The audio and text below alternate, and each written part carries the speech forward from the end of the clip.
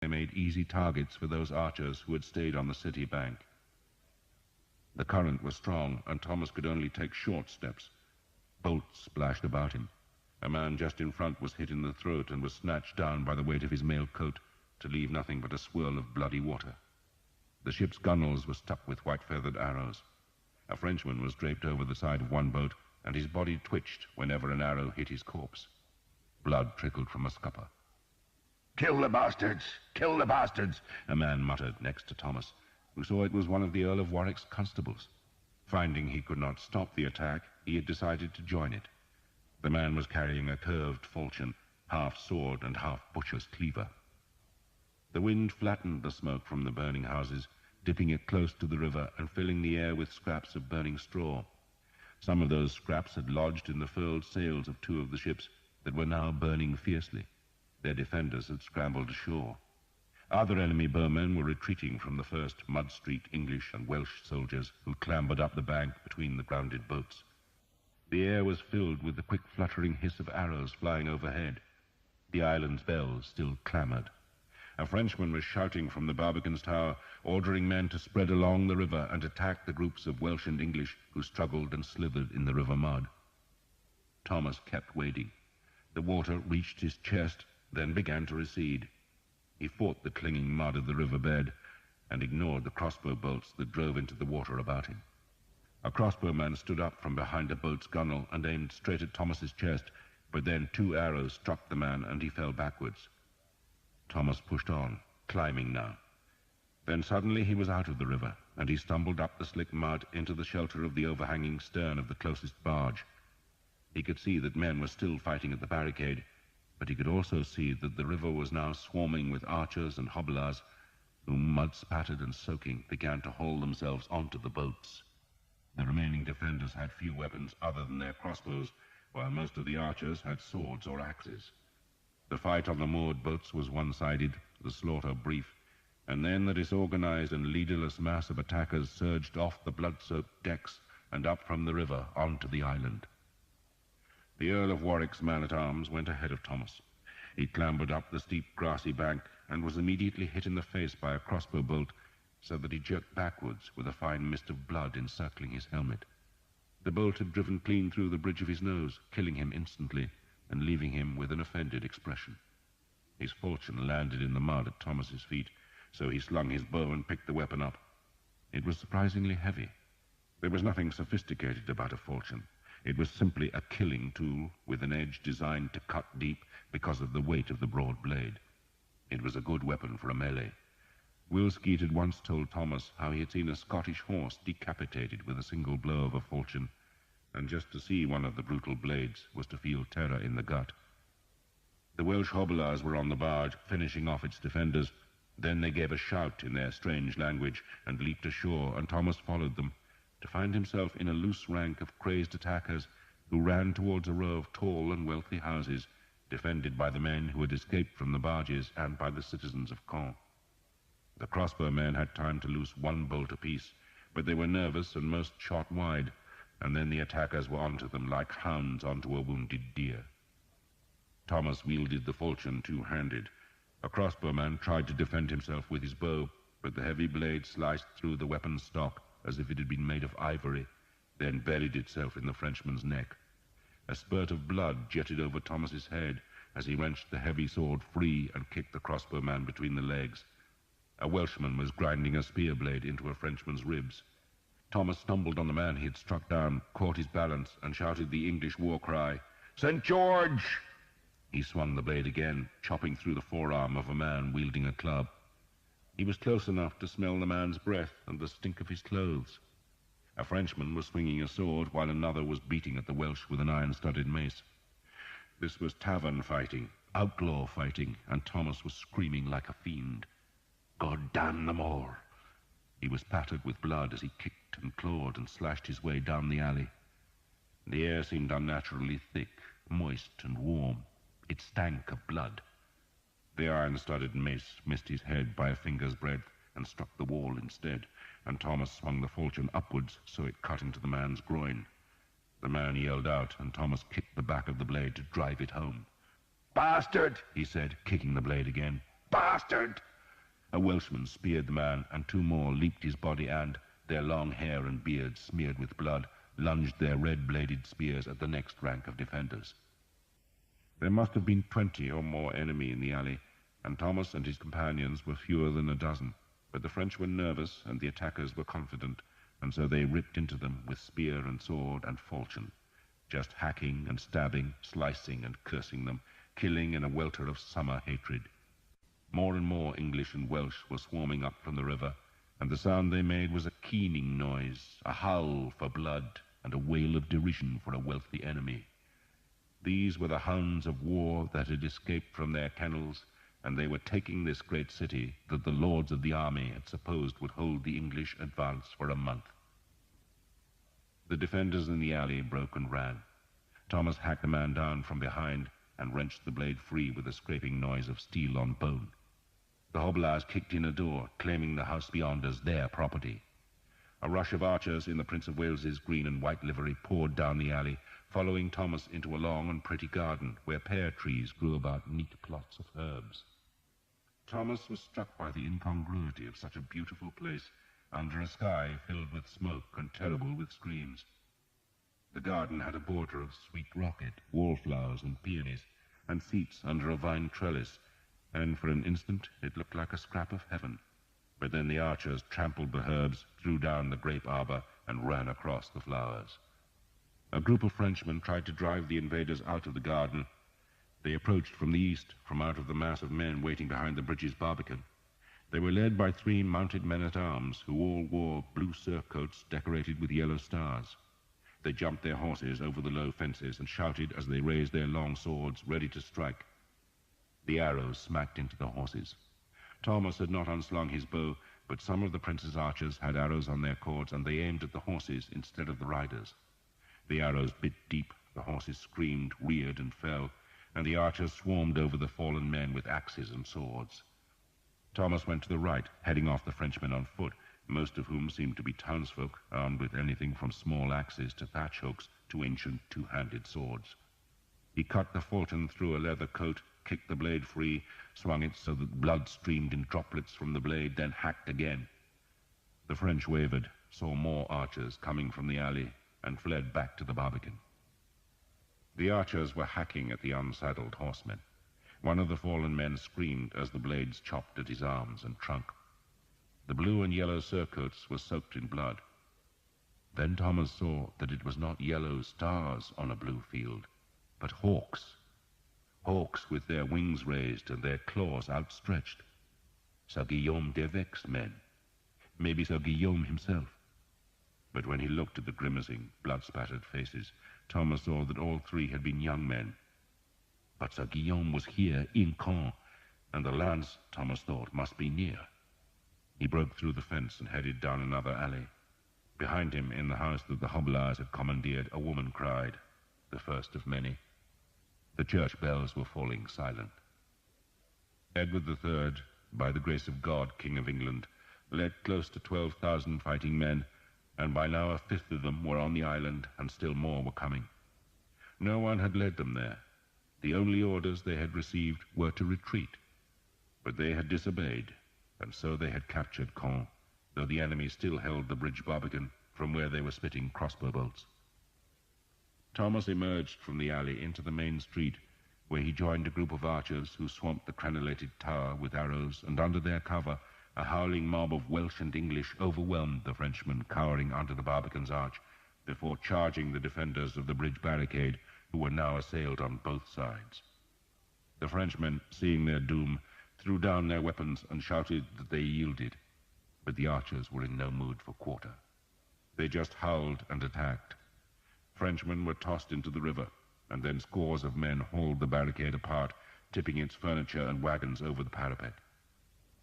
The great mass of Frenchmen who had been waiting behind the barbican scattered into the island, most, Thomas assumed, going to rescue their wives and daughters.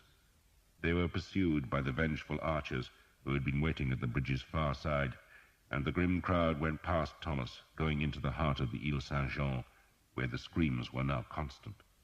The cry of havoc was everywhere. The barbican tower was still held by the French, though they were no longer using their crossbows for fear of retaliation by the English arrows. No one tried to take the tower, though a small group of archers stood in the bridge's center and stared up at the banners hanging from the ramparts. Thomas was about to go into the island's center when he heard the clash of hooves on stone, and he looked back to see a dozen French knights who must have been concealed behind the barbican. These men now erupted from a gate and, with visors closed and lances couched, spurred their horses towards the bridge. They plainly wanted to charge clean through the old city to reach the greater safety of the castle. Thomas took a few steps towards the Frenchmen, then thought better of it. No one wanted to resist a dozen fully armored knights. But he saw the blue and yellow surcoat, saw the hawks on a knight's shield, and he unslung his bow and took an arrow from the bag.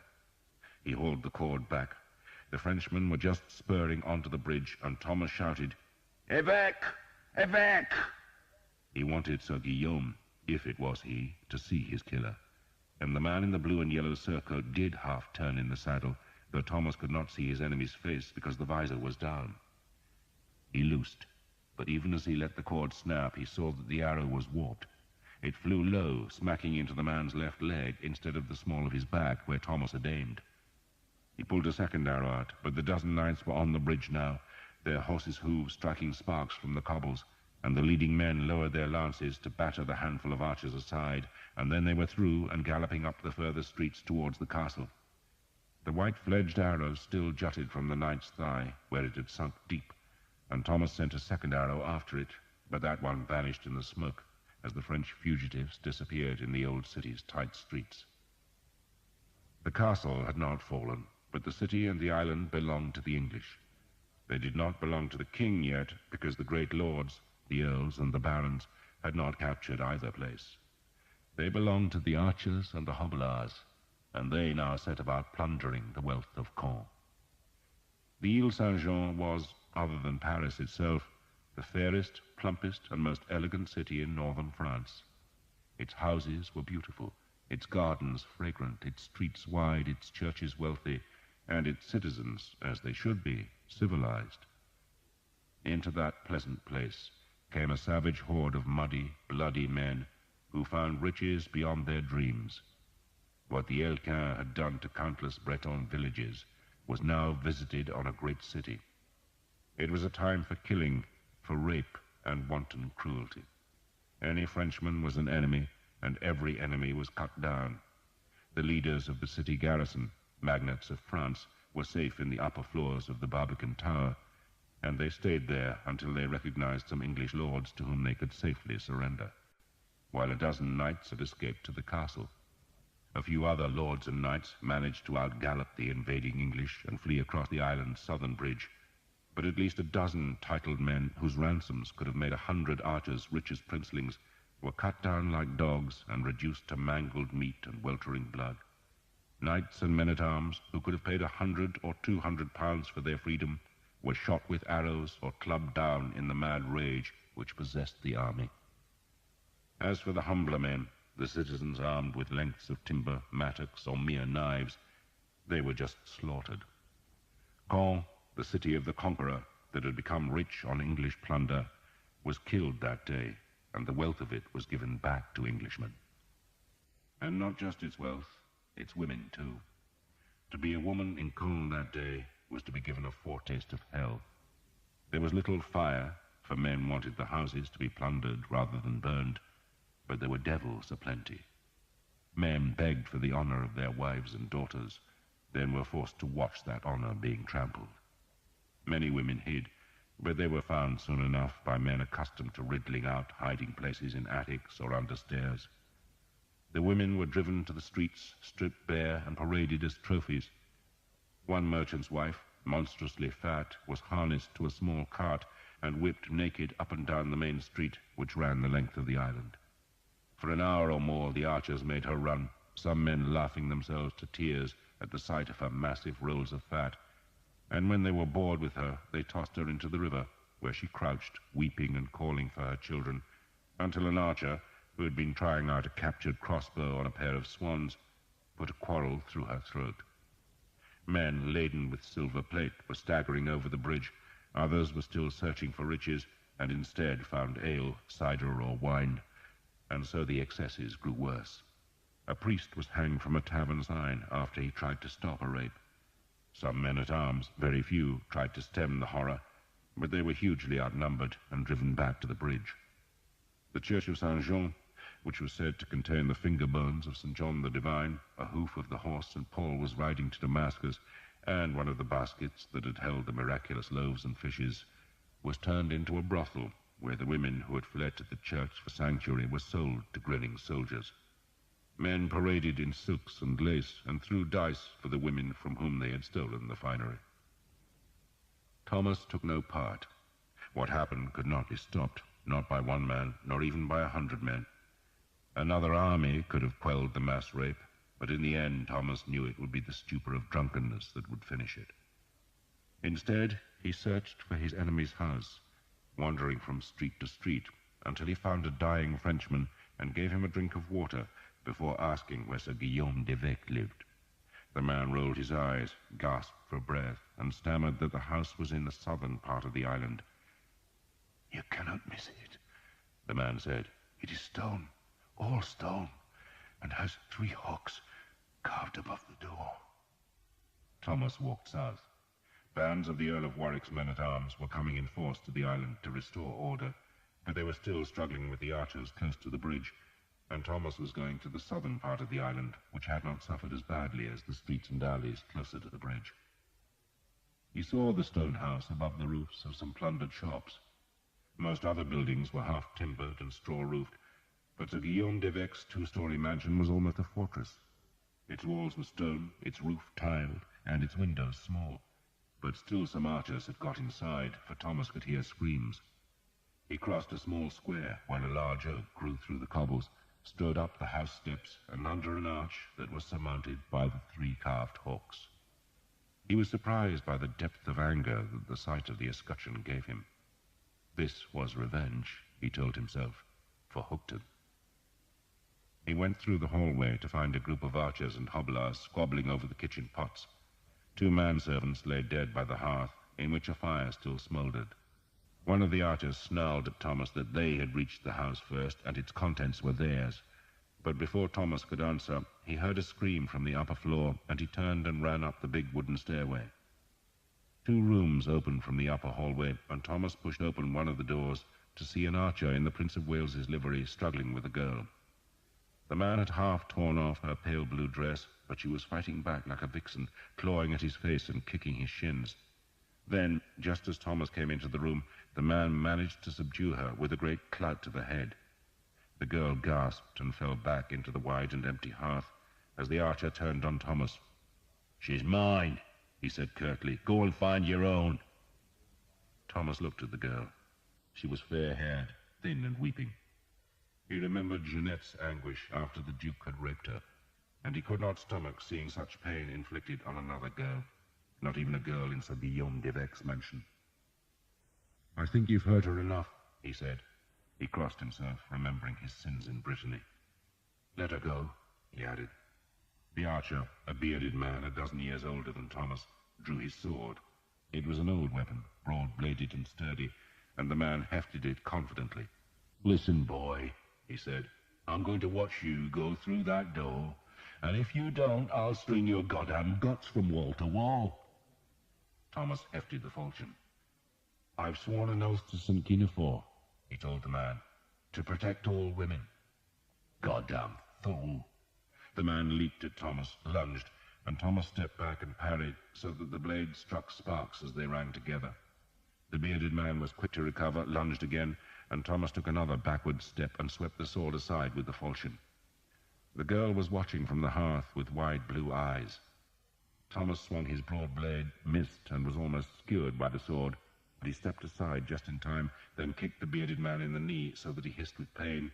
Then Thomas swept the falchion in a great haymaking blow that cut into the bearded man's neck. Blood arced across the room as the man, without a sound, dropped to the floor. The falchion had very nearly severed his head, and the blood still pulsed from the open wound as Thomas knelt beside his victim. "If anyone asks," he said to the girl in French, "your father did this, then ran away."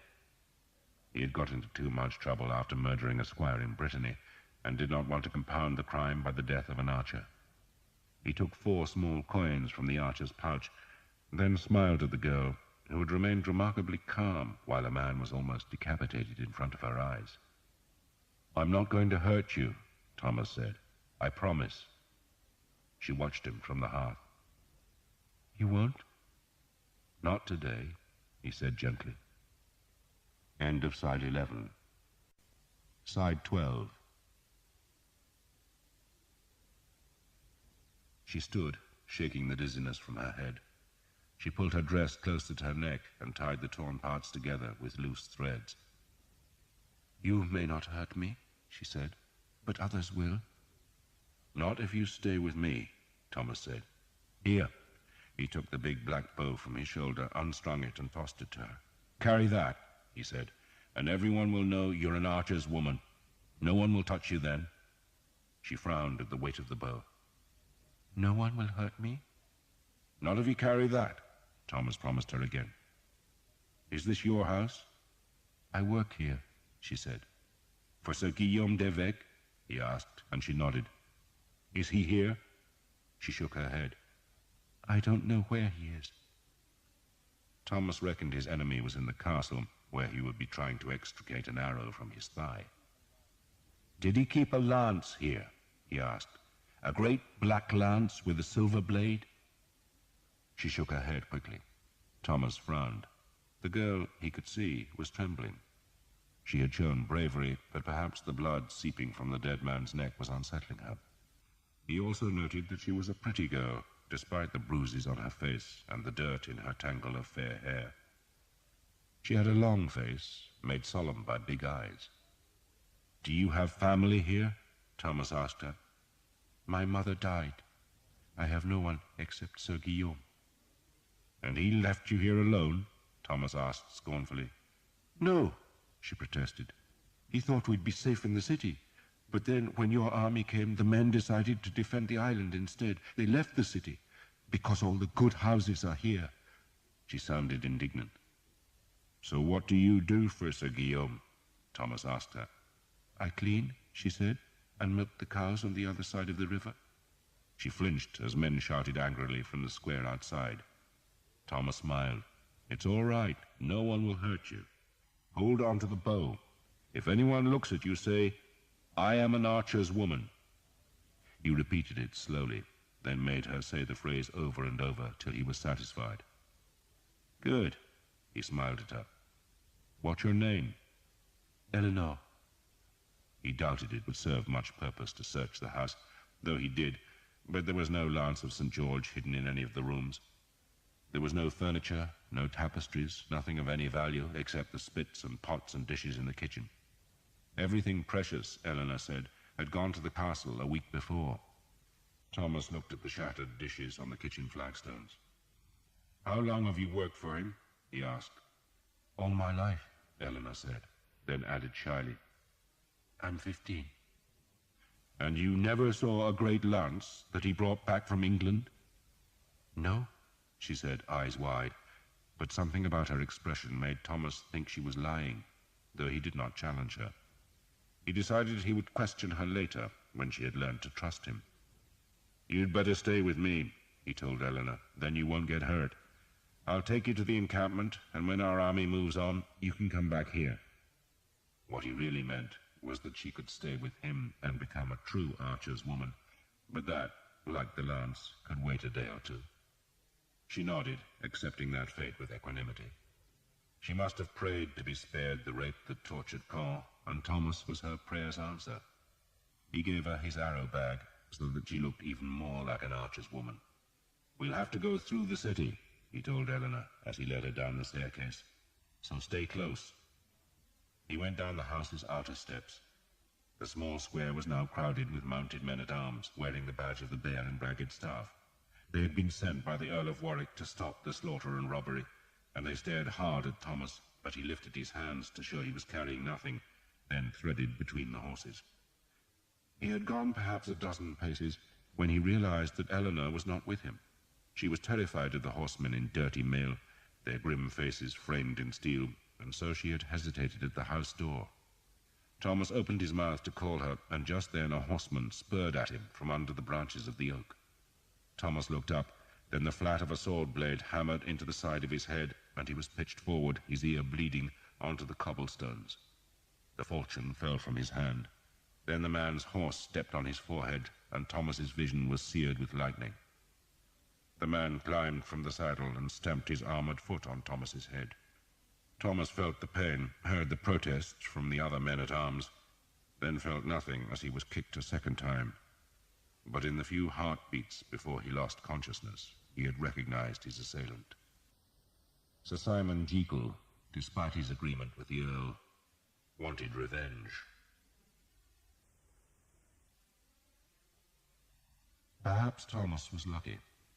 Perhaps his guardian saint, whether dog or man, was looking after him, for if he had been conscious, he would have suffered torture.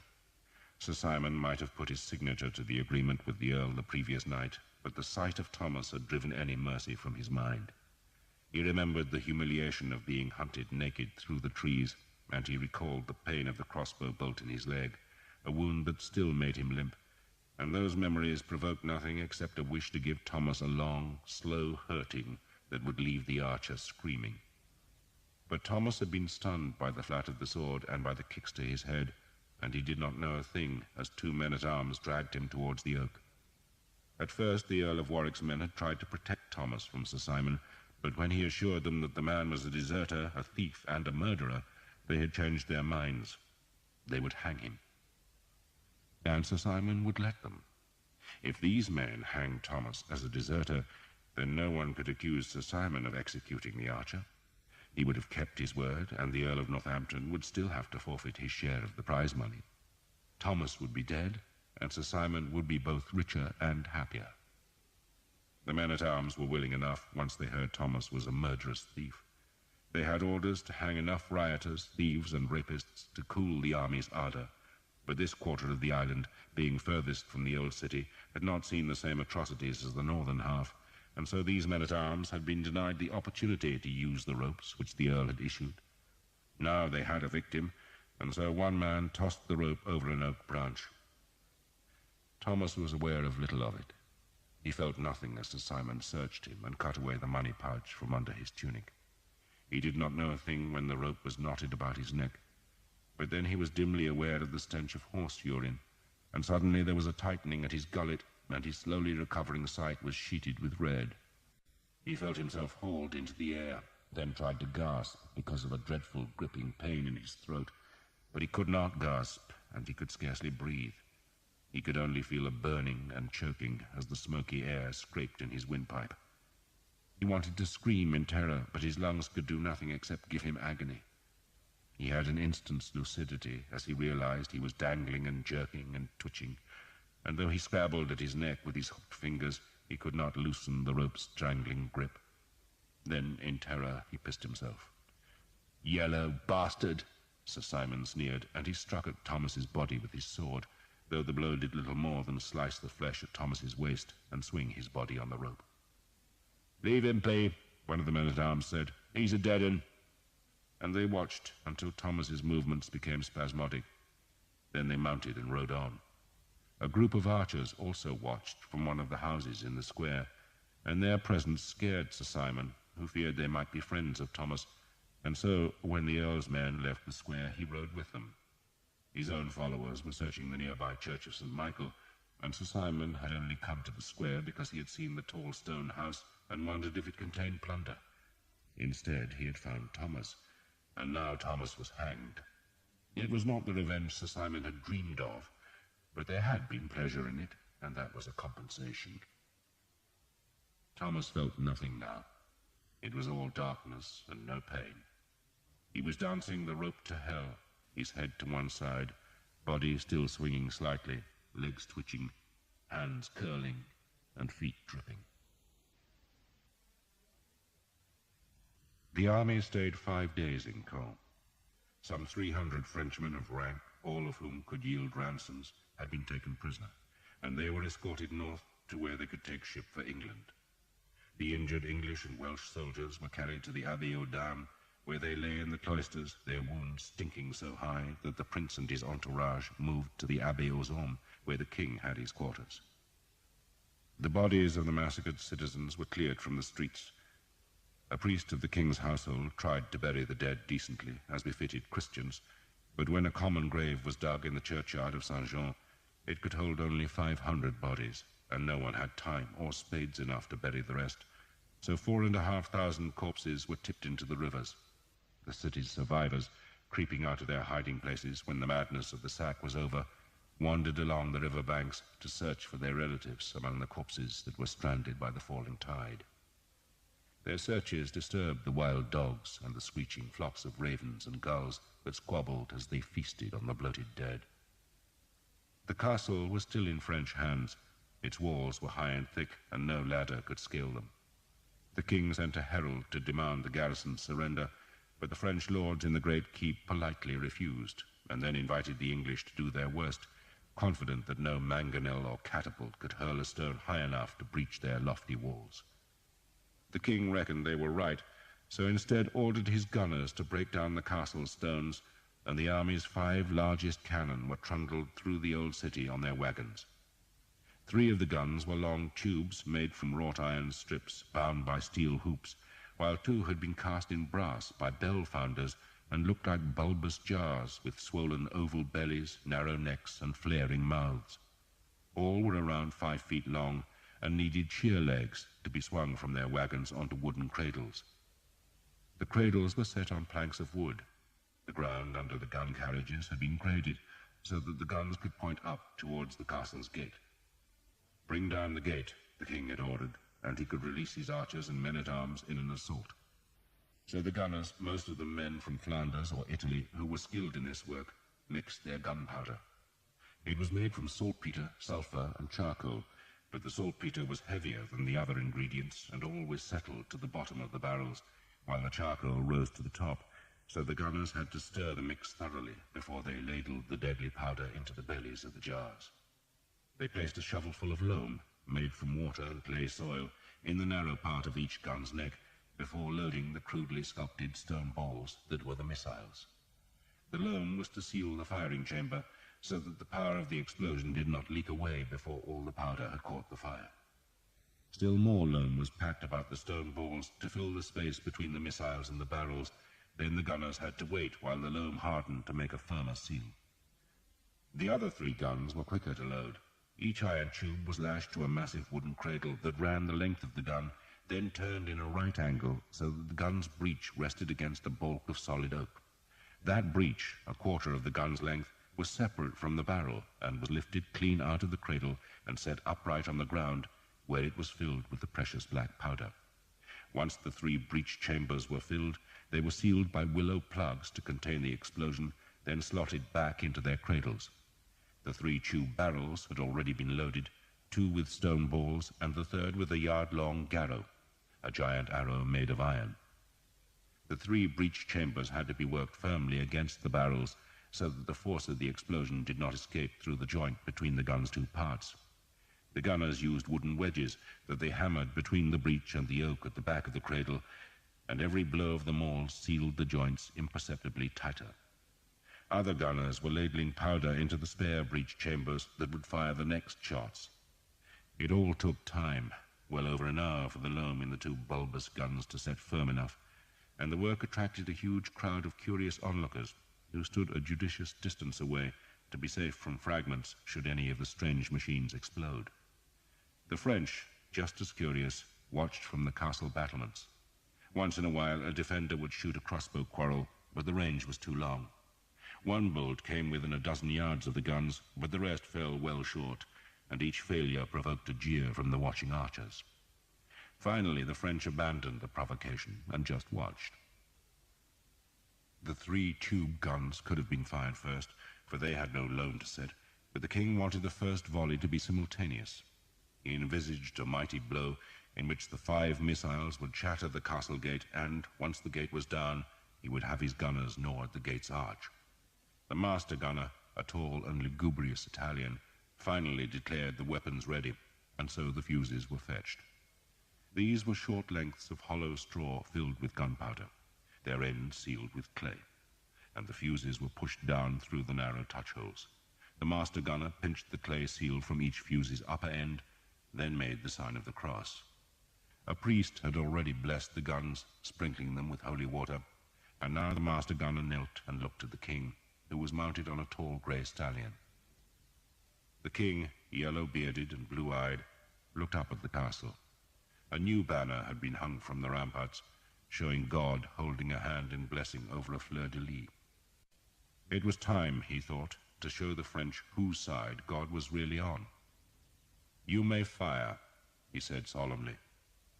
5 gunners armed themselves with linstocks, long wands that each held a length of glowing linen.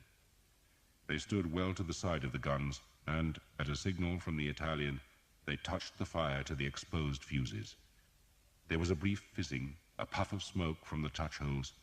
Then the 5 mouths vanished in a cloud of grey-white smoke, in which 5 monstrous flames stabbed and writhed as the guns themselves, firm gripped by their cradles, slammed back along their plank bedding to thud against the mounds of earth piled behind each breach. The noise of the weapons hammered louder than the loudest thunder. It was a noise that physically pounded the eardrums and echoed back from the pale castle walls. And when the sound at last faded, the smoke still hung in a shabby screen in front of the guns that now lay askew on their carriages with gently smoking muzzles. The noise had startled 1,000 nesting birds up from the old city's roofs and the castle's higher turrets, yet the gate appeared undamaged. The stone balls had shattered themselves against the walls, while the garrow had done nothing except gouge a furrow in the approach road. The French, who had ducked behind the battlements when the noise and smoke erupted, now stood and called insults as the gunners stoically began to realign their weapons. The king, 34 years old and not as confident as his bearing suggested, frowned as the smoke cleared. "Did we use enough powder?" he demanded of the master gunner. The question had to be translated into Italian by a priest. "Use more powder, sire," the Italian said, "and the guns will shatter." He spoke regretfully. Men always expected his machines to work miracles, and he was tired of explaining that even black powder needed time and patience to do its work. "You know best," the king said dubiously. "I'm sure you know best." He was hiding his disappointment, for he had half hoped that the whole castle would shatter like glass when the missiles struck. His entourage, most of them older men, were looking contemptuous, for they had little faith in guns, and even less in Italian gunners. "Who," the king asked a companion, "is that woman with my son?" "The Countess of Armorica, sire. She fled from Brittany." The king shuddered, not because of Jeanette, but because the rotten smell of the powder smoke was pungent. "He grows up fast," he said, with just a touch of jealousy in his voice. He was bedding some peasant girl who was pleasant enough and knew her business, but she was not as beautiful as the black-haired countess who accompanied his son. Jeanette, unaware that the king watched her, gazed at the castle in search of any sign that it had been struck by gunfire. "So what happened?" she asked the prince. "It takes time," the prince said, hiding his surprise that the castle gate had not magically vanished in an eruption of splinters. "But they do say," he went on, "that in the future we shall fight with nothing but guns. Myself, I cannot imagine it." "They are amusing," Jeanette said, as a gunner carried a bucket of puddled loam to the nearest gun. The grass in front of the guns was burning in a score of places, and the air was filled with a stench like rotted eggs that was even more repugnant than the smell of the corpses in the river. "If it amuses you, my dear, then I am glad we have the machines," the prince said, then frowned because a group of his white and green-clad archers were jeering the gunners. "Whatever happened to the man who brought you from Normandy?" he asked. "I should have thanked him for his services to you." Jeanette feared she was blushing, but made her voice careless. "I have not seen him since we came here." The prince twisted in his saddle. "Boone," he called to the Earl of Northampton, "didn't my lady's personal archer join your fellows?" "He did, sire." "So where is he?" The Earl shrugged. "Vanished. We think he must have died crossing the river." "Poor fellow," the prince said. "Poor fellow." and Jeanette, to her surprise, felt a pang of sorrow. Then thought it was probably for the best. She was the widow of a count, and now the lover of a prince, and Thomas, if he was on the river's bed, could never tell the truth.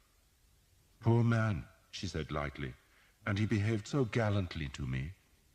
She was looking away from the prince in case he saw her flushed face, and she found herself staring, to her utter astonishment, at Sir Simon Jekyll, who, with another group of knights, had come for the entertainment of the guns. Sir Simon was laughing, evidently amused that so much noise and smoke had produced so little effect. Jeanette, disbelieving her eyes, just stared at him. She had gone pale. The sight of Sir Simon had brought back the memories of her worst days in La Roche-Derrien, the days of fear, poverty, humiliation, and the uncertainty of knowing to whom she could turn for help. "I fear we never rewarded the fellow," the prince said, still speaking of Thomas. Then he saw that Jeanette was taking no notice. "My dear?" the prince prompted, but she still looked away from him. "My lady?"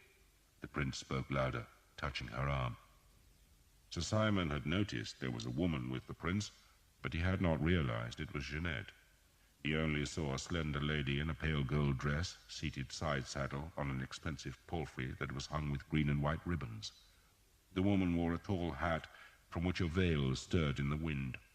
The veil had concealed her profile, but now she was staring directly at him. Indeed, she was pointing at him, and to his horror he recognized the Countess. He also recognized the banner of the young man beside her, though at first he could not believe she was with the prince. Then he saw the grim entourage of mailed men behind the fair-haired youth, and he had an impulse to flee, but instead nervelessly dropped to his knees.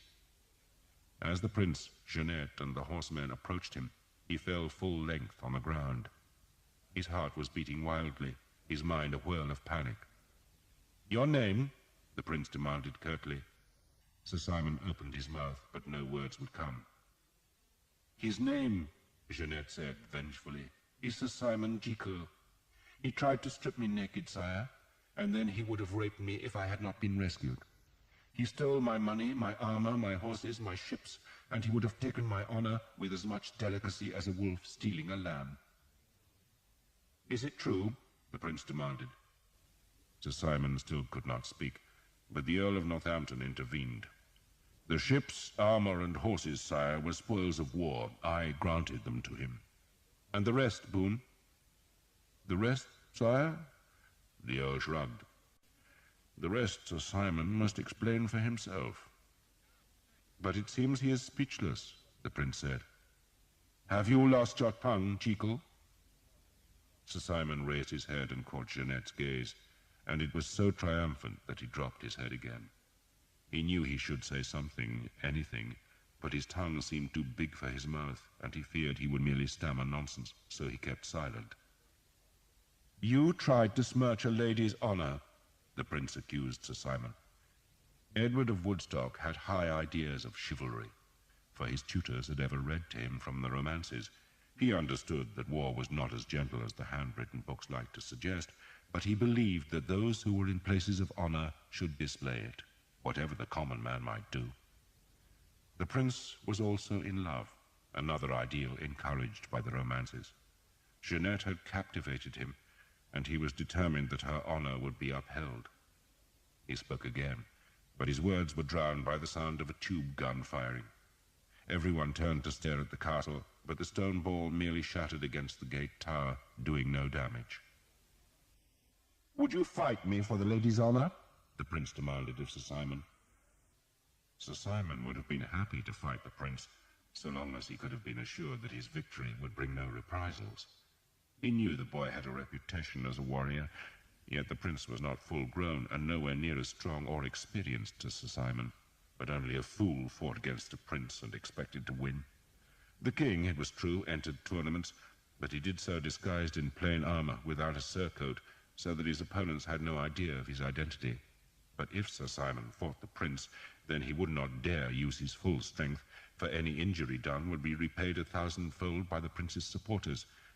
And indeed, even as Sir Simon hesitated, The grim men behind the prince spurred their horses forward, as if offering themselves as champions for the fight.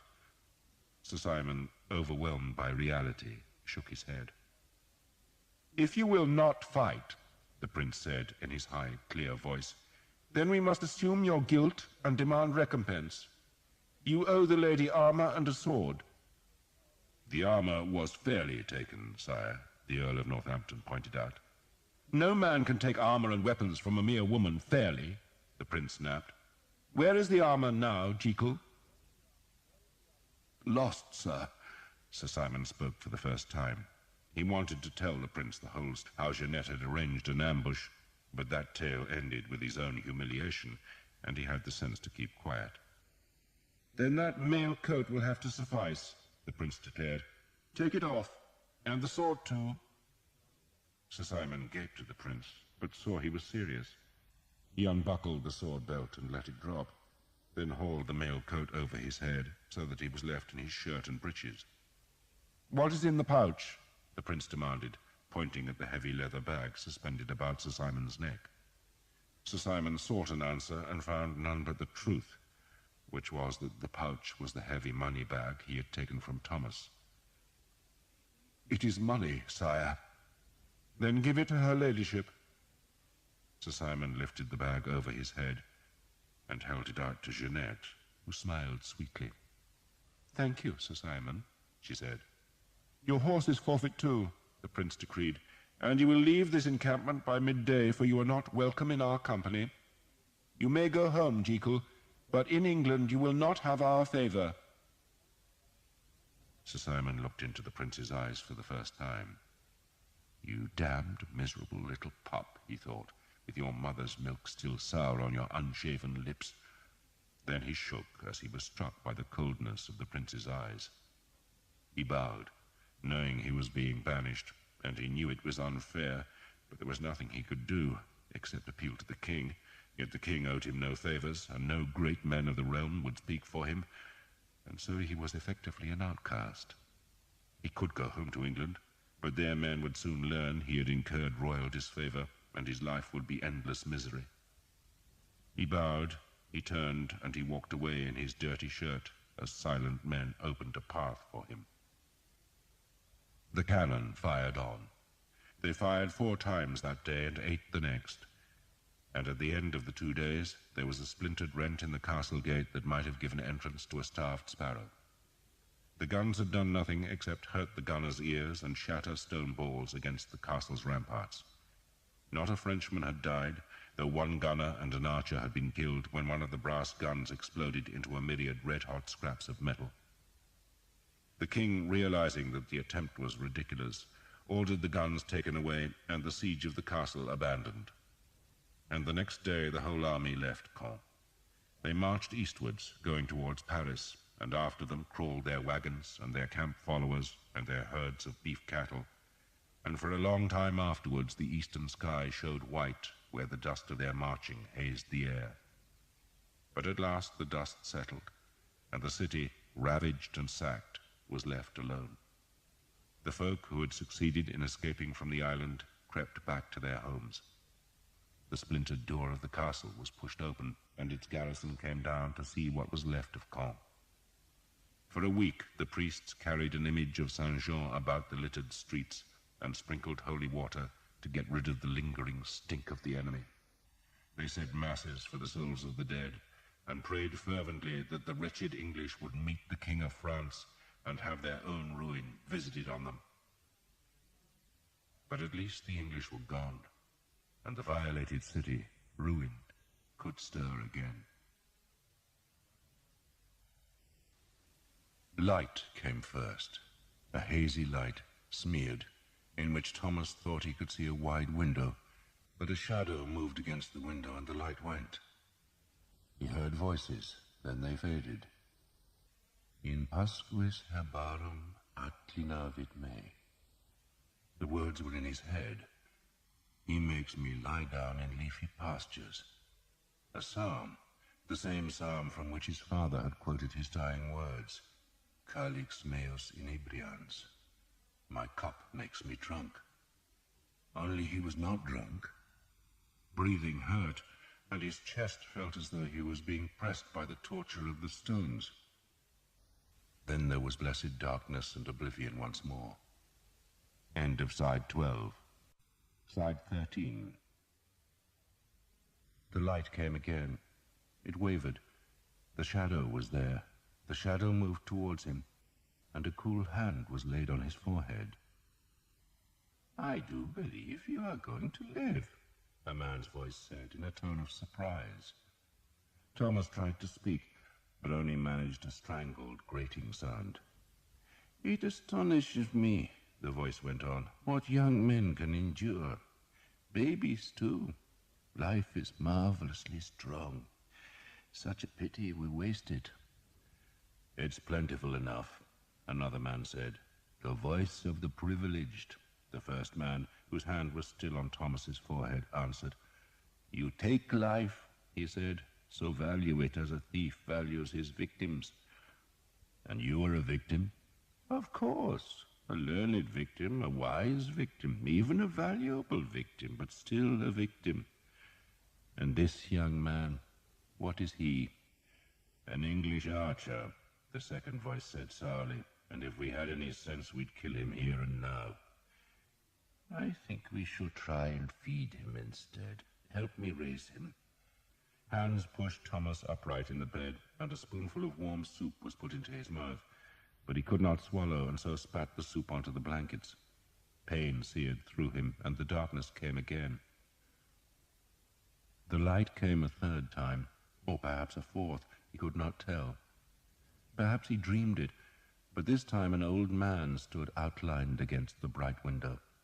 The man had a long black robe, but he was not a priest or monk, for the robe was not gathered at the waist, and he wore a small, square black hat over his long white hair.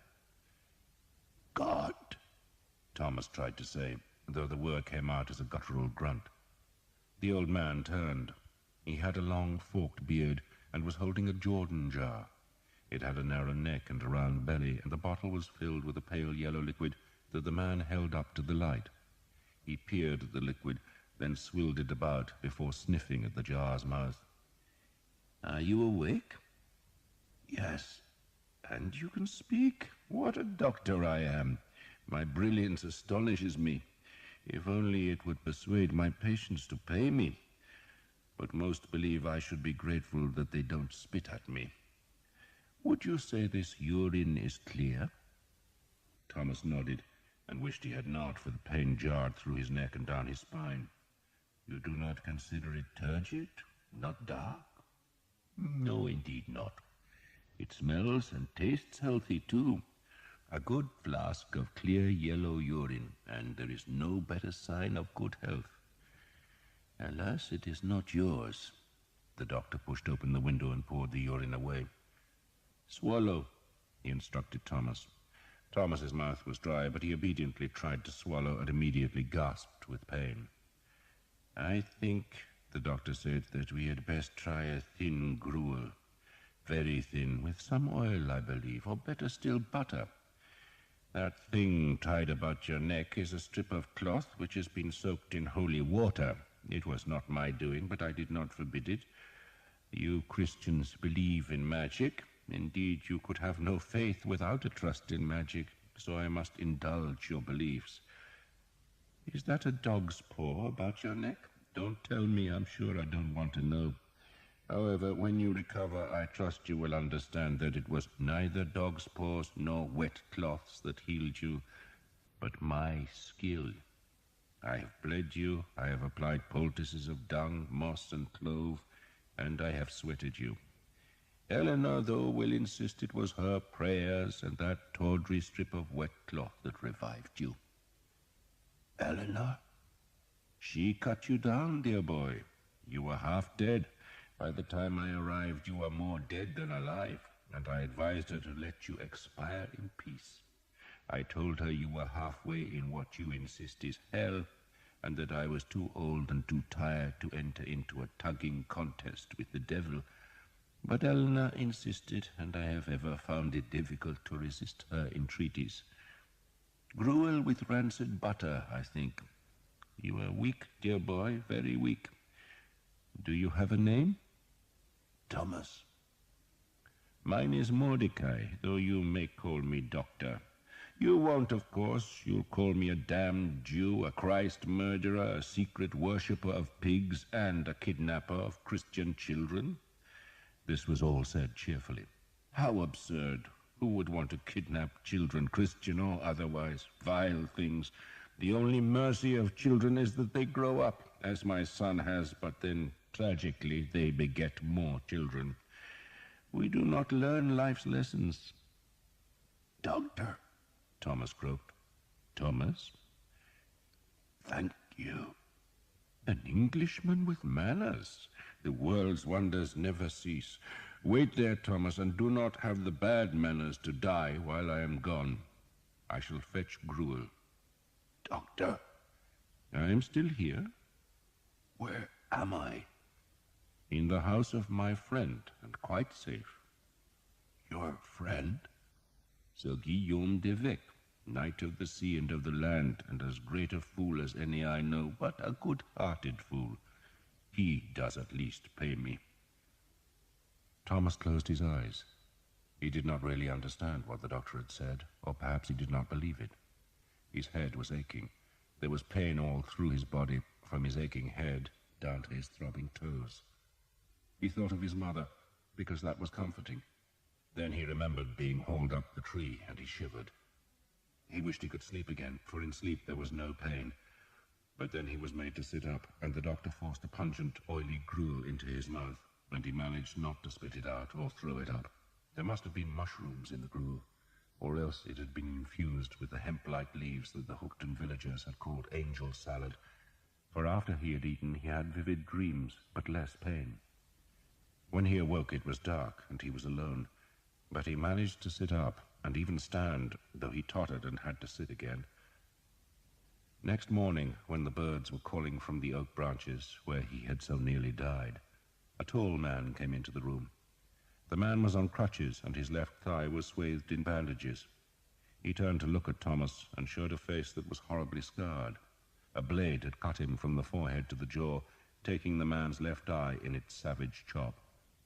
He had long yellow hair, very shaggy and full, and Thomas guessed the man had been handsome once, though now he looked like a thing of nightmare.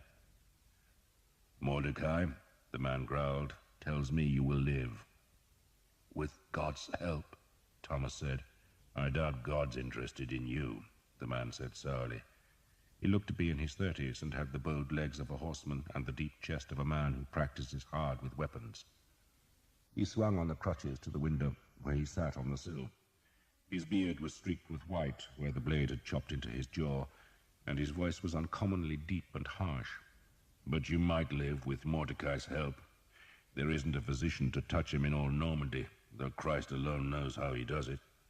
He's been squinting at my piss for a week now. I'm crippled, you Jewish half-wit, I tell him, not wounded in the bladder, but he just tells me to shut my mouth and squeeze out more drops. He'll start on you soon." The man, who wore nothing except a long white shirt, contemplated Thomas moodily. "I have a notion," he growled, "that you are the godforsaken bastard who put an arrow into my thigh. I remember seeing a son of a whore with long hair like yours, then I was hit." "You're Sir Guillaume?" "I am." "I meant to kill you," Thomas said. "So why shouldn't I kill you?" Sir Guillaume asked. "You lie in my bed, drink my gruel, and breathe my air. English bastard. Worse, you're a Vexil." Thomas turned his head to stare at the forbidding Sir Guillaume. He said nothing, for the last 3 words had mystified him. "But I choose not to kill you," Sir Guillaume said, "because you saved my daughter from rape." "Your daughter?" "Eleanor, you fool. She's a bastard daughter, of course," Sir Guillaume said. "Her mother was a servant to my father. But Eleanor is all I've got left, and I'm fond of her. She says you were kind to her, which is why she cut you down and why you're lying in my bed. She always was overly sentimental." He frowned. "But I still have a mind to slice your damned throat." "For 4 years," Thomas said, "I have dreamed of slitting yours." Sir Guillaume's one eye gazed at him balefully. "Of course you have. You're a Vexil." "I've never heard of the Vexil," Thomas said. "My name is Thomas of Hookton." Thomas half expected Sir Guillaume to frown as he tried to remember Hookton, but his recognition of the name was instant. "Hookton," he said. "Hookton. Good sweet Christ, Hookton." He was silent for a few heartbeats. "And of course you're a damned Vexil. You have their badge on your bow." "My bow?" "You gave it to Eleanor to carry. She kept it." Thomas closed his eyes. There was pain in his neck and down his back and in his head. "I think it was my father's badge," he said, "but I don't really know because he would never talk of his family. I know he hated his own father. I wasn't very fond of my own, but your men killed him, and I swore to avenge him." Sir Guillaume turned to gaze out of the window. "You have truly never heard of the Vexil?" "Never." "Then you are fortunate." He stood. "They are the devil's offspring, and you, I suspect, are one of their pups. I would kill you, boy, with as little conscience as if I stepped on a spider. But you were kind to my bastard daughter, and for that I thank you." He limped from the room, leaving Thomas in pain and utterly confused. Thomas recovered in Sir Guillaume's garden, shaded from the sun by 2 quince trees, under which he waited anxiously for Dr. Mordecai's daily verdict on the color, consistency, taste, and smell of his urine. It did not seem to matter to the doctor that Thomas's grotesquely swollen neck was subsiding, nor that he could swallow bread and meat again. All that mattered was the state of his urine. There was, the doctor declared, no finer method of diagnosis. The urine betrays all. If it smells rank, or if it is dark, if it tastes of vinegar, or should it be cloudy, then it is time for vigorous doctoring. But good, pale, sweet-smelling urine like this is the worst news of all. "The worst?" Thomas asked, alarmed. "It means fewer fees for a physician, dear boy." The doctor had survived the sack of corn by hiding in a neighbor's pig shed. "They slaughtered the pigs but missed the Jew. Mind you, they broke all my instruments, scattered my medicines, shattered all but 3 of my bottles, and burned my house, which is why I am forced to live here." He shuddered as though living in Sir Guillaume's mansion was a hardship. He smelled Thomas's urine and then, uncertain of his diagnosis, spilled a drop onto a finger and tasted it. "Very fine," he said. "Lamentably fine." He poured the jar's contents into a bed of lavender where bees were at work. "So I lost everything," he said, "and this after we were assured by our great lords that the city would be safe." Originally, the doctor had told Thomas, the leaders of the garrison had insisted on defending only the walled city and the castle, but they needed the help of the townsfolk to man the walls, and those townsfolk had insisted that the Ile Saint-Jean be defended, for that was where the city's wealth lay, and so, at the very last minute, the garrison had streamed across the bridge to disaster. "Fools," Mordecai said scornfully. "Fools in steel and glory. Fools." Thomas and Mordecai were sharing the house, while Sir Guillaume visited his estate at Évêque, some 30 miles south of Caen, where he had gone to raise more men. "He will fight on," the doctor said, "wounded leg or not." "What will he do with me?" "Nothing," the doctor said confidently. "He likes you, despite all his bluster. You saved Eleanor, didn't you? He's always been fond of her. His wife wasn't, but he is." "What happened to his wife?" "She died," Mordecai said. "She just died." Thomas could eat properly now, and his strength returned fast, so that he could walk about the Ile Saint-Jean with Eleanor. The island looked as though a plague had struck, for over half the houses were empty, and even those that were occupied were still blighted by the sack. Shutters were missing, doors splintered, and the shops had no goods. Some country folk were selling beans, peas, and cheeses from wagons, and small boys were offering fresh perch taken from the rivers, but they were still hungry days. They were also nervous days, for the city's survivors feared that the hated English might return, and the island was still haunted by the sickly smell of the corpses in the 2 rivers, where the gulls, rats, and dogs grew fat. Eleanor hated walking about the city, preferring to go south into the countryside, where blue dragonflies flew above water lilies in the streams that twisted between fields of overripe rye, barley, and wheat. "I love harvest time," she told Thomas. "We used to go into the fields and help." There would be little harvest this year, for there were no folk to cut the grain, and so the corn buntings were stripping the heads, and pigeons were squabbling over the leavings. "There should be a feast at harvest's end," Eleanor said wistfully. "We had a feast too," Thomas said, "and we used to hang corn dollies in the church." "Corn dollies?" He made her a little doll from straw. "We used to hang 13 of these above the altar," he told her, "one for Christ and one each for the apostles." He picked some cornflowers and gave them to Eleanor, who threaded them into her hair. It was very fair hair, like sunlit gold. They talked incessantly, and one day Thomas asked her again about the lance, and this time Eleanor nodded. "I lied to you," she said, "because he did have it, but it was stolen." "Who stole it?" She touched her face. "The man who took his eye." "A man called Vexil?" She nodded solemnly. "I think so. But it wasn't here, it was in Évêque. That's his real home. He got the Caen house when he married." "Tell me about the Vexil," Thomas urged her. "I know nothing of them," Eleanor said, and he believed her.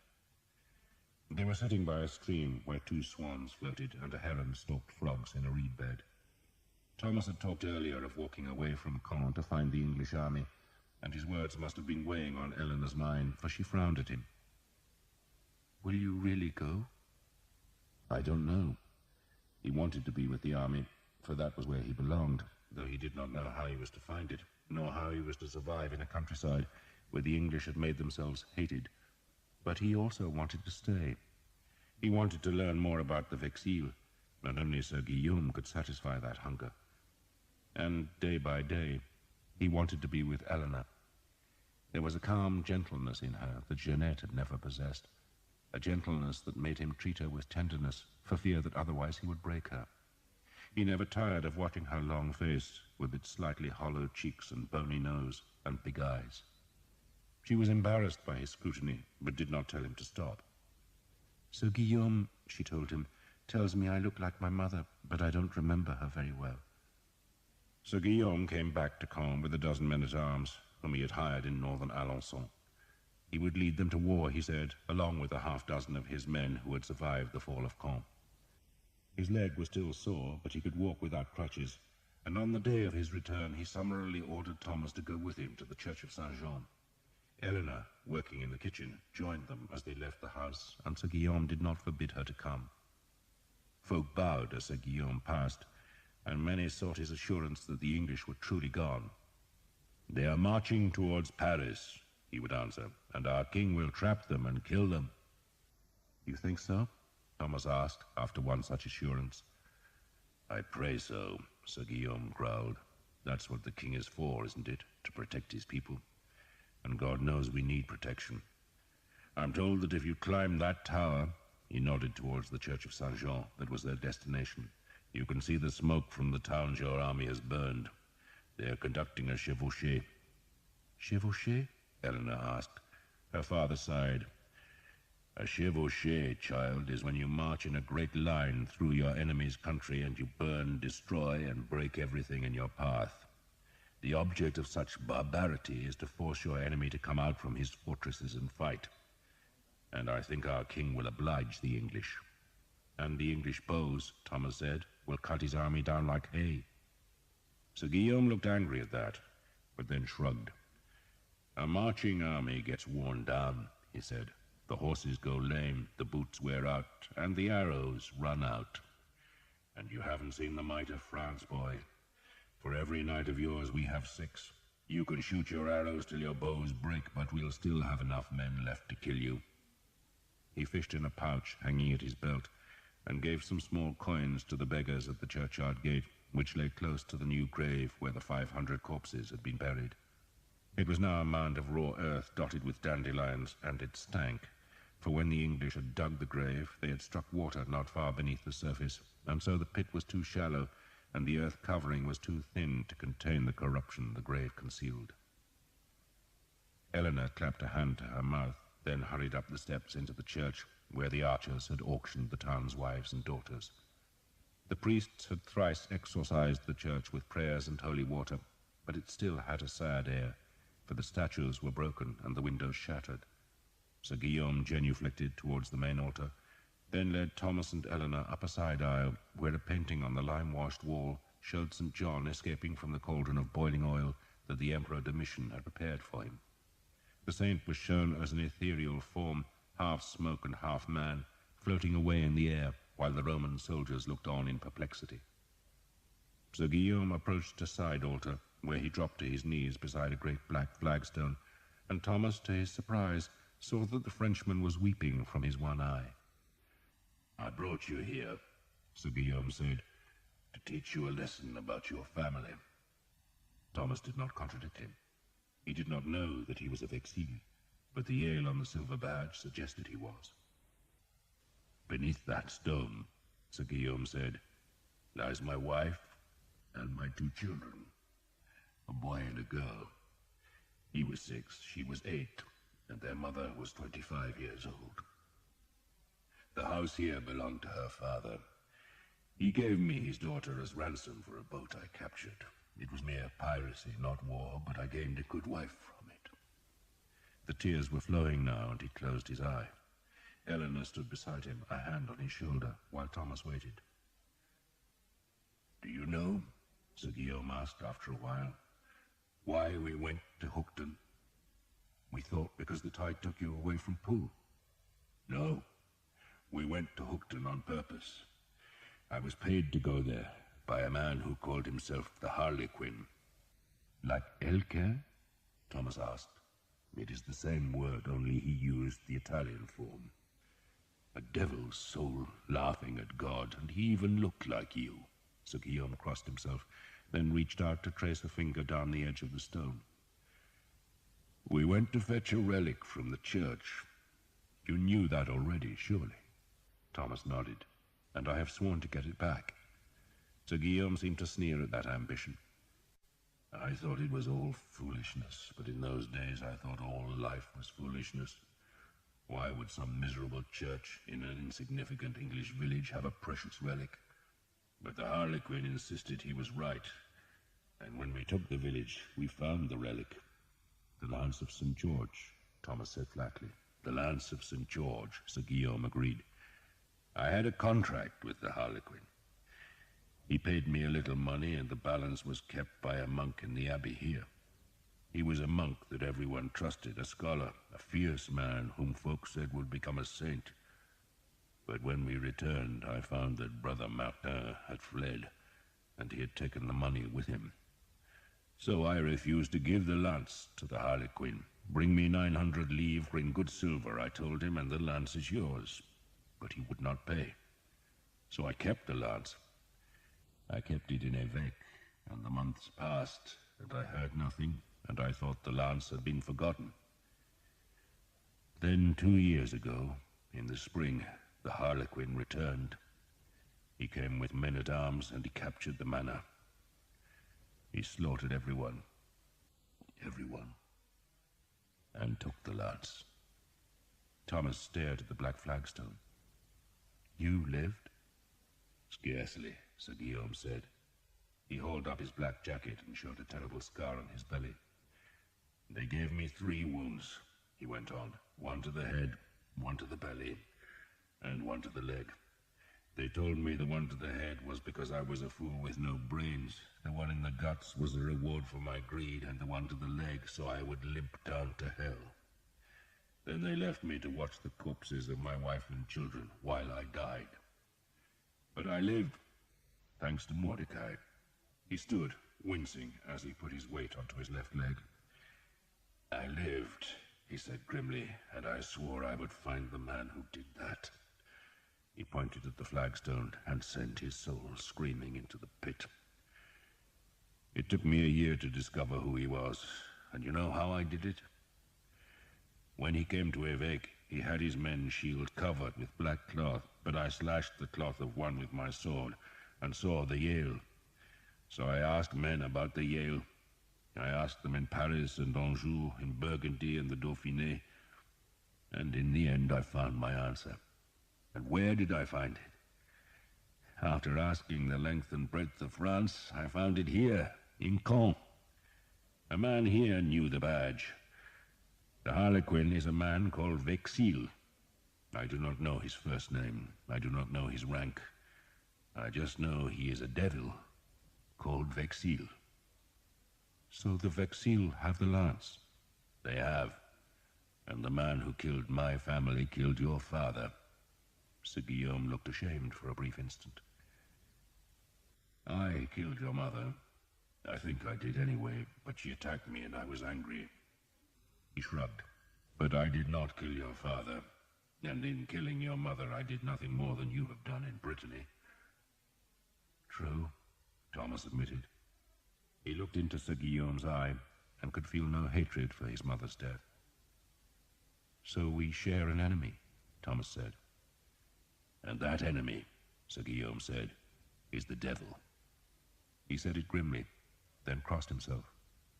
Thomas suddenly felt cold, for he had found his enemy, and his enemy was Lucifer. That evening, Mordecai rubbed a salve into Thomas's neck. It is almost healed, I think, he said, and the pain will go, though perhaps a little will remain to remind you of how close you came to death. He sniffed the garden scents. So, Sir Guillaume told you the story of his wife? Yes. And you are related to the man who killed his wife? I don't know, Thomas said. Truly I don't. But the Yale suggests I am. And Sir Guillaume probably killed your mother, and the man who killed his wife killed your father, and Sir Simon Jekyll tried to kill you. Mordecai shook his head. I nightly lament that I was not born a Christian. I could carry a weapon and join the sport. He handed Thomas a bottle. Perform, he commanded. And what, by the by, is a Yale? A heraldic beast, Thomas explained. The doctor sniffed. God, in his infinite wisdom, made the fishes and the whales on the 5th day, and on the 6th he made the beasts of the land, and he looked at what he had done and saw that it was good. But not good enough for the heralds, who have to add wings, horns, tusks, and claws to his inadequate work. Is that all you can do? For the moment. I'd get more juice from squeezing a walnut, he grumbled and shuffled away. Eleanor must have been watching for his departure, for she appeared from under the pear trees that grew at the garden's end and gestured towards the river gate. Thomas followed her down to the bank of the River Orne, where they watched an excited trio of small boys trying to spear a pike with English arrows left after the city's capture. "Will you help my father?" Eleanor asked. "Help him? You said his enemy was your enemy." Thomas sat on the grass, and she sat beside him. "I don't know," he said. He still did not really believe in any of it. There was a lance, he knew that, and a mystery about his family, but he was reluctant to admit that the lance and the mystery must govern his whole life. "Does that mean you'll go back to the English army?" Eleanor asked in a small voice. "I want to stay here," Thomas said after a pause. "To be with you." She must have known he was going to say something of the sort, but she still blushed and gazed at the swirling water, where fish rose to the swarms of insects, and the three boys vainly splashed. "You must have a woman," she said softly. "I did," Thomas said, and he told her about Jeanette, and how she had found the Prince of Wales and so abandoned him without a glance. "I will never understand her," he admitted. "But you love her?" Eleanor asked directly. "No," Thomas said. "You say that because you're with me," Eleanor declared. He shook his head. "My father had a book of St. Augustine's sayings, and there was one that always puzzled me." He frowned, trying to remember the Latin. "Nondum amabam et amare amabam." I did not love, but yearned to love. Eleanor gave him a skeptical look. "A very elaborate way of saying you're lonely." "Yes," Thomas agreed. "So what will you do?" she asked. Thomas did not speak for a while. He was thinking of the penance he had been given by Father Hobb. "I suppose one day I must find the man who killed my father," he said after a while. "But what if he is the devil?" she asked seriously. "Then I shall wear garlic," Thomas said lightly, "and pray to St. Guinevere." She looked at the darkening water. "Did St. Augustine really say that thing?" "Non dum amabam et amare amabam," Thomas said. "Yes, he did." "I know how he felt," Eleanor said, and rested her head on his shoulder. Thomas did not move. He had a choice: follow the lance or take his black bow back to the army. In truth, he did not know what he should do. But Eleanor's body was warm against his, and it was comforting. And that, for the moment, was enough. And so, for the moment, he would stay. Next morning, Sir Guillaume, escorted now by a half-dozen men-at-arms, took Thomas to the Abbé aux Hommes. A crowd of petitioners stood at the gates, wanting food and clothing that the monks did not have, though the abbey itself had escaped the worst of the plundering, because it had been the quarters of the king and of the Prince of Wales. The monks themselves had fled at the approach of the English army. Some had died on the Ile Saint-Jean, but most had gone south to a brother house, and among those was Brother Germain, who, when Sir Guillaume arrived, had just returned from his brief exile. Brother Germain was tiny, ancient, and bent, a wisp of a man with white hair, myopic eyes, and delicate hands, with which he was trimming a goose quill. "The English," the old man said, "use these feathers for their arrows. We use them for God's word." Brother Germain, Thomas was told, had been in charge of the monastery's scriptorium for more than 30 years. "In the course of copying books," the monk explained, "one discovers knowledge whether one wishes it or not. Most of it is quite useless, of course. How is Mordecai? He lives?" "He lives," Sir Guillaume said, "and sends you this." He put a clay pot sealed with wax on the sloping surface of the writing desk. The pot slid down until Brother Germain trapped it and pushed it into a pouch. "A salve," Sir Guillaume explained to Thomas, "for Brother Germain's joints." "Which ache," the monk said, "and only Mordecai can relieve them. 'Tis a pity he will burn in hell, but in heaven I am assured I shall need no ointments. Who is this?" He peered at Thomas. "A friend," Sir Guillaume said, "who brought me this." He was carrying Thomas's bow, which he now laid across the desk and tapped the silver plate. Brother Germain stooped to inspect the badge, and Thomas heard a sharp intake of breath. "The Yale," Brother Germain said. He pushed the bow away, then blew the scraps from his sharpened quill off the desk. "The beast was introduced by the heralds in the last century. Back then, of course, there was real scholarship in the world, not like today. I get young men from Paris whose heads are stuffed with wool, yet they claim to have doctorates." He took a sheet of scrap parchment from a shelf, laid it on the desk, and dipped his quill in a pot of vermilion ink. He let a glistening drop fall onto the parchment, and then, with the skill gained in a lifetime, drew the ink out of the drop in quick strokes. He hardly seemed to be taking notice of what he was doing, but Thomas, to his amazement, saw a Yale taking shape on the parchment. "The beast is said to be mythical," Brother Germain said, flicking the quill to make a tusk, "and maybe it is. Most heraldic beasts seem to be inventions. Who has seen a unicorn?" He put another drop of ink on the parchment, paused a heartbeat, then began on the beast's raised paws. "There is, however, a notion that the Yale exists in Ethiopia. I could not say, not having travelled east of Rouen, nor have I met any traveller who has been there, if indeed Ethiopia even exists." He frowned. "The Yale is mentioned by Pliny, however, which suggests it was known to the Romans, though God knows they were a credulous race. The beast is said to possess both horns and tusks, which seems extravagant, and is usually depicted as being silver with yellow spots. Alas, our pigments were stolen by the English, but they left us the vermilion, which I suppose was kind of them. It comes from cinnabar, I'm told. Is that a plant?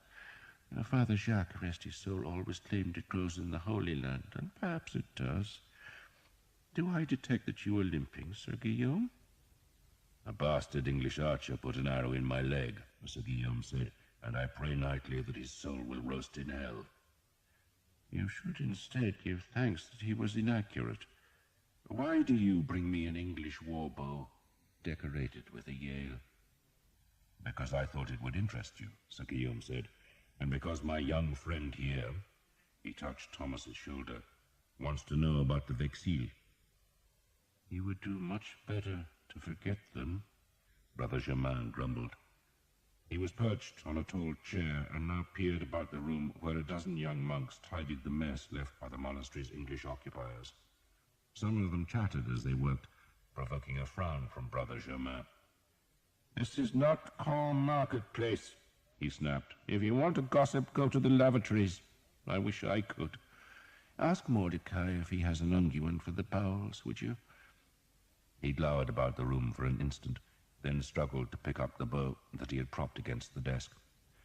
He looked intently at the Yale for an instant, then put the bow down. "There was always a rumor that a branch of the Vexille family went to England. This seems to confirm it."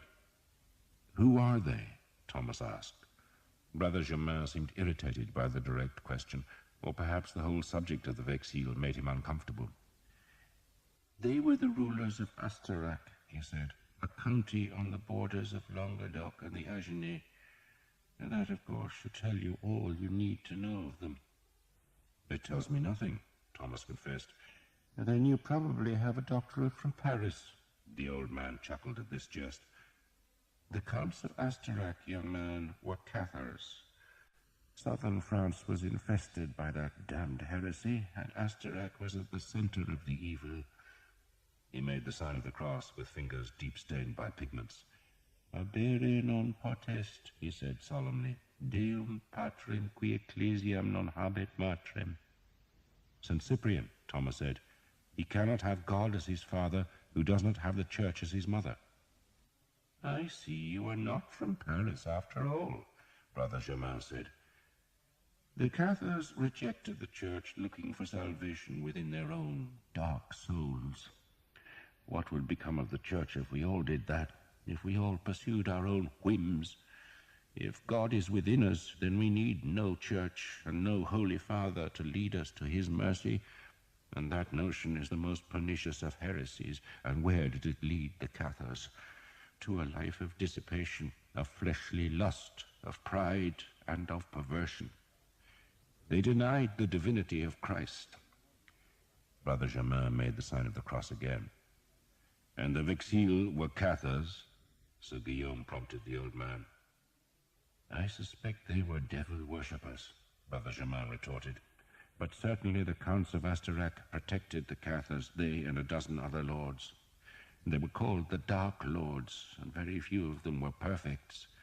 The perfects were the sect leaders, the heresiarchs, and they abstained from wine, intercourse, and meat, and no Vexille would willingly abandon those three joys. But the Cathars allowed such sinners to be among their ranks and promised them the joys of heaven if they recanted before their deaths. The Dark Lords liked such a promise, and when the heresy was assailed by the church, they fought bitterly." He shook his head. "This was 100 years ago. The Holy Father and the King of France destroyed the Cathars, and Astarac was one of the last fortresses to fall. The fight was dreadful, the dead innumerable, but the heresiarchs and the Dark Lords were finally scotched." "Yet some escaped," Sir Guillaume suggested gently. Brother Germain was silent for a while, gazing at the drying vermilion ink. "There was a story," he said, "that some of the Cathar lords did survive, and that they took their riches to countries all across Europe. There is even a rumor that the heresy yet survives, hidden in the lands where Burgundy and the Italian states meet." He made the sign of the cross.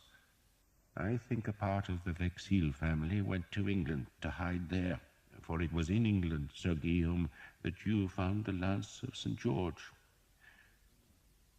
"Vexille," He said the name thoughtfully. It derives, of course, from vexillaire, a standard-bearer, and it is said that an early vexille discovered the lance while on the Crusades, and thereafter carried it as a standard. It was certainly a symbol of power in those old days. Myself, I am skeptical of these relics. The abbot assures me he has seen 3 foreskins of the infant Jesus, and even I, who hold him blessed above all things, doubt he was so richly endowed. But I have asked some questions about this lance. There is a legend attached to it. It is said that the man who carries the lance into battle cannot be defeated. A mere legend, of course, but belief in such nonsense inspires the ignorant, and there are few more ignorant than soldiers. What troubles me most, though, is their purpose. Whose purpose? Thomas asked. There is a story, Brother Germain said, ignoring the question, that before the fall of the last heretic fortresses, the surviving Dark Lords made an oath. They knew the war was lost. They knew their strongholds must fall, and that the Inquisition and the forces of God would destroy their people. And so they made an oath to visit vengeance on their enemies. One day, they swore, they would bring down the throne of France and the Holy Mother Church, and to do it, they would use the power of their holiest relics. The Lance of St. George? Thomas asked. That too, Brother Germain said. That too, Sir Guillaume repeated the words in a puzzled tone. Brother Germain dipped his quill and put another glistening drop of ink on the parchment. Then, deftly, he finished his copy of the badge on Thomas's bow. "The Yale," he said, "I have seen before, but the badge you showed me is different. The beast is holding a chalice, but not any chalice, Sir Guillaume. You are right, the bow interests me and frightens me, but the Yale is holding the Grail, the holy, blessed, and most precious Grail. It was always rumored that the Cathars possessed the Grail. There is a tawdry lump of green glass in Genoa Cathedral that is said to be the Grail, but I doubt our dear Lord drank from such a bauble. No, the real Grail exists, and whoever holds it possesses power above all men on earth." He put down the quill. "I fear, Sir Guillaume, that the Dark Lords want their revenge. They gather their strength, but they hide still, and the Church has not yet taken notice. Nor will it until the danger is obvious, and by then it will be too late." Brother Germain lowered his head so that Thomas could only see the bald pink patch among the white hair. "It is all prophesied," the monk said. "It is all in the books." "What books?" Sir Guillaume asked. "Et convertabitur rex Austri, et de principibus eius prevalebit super eum," Brother Germain said softly. Sir Guillaume looked quizzically at Thomas. "And the king from the south will be mighty," Thomas reluctantly translated, "but one of his princes will be stronger than him." "The Cathars are of the south," Brother Germain said, "and the prophet Daniel foresaw it all." He raised his pigment-stained hands. "The fight will be terrible, for the soul of the world is at stake, and they will use any weapon, even a woman. Filiaque regis Austri veniet ad regem Aquilonis facere amicitia." "The daughter of the king of the south," Thomas said, "shall come to the king of the north and make a treaty." Brother Germain heard the distaste in Thomas's voice. "You don't believe it?" he hissed. "Why do you think we keep the scriptures from the ignorant?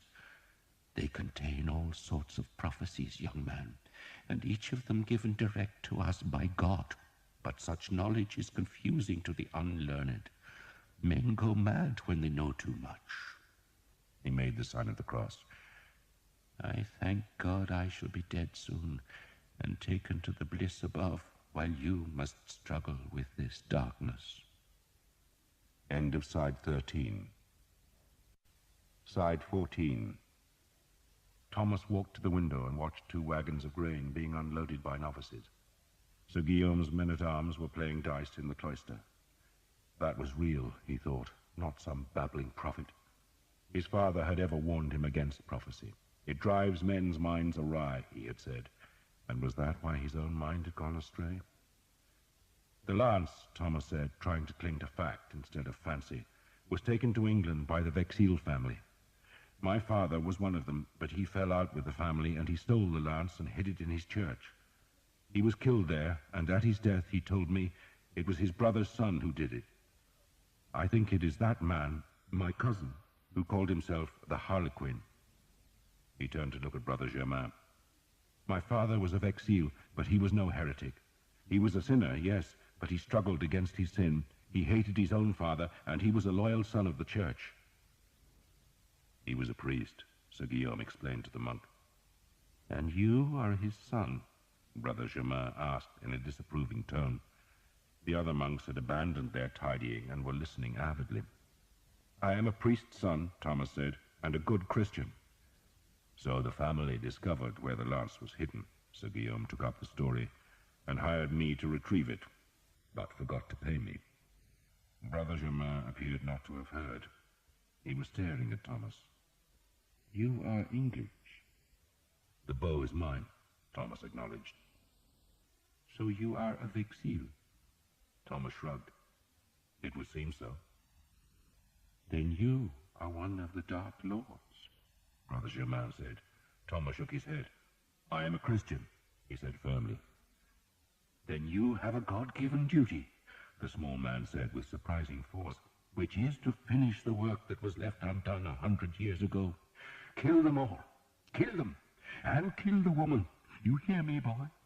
Kill the daughter of the king of the south before she seduces France to heresy and wickedness. If we can even find the Vexil, Sir Guillaume said dubiously. And Thomas noted the word we. They don't display their badge. I doubt they use the name Vexil. They hide. But they have the lance now, Brother Germain said, and they will use it for the first of their vengeances. They will destroy France, and in the chaos that ensues, they will attack the church. He moaned as if he was in physical pain. You must take away their power, and their power is the Grail. So it was not just the lance that Thomas must save. To Father Hobbes' charge had been added all of Christendom. He wanted to laugh. Catharism had died 100 years before, scourged and burned and dug out of the land like couch grass scrubbed from a field.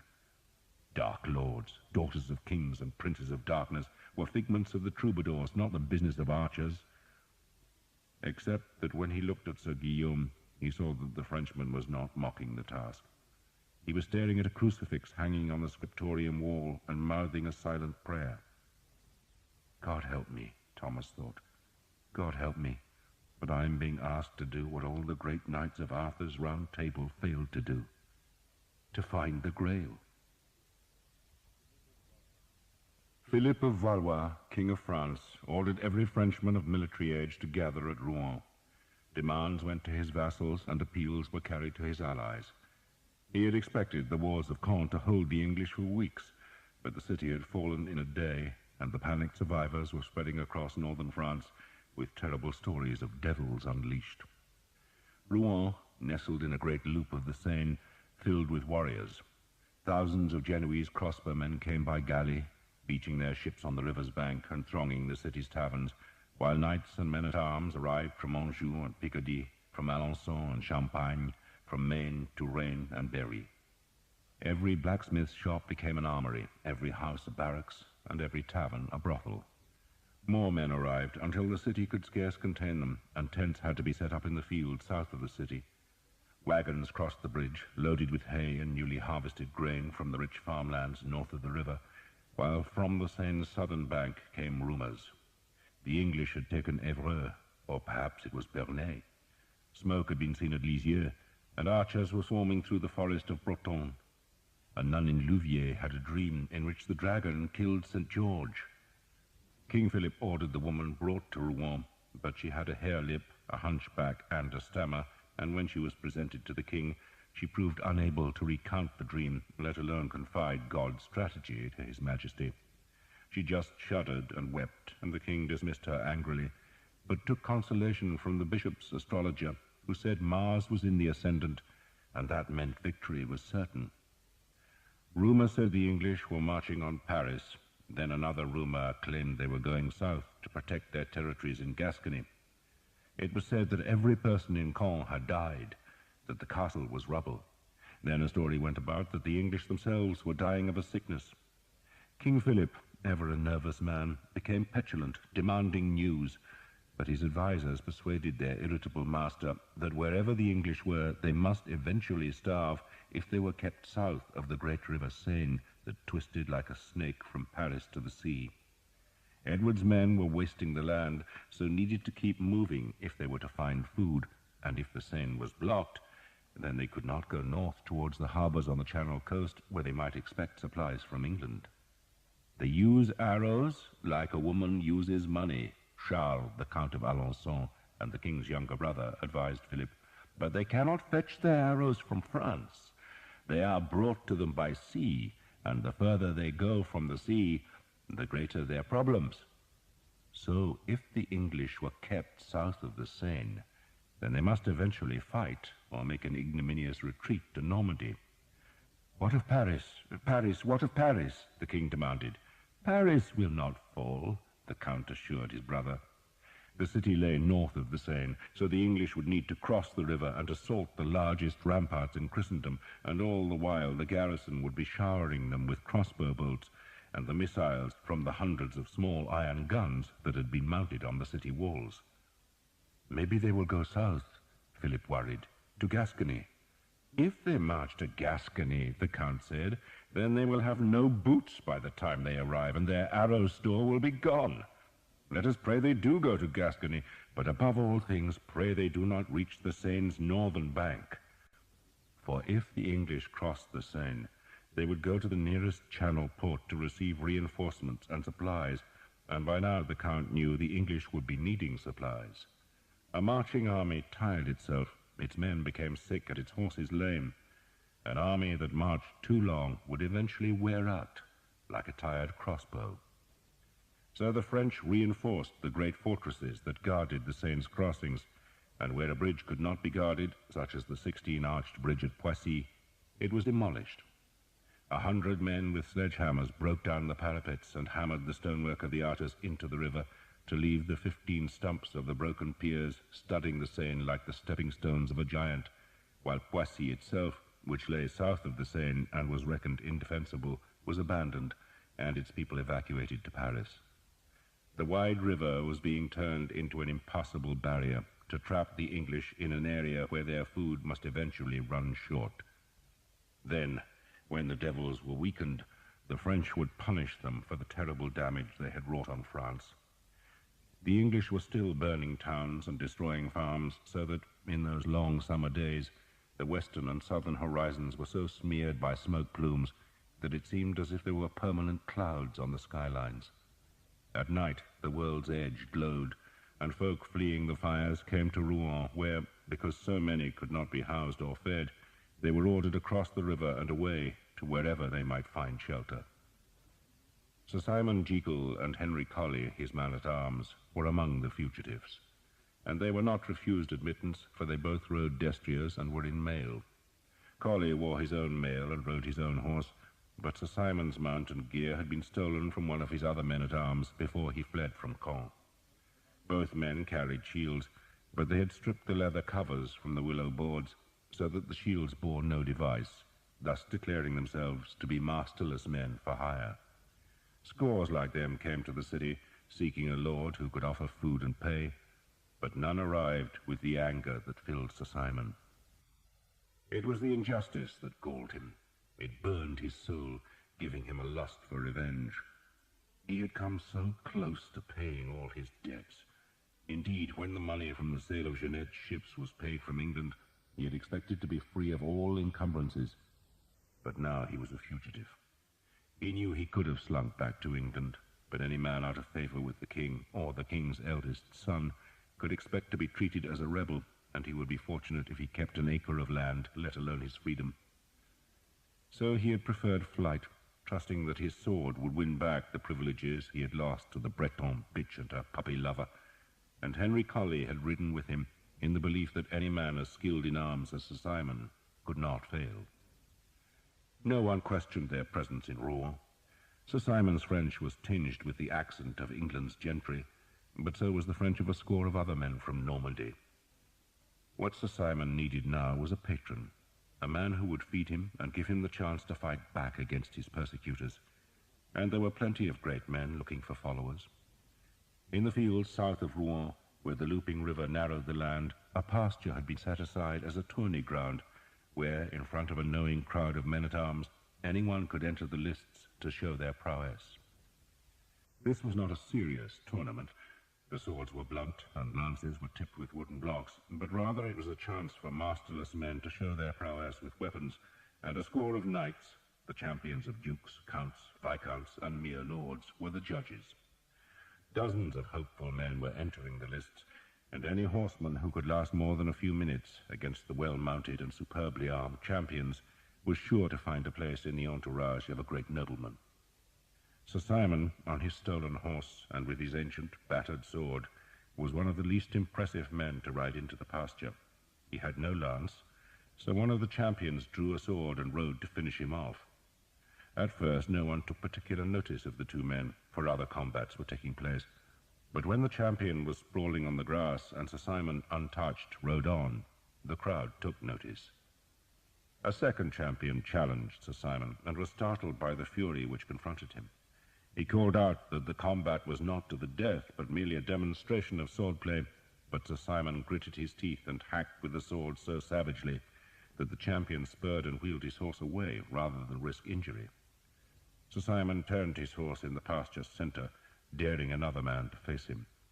But instead a squire trotted a mare to the field's centre and wordlessly offered the Englishman a lance. "Who sent it?" Sir Simon demanded. "My lord." "Who is?" "There," the squire said, pointing to the pasture's end, where a tall man in black armour and riding a black horse waited with his lance. Sir Simon sheathed his sword and took the lance. It was heavy and not well balanced, and he had no lance rest in his armour that would cradle the long butt to help keep the point raised. But he was a strong man and an angry one, and he reckoned he could manage the cumbersome weapon long enough to break the stranger's confidence. No other men fought on the field now. They just watched. Wagers were being made, and all of them favoured the man in black. Most of the onlookers had seen him fight before, and his horse, his armour, and his weapons were all plainly superior. He wore plate mail, and his horse stood at least a handsbreadth taller than Sir Simon's sorry mount. His visor was down, so Sir Simon could not see the man's face, while Sir Simon himself had no faceplate, merely an old, cheap helmet, like those worn by England's archers. Only Henry Colley laid a bet on Sir Simon, though he had difficulty in doing it, for his French was rudimentary, but the money was at last taken. The stranger's shield was black and decorated with a simple white cross, a device unknown to Sir Simon, while his horse had a black trapper that swept the pasture as the beast began to walk. That was the only signal the stranger gave, and Sir Simon responded by lowering the lance and kicking his own horse forward. They were 100 paces apart, and both men moved swiftly into the canter. Sir Simon watched his opponent's lance, judging how firmly it was held. The man was good, for the lance tip scarcely wavered, despite the horse's uneven motion. The shield was covering his trunk, as it should be. If this had been a battle, if the man with the strange shield had not offered Sir Simon a chance of advancement, he might have lowered his own lance to strike his opponent's horse, or, a more difficult strike, thrust the weapon's tip into the high pommel of his saddle. Sir Simon had seen a lance go clean through the wood and leather of a saddle to gouge into a man's groin, and it was ever a killing blow. But today he was required to show the skill of a knight, to strike clean and hard, and at the same time defend himself from the oncoming lance. The skill of that was to deflect the thrust, which, having the weight of a horse behind it, could break a man's back by throwing him against the high cantle. The shock of two heavy horsemen meeting, and with all their weight concentrated into lance points, was like being hit by a cannon's stone. Sir Simon was not thinking about any of this. He was watching the oncoming lance, glancing at the white cross on the shield where his own lance was aimed, and guiding his horse with pressure from his knees. He had trained to this from the time he could first sit on a pony.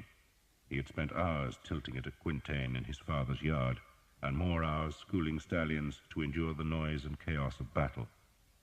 He moved his horse slightly to the left, like a man wanting to widen the angle at which the lances would strike, and so deflect some of their force.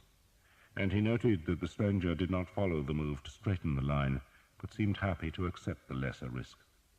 Then both men rowelled back their spurs, and the destriers went into the gallop. Sir Simon touched the horse's right side and straightened the line himself, driving hard at the stranger now and leaning slightly forward to ready himself for the blow. His opponent was trying to swing towards him, but it was too late. Sir Simon's lance cracked against the black and white shield with a thump that hurled Sir Simon back, but the stranger's lance was not centered and banged against Sir Simon's plain shield and glanced off. Sir Simon's lance broke into 3 pieces, and he let it fall as he pressed his knee to turn the horse. His opponent's lance was across his body now, and was encumbering the black-armored knight. Sir Simon drew his sword, and while the other man was still trying to rid himself of the lance, gave a back swing that struck his opponent like a hammer blow. The field was still. Henry Colley held out a hand for his winnings. The man pretended not to understand his crude French, but he understood the knife that the yellow-eyed Englishman suddenly produced, and the coins just as suddenly appeared. The knight in the black armor did not continue the fight, but instead curbed his horse and pushed up his visor. "Who are you?" "My name is Sir Simon Jekyll." "English?" "I was." The 2 horses stood beside each other. The stranger threw down his lance and hung the shield from his pommel. He had a sallow face with a thin black moustache, clever eyes, and a broken nose. He was a young man, not a boy, but a year or 2 older than Sir Simon. "What do you want?" he asked Sir Simon. "A chance to kill the Prince of Wales." The man smiled. "Is that all?" "Money, food, land, women," Sir Simon said. The man gestured to the side of the pasture. "There are great lords here, Sir Simon, who will offer you pay, food, and girls. I can pay you too, but not so well. I can feed you, though it will be common stuff. And the girls you must find for yourself. What I will promise you is that I shall equip you with a better horse, armor, and weapons. I lead the best knights in this army, and we are sworn to take captives who will make us rich. And none, I think, so rich as the King of England and his whelp. Not kill, mark you, but capture." Sir Simon shrugged. "I'll settle for capturing the bastard," he said. "And his father," the man said. "I want his father, too." There was something vengeful in the man's voice that intrigued Sir Simon. "Why?" he asked. "My family lived in England," the man said, "but when this king took power, we supported his mother." "So you lost your land?" Sir Simon asked. He was too young to remember the turmoil of those times, when the king's mother had tried to keep power for herself and for her lover, and the young Edward had struggled to break free. Young Edward had won, and some of his old enemies had not forgotten. "We lost everything," the man said, "but we shall get it back. Will you help?" Sir Simon hesitated, wondering whether he would not do better with a wealthier lord, but he was intrigued by the man's calmness and by his determination to tear the heart out of England. "Who are you?" he asked. "I am sometimes called the Harlequin," the man said. The name meant nothing to Sir Simon. "And you employ only the best?" he asked. "I told you so." "Then you had best employ me," Sir Simon said, "with my man." He nodded towards Henry Colley. "Good," the Harlequin said. And so Sir Simon had a new master, and the King of France had gathered an army. The great lords, Alençon, John of Hainault, Aumale, the Count of Blois, who was brother to the aspiring Duke of Brittany, the Duke of Lorraine, the Count of Sancerre, all were in Rouen, with their vast retinues of heavily armored men. The army's numbers became so large that men could not count the ranks, but clerks reckoned there were at least 8,000 men-at-arms and 5,000 crossbowmen in Rouen, and that meant that Philip of Valois' army already outnumbered Edward of England's forces, and still more men were coming. John, Count of Luxembourg and King of Bohemia, a friend of Philip of France, was bringing his formidable knights. The King of Majorca came with his famed lances, and the Duke of Normandy was ordered to abandon the siege of an English fortress in the south and bring his army north. The priests blessed the soldiers and promised them that God would recognize the virtue of France's cause and crush the English mercilessly. The army could not be fed in Rouen, so at last it crossed the bridge to the north bank of the Seine, leaving a formidable garrison behind to guard the river crossing. Once out of the city and on the long roads stretching through the newly harvested fields, men could dimly comprehend just how vast their army was. It stretched for miles in long columns of armed men, troops of horsemen, battalions of crossbowmen, and trailing behind the innumerable host of infantry, armed with axes, billhooks, and spears. This was the might of France, and France's friends had rallied to the cause. There was a troop of knights from Scotland, big, savage-looking men who nourished a rare hatred of the English. There were mercenaries from Germany and Italy, and there were knights whose names had become famous in Christendom's tournaments, the elegant killers who had become rich in the sport of war. The French knights spoke not just of defeating Edward of England, but of carrying the war to his kingdom, foreseeing earldoms in Essex and dukedoms in Devonshire. The Bishop of Meaux encouraged his cook to think of a recipe for archers' fingers, a daube, perhaps, seasoned with thyme. He would, the bishop insisted, force the dish down Edward of England's throat. Sir Simon rode a 7-year-old destrier now, a fine grey that must have cost the Harlequin close to £100. He wore a hauberk of close-ringed mail covered with a surcoat that bore the white cross.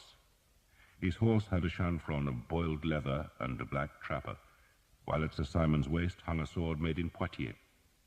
Henry Colley was almost as well equipped, though in place of a sword he carried a 4-foot-long shaft of oak topped with a spiked metal ball. "They're a solemn bunch," he complained to Sir Simon about the other men who followed the Harlequin, "like bloody monks." "They can fight," Sir Simon said, though he himself was also daunted by the grim dedication of the Harlequin's men. The men were all confident, but none took the English as lightly as the rest of the army, which had convinced itself that any battle would be won by numbers alone. The Harlequin quizzed Sir Simon and Henry Colley about the English way of fighting, and his questions were shrewd enough to force both men to drop their bombast and think. "They'll fight on foot," Sir Simon concluded. He, like all knights, dreamed of a battle conducted on horseback, of swirling men and couched lances, but the English had learned their business in the wars against the Scots, and knew that men on foot defended territory much more effectively than horsemen.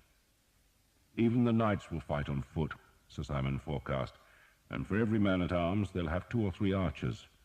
Those are the bastards to watch." The Harlequin nodded. "But how do we defeat the archers?" "Let them run out of arrows," Sir Simon said. "They must eventually. So let every hothead in the army attack, then wait till the arrow bags are empty. Then you'll get your revenge." "It is more than revenge I want," the Harlequin said quietly. "What?"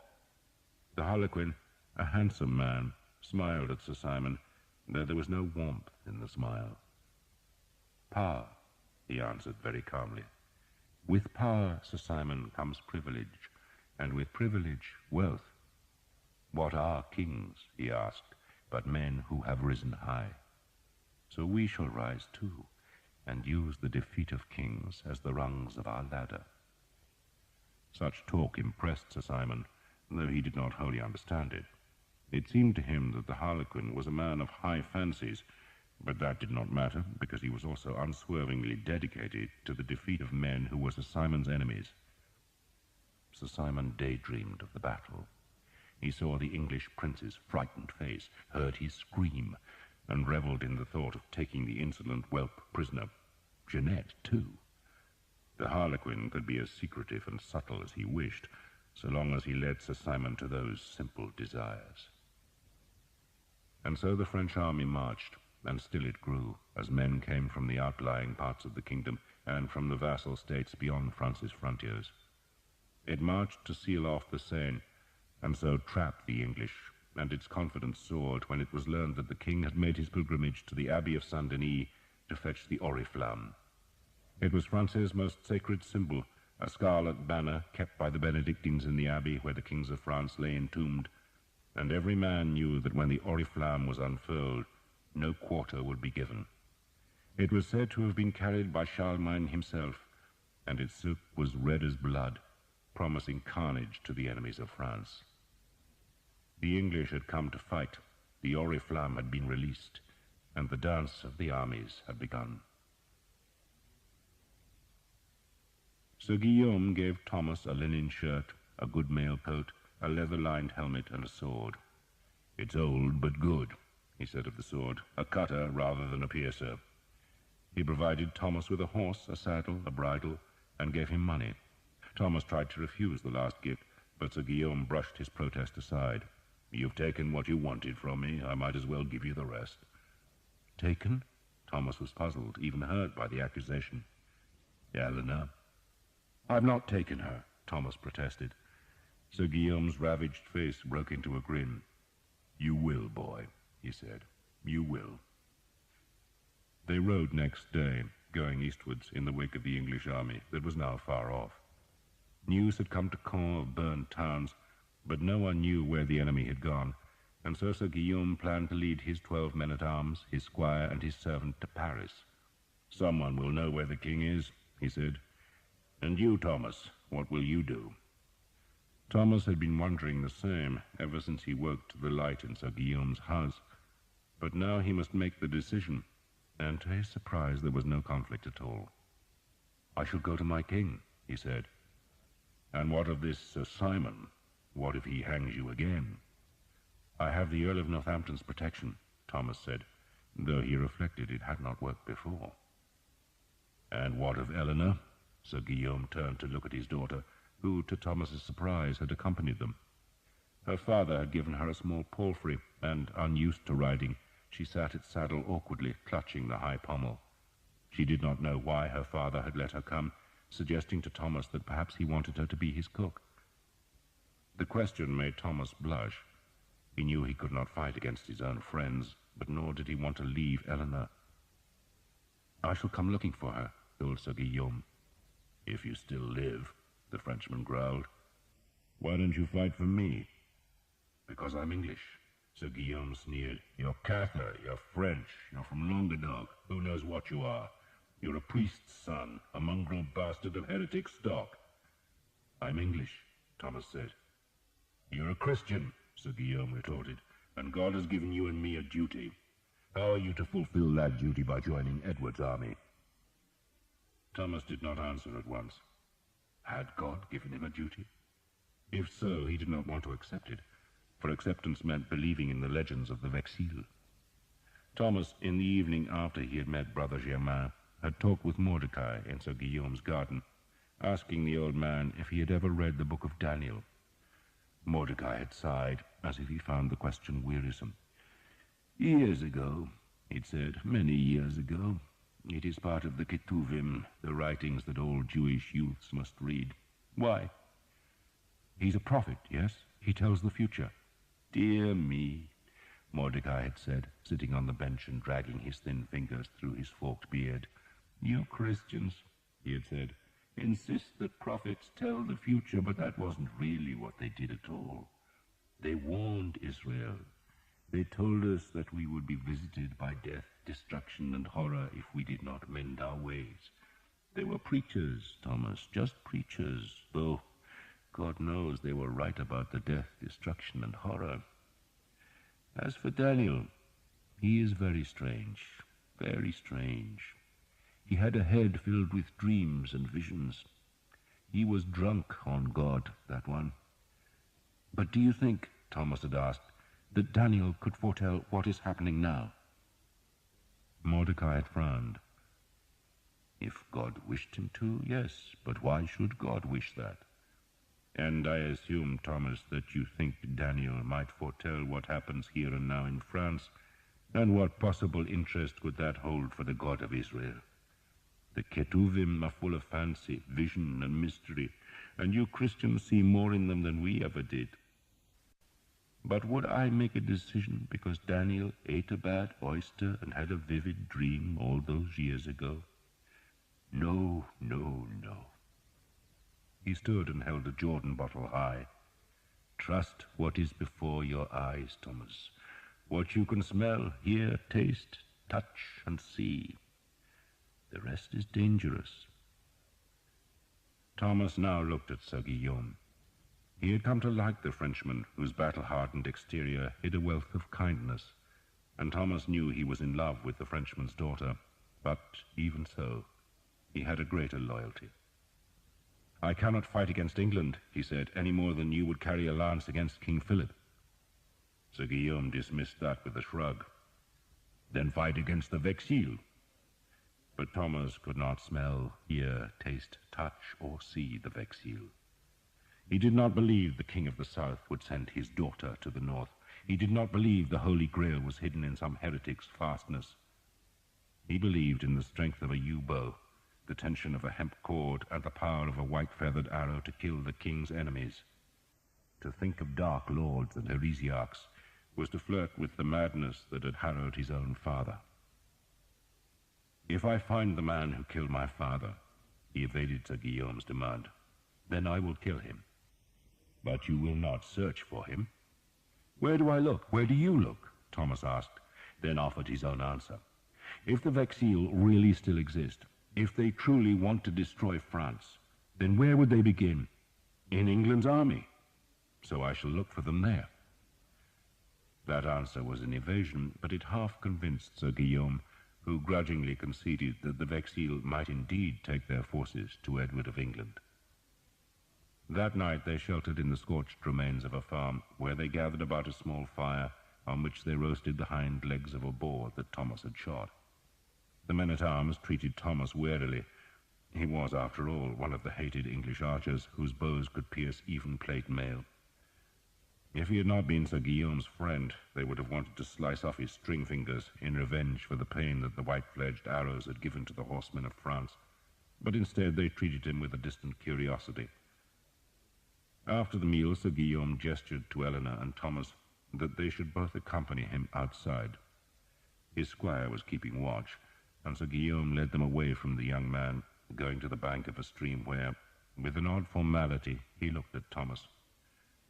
"So you will leave us," he said, "and fight for Edward of England?" "Yes." "But if you see my enemy, if you see the lance, what will you do?"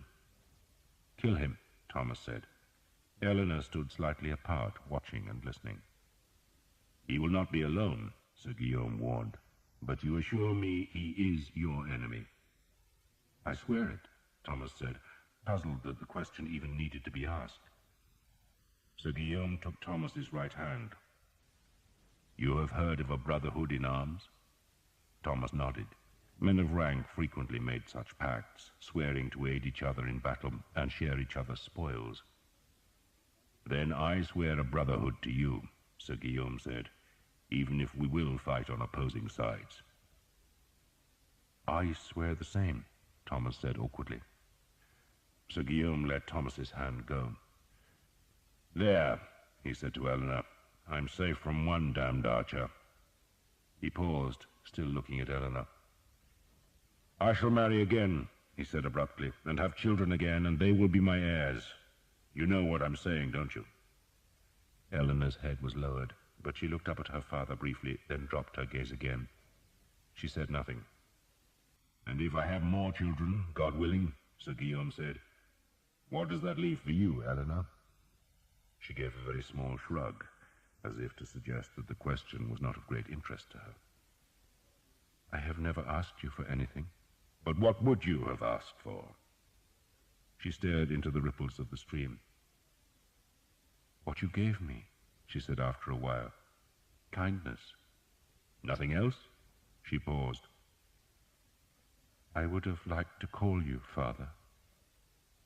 Sir Guillaume seemed uncomfortable with that answer. He stared northwards. "You are both bastards," he said after a while, "and I envy that." "Envy?"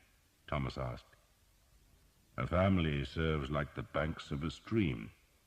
They keep you in your place, but bastards make their own way. They take nothing, and they can go anywhere." He frowned, then flicked a pebble into the water. "I had always thought, Eleanor, that I would marry you to one of my men-at-arms. Benoit asked me for your hand, and so did Fawcett. And it's past time you were married. What are you, 15? 15, she agreed. You'll rot away, girl, if you wait any longer, Sir Guillaume said gruffly. So who shall it be? Benoit? Fawcett? He paused. Or would you prefer Thomas? Eleanor said nothing, and Thomas, embarrassed, kept silent. You want her? Sir Guillaume asked him brutally. Yes. Eleanor? She looked at Thomas, then back to the stream. Yes, she said simply. The horse, the mail, the sword, and the money, Sir Guillaume said to Thomas, are my bastard daughter's dowry. Look after her, or else become my enemy again. He turned away. Sir Guillaume, Thomas asked. The Frenchman turned back. When you went to Hookton, Thomas went on, wondering why he asked the question now, you took a dark-haired girl prisoner. She was pregnant. Her name was Jane. Sir Guillaume nodded. She married one of my men, then died in childbirth, the child too. Why? He frowned. Was the child yours? She was a friend. Thomas evaded the question. She was a pretty friend, Sir Guillaume said. I remember that. And when she died, we had 12 masses said for her English soul. Thank you. Sir Guillaume looked from Thomas to Eleanor, then back to Thomas. A good night for sleeping under the stars, he said, and we shall leave at dawn. He walked away. Thomas and Eleanor sat by the stream. The sky was still not wholly dark, but had a luminous quality, like the glow of a candle behind horn. An otter slid down the far side of the stream, its fur glistening where it showed above the water. It raised its head, looked briefly at Thomas, then dived out of sight to leave a trickle of silver bubbles breaking the dark surface. Eleanor broke the silence, speaking the only English word she knew. I am an archer's woman, she said. Thomas smiled. Yes, he said. And in the morning they rode on, and next evening they saw the smear of smoke on the northern horizon, and knew it was a sign that the English army was going about its business. They parted in the next dawn. How you reached the bastards I do not know, Sir Guillaume said, but when it is all over, look for me. He embraced Thomas, kissed Eleanor, then pulled himself into his saddle. His horse had a long blue trapper decorated with yellow hawks. He settled his right foot into its stirrup, gathered the reins, and pushed back his spurs. A track led north across a heath that was fragrant with thyme and fluttering with blue butterflies. Thomas, his helmet hanging from the saddle's pommel and the sword thumping at his side, rode towards the smoke, and Eleanor, who insisted on carrying his bow because she was an archer's woman, rode with him. They looked back from the low crest of the heath, but Sir Guillaume was already a half-mile westwards, not looking back, hurrying towards the Oriflamme. Sir Thomas and Eleanor rode on. The English marched east, ever further from the sea, searching for a place to cross the Seine, but every bridge was broken or else was guarded by a fortress. They still destroyed everything they touched. Their chevauchée was a line 20 miles wide, and behind it was a charred trail 100 miles long. Every house was burned and every mill destroyed. The folk of France fled from the army, taking their livestock and the newly gathered harvest with them, so that Edward's men had to range ever further to find food. Behind them was desolation, while in front lay the formidable walls of Paris. Some men thought the king would assault Paris. Others reckoned he would not waste his troops on those great walls, but instead attack one of the strongly fortified bridges that could lead him north of the river. Indeed, the army tried to capture the bridge at Melun, but the stronghold which guarded its southern end was too massive, and its crossbowmen were too many, and the assault failed. The French stood on the ramparts and bared their backsides to insult the defeated English. It was said that the king confident of crossing the river, had ordered supplies to be sent to the port of Le Crotoy that lay far to the north, beyond both the Seine and the River Somme. But if the supplies were waiting, then they were unreachable, because the Seine was a wall behind which the English were penned in a land they had themselves emptied of food. The first horses began to go lame, and men, their boots shredded by marching, went barefoot. The English came closer to Paris, entering the wide lands that were the hunting grounds of the French kings. They took Philip's lodges and stripped them of tapestries and plate, and it was while they hunted his royal deer that the French king sent Edward a formal offer of battle. It was the chivalrous thing to do, and it would, by God's grace, end the harrowing of his farmlands. So Philip of Valois sent a bishop to the English, courteously suggesting that he would wait with his army south of Paris, and the English king graciously accepted the invitation, and so the French marched their army through the city and arrayed it among the vineyards on a hill crest by Bourg-la-Reine.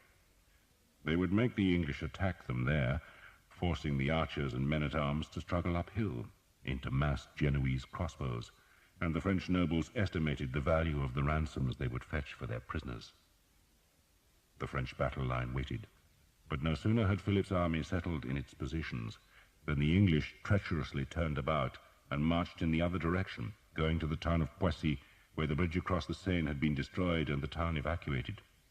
A few French infantrymen, poor soldiers armed with spears and axes, had been left to guard the northern bank, but they could do nothing to stop the swarm of archers, carpenters, and masons who used timbers ripped from the roofs of Poissy to make a new bridge on the 15 broken piers of the old.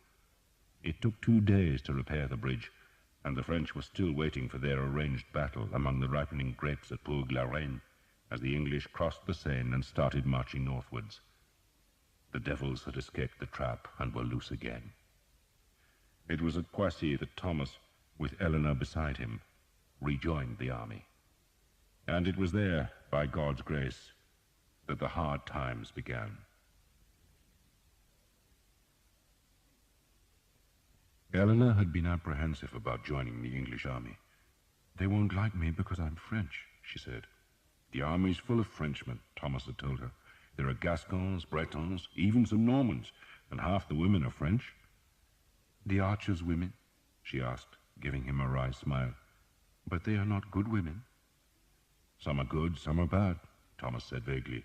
"But you I shall make into a wife, and everyone will know you're special." If Eleanor was pleased, she showed no sign, but they were now in the broken streets of Poissy, where a rearguard of English archers shouted at them to hurry. The makeshift bridge was about to be destroyed, and the army's laggards were being chivied across its planks. The bridge had no parapets, and had been hurriedly made from whatever timbers the army had found in the abandoned town, and the uneven planking swayed and creaked and bent as Thomas and Eleanor led their horses onto the roadway. Eleanor's palfrey became so scared of the uncertain footing that it refused to move until Thomas put a blindfold over its eyes, and then, still shaking, it trod slowly and steadily across the planks, which had gaps between them, through which Thomas could see the river sliding. They were among the last to cross. Some of the army's wagons had been abandoned in Poissy, their loads distributed onto the hundreds of horses that had been captured south of the Seine. Once the last stragglers had crossed the bridge, the archers began hurling the planks into the river, breaking down the fragile link that had let the English escape across the river. Now King Edward hoped they would find new land to waste in the wide plains that lay between the Seine and the Somme, and the 3 battles spread into the 20-mile-wide line of the Chevauchée and advanced northwards, camping that night just a short march from the river. Thomas looked for the Prince of Wales's troops, while Eleanor tried to ignore the dirty, tattered and sun-browned archers, who looked more like outlaws than soldiers. They were supposed to be making their shelters for the coming night, but preferred to watch the women and call obscene invitations. "What are they saying?" Eleanor asked Thomas. "That you are the most beautiful creature in all France," he said. "You lie," she said, then flinched as a man shouted at her. "Have they never seen a woman before?" "Not like you. They probably think you're a princess." She scoffed at that, but was not displeased. There were, she saw, women everywhere. They gathered firewood while their men made the shelters, and most, Eleanor noted, spoke French. "There will be many babies next year," she said. "True." They will go back to England? She asked. Some, perhaps. Thomas was not really sure. Or they'll go to their garrisons in Gascony. If I marry you, she asked, will I become English? Yes, Thomas said. End of side 14. Side 15.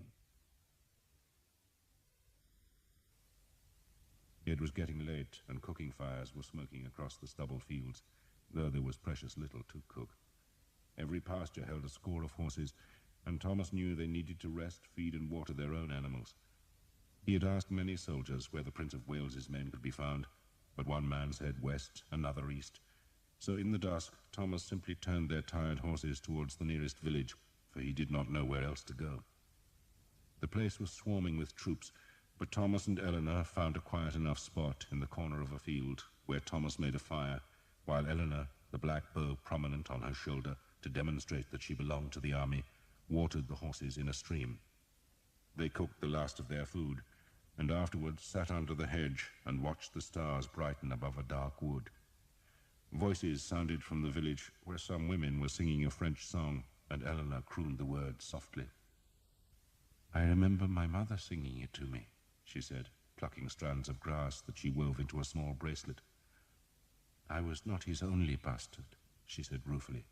There were 2 others I know of.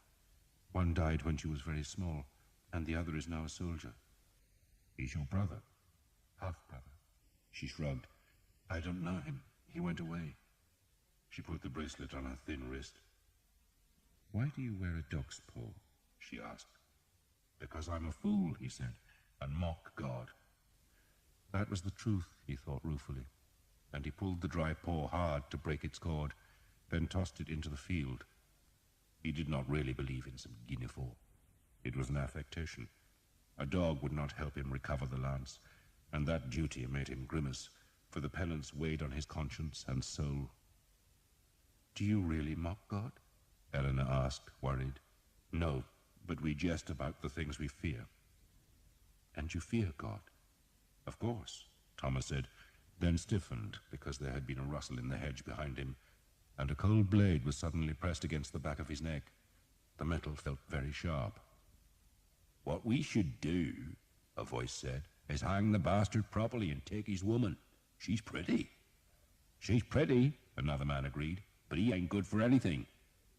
You bastards, Thomas said, turning to stare into 2 grinning faces. It was Jake and Sam.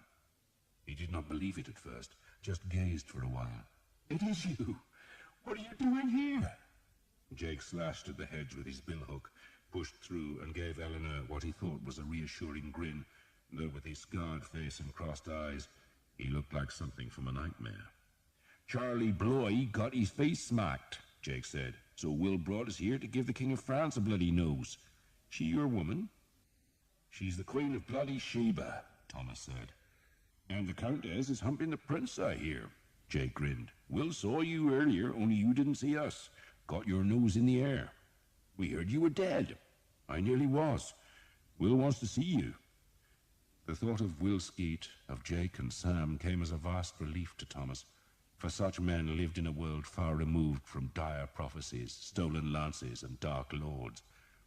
He told Eleanor these men were his friends, his best friends, and that she could trust them, though she looked alarmed at the ironic cheer which greeted Thomas when they ducked into the village tavern. The archers put their hands at their throats and contorted their faces to imitate a hanged man, while Will Skeet shook his head in mock despair. God's belly, he said, but they can't even hang you properly. He looked at Eleanor. Another countess. The daughter of Sir Guillaume d'Evêque, Knight of the Sea and of the Land, Thomas said, and she's called Eleanor. Yours, Skeet said. We shall marry. Bloody hellfire, Skeet said. You're still daft as a carrot. You don't marry them, Tom. That's not what they're for. Still, she ain't a bad looker, is she? He courteously made space for Eleanor on the bench. There wasn't much ale, he went on, so we drank it all. He looked about the tavern. It was so bare there was not even a bunch of herbs hanging from the rafters. Bastards cleaned up before they left, he said sourly, and there's about as much plunder here as you'd get hairs off a bald man. What happened in Brittany? Thomas asked. Will shrugged. Naught to do with us. Duke Charles led his men into our territory and trapped Tommy Dugdale on a hilltop. 3,000 of them and 300 with Tommy, and at the end of the day Duke Charles was running like a scalded hare. Arrows, boy, arrows. Thomas Dugdale had taken over the Earl of Northampton's responsibilities in Brittany and had been travelling between the English fortresses when the Duke's army caught him, but his archers and men-at-arms, ensconced behind the thick hedge of a hilltop pasture, had cut the enemy into shreds. All day they fought, Skeet said, morning to night, and the bastards wouldn't learn their lesson and kept sending men up the hill. They reckoned Tommy had to run out of arrows soon enough, but he was carrying carts of spares to the fortresses, see, so he had enough to last him till doomsday. So Duke Charles lost his best men, the fortresses are safe till he gets some more, and we're up here. The Earl sent for us. Just bring 50 archers, he told me, so I did. And Father Hobb, of course. We sailed to Caen and joined the army just as it marched out. So what the hell happened to you? Thomas told his tale. Skeet shook his head when he heard about the hanging. Sir Simon's gone, he said. Probably joined the French. He's done what? Vanished. Your countess caught up with him and pissed all over him from what we hear. Skeet grinned. Look of the devil you've got. God knows why I saved you this. He put a clay jar of ale on the table, then nodded at Thomas's bow that Eleanor was carrying. Can you still shoot that thing? I mean, you've been bollocking about with the aristocracy for so long that you might have forgotten why God put you on the earth. I can still use it. Then you might as well ride with us, Skeet said, but confessed he knew little of what the army was doing. No one tells me, he said scornfully. But they say there's another river up north and we've got to cross it. Sooner the better, I reckon, as the Frenchies have skimmed this land proper. Couldn't feed a kitten up here. It was indeed a bare land. Thomas saw that for himself next day as Will Skeet's men moved slowly north across harvested fields. But the grain, instead of lying in the barns, had already been taken for the French army, just as the livestock had all been driven away. South of the Seine, the English had cut grain from abandoned fields, and their advance guards had moved swiftly enough to capture thousands of cattle, pigs, and goats. But here the land had been scraped bare by an even larger army, and so the king ordered haste. He wanted his men to cross the next river, the Somme, to where the French army might not have stripped the land, and where, at Le Crotoy, he hoped a fleet would be waiting with supplies. But despite the royal orders, the army went painfully slowly. There were fortified towns that promised food, and men insisted on trying to assault their walls. They captured some, or repulsed at others, but it all took time that the king did not have, and while he was trying to discipline an army more interested in plunder than progress, the King of France led his army back across the Seine, through Paris, and north to the Somme. A new trap was set, an even deadlier one, for the English were now penned in a land that had been stripped of food. Edward's army at last reached the Somme, but found it was blocked just as the Seine had been barred. Bridges were destroyed or guarded by grim forts with heavy garrisons that would take weeks to dislodge, and the English did not have weeks. They were weakening daily. They had marched from Normandy to the edge of Paris, then they had crossed the Seine and left a path of destruction to the Somme's southern bank, and the long journey had abraded the army. Hundreds of men were now barefoot, while others hobbled on disintegrating shoes. They had horses enough, but few spare horseshoes or nails, and so men led their animals to save their hooves. There was grass to feed horses, but little grain for men, and so the foraging parties had to travel long distances to find villages where the peasants might have hidden some of the harvest. The French were becoming bolder now, and there were frequent skirmishes at the edges of the army as the French sensed the English vulnerability. Men ate unripe fruit that soured their bellies and loosened their bowels. Some reckoned they had no choice but to march all the way back to Normandy, but others knew the army would fall apart long before they reached the safety of the Norman harbours. The only course was to cross the Somme and march to the English strongholds in Flanders, but the bridges were gone or garrisoned, and when the army crossed desolate marshlands to find fords, they discovered the enemy ever waiting on the far bank. They twice tried to force a passage, but both times the French, secure on the higher, dry land, were able to cut down the archers in the river by crowding the bank with Genoese crossbows. And so the English retreated and marched westwards, getting ever nearer to the river's mouth, and every step reduced the number of possible crossing places as the river grew wider and deeper. They marched for 8 days between the rivers, 8 days of increasing hunger and frustration. "Save your arrows," a worried Will Skeet warned his men late one afternoon. They were making their camp by a small deserted village, which was as bare as every other place they had found since crossing the Seine. "We'll need every arrow we've got for a battle," Skeet went on, "and Christ knows we've none to waste." An hour later, when Thomas was searching a hedgerow for blackberries, a voice called from on high, "Thomas, get your evil bones up here." Thomas turned to see Will Skeet on the small tower of the village church. He ran to the church, climbed the ladder, past a beam where a bell had hung till the villagers took it away to prevent the English from stealing it, then pulled himself through the hatch and onto the tower's flat roof, where a half-dozen men were crowded, among them the Earl of Northampton, who gave Thomas a very wry look. "I heard you were hanged." "I lived, my lord," Thomas said grimly. The Earl hesitated, wondering whether to ask if Sir Simon Jekyll had been the hangman, but there was no point in continuing that feud. Sir Simon had fled, and the Earl's agreement with him was void. He grimaced instead. "No one can kill a devil's whelp, eh?" he said, then pointed eastwards, and Thomas stared through the twilight and saw an army on the march. It was a long way off, on the far northern bank of the river that here flowed between vast reed beds, but Thomas could still see that the lines of horsemen, wagons, infantry, and crossbowmen were filling every lane and track of that distant bank. The army was approaching a walled town, Abbeville, the Earl said, where a bridge crossed the river, and Thomas, gazing at the black lines twisting towards the bridge, felt as though the gates of hell had opened and spewed out a vast horde of lances, swords, and crossbows. Then he remembered Sir Guillaume was there, and he made the sign of the cross and mouthed a silent prayer that Eleanor's father would survive. "Sweet Christ," Will Skeet said, mistaking Thomas's gesture for fear, "but they want our souls bad." "They know we're tired," the Earl said, "and they know the arrows must run out in the end, and they know they have more men than we do, far more." He turned westwards, "and we can't run much further." He pointed again, and Thomas saw the flat sheen of the sea. "They've caught us," the Earl said. "They'll cross at Abbeville and attack tomorrow." "So we fight," Will Skeet growled. "On this ground, Will?" the Earl asked. The land was flat, ideal for cavalry, and with few hedgerows or coppices to protect archers. "And against so many," he added. He stared at the distant enemy. "They outnumber us, Will. They outnumber us." "By God, they outnumber us," he shrugged. "Time to move on." "Move on where?" Skeet asked. "Why not find our ground and stand?" "South?" The Earl sounded unsure. "Maybe we can cross the Seine again and take ships home from Normandy. God knows we can't cross the Somme." He shaded his eyes as he stared at the river. "Christ," he blasphemed, "but why the hell isn't there a ford? We could have raced the bastards back to our fortresses in Flanders and left Philip stranded like the damned fool he is." "Not fight him?" Thomas asked, sounding shocked. The Earl shook his head.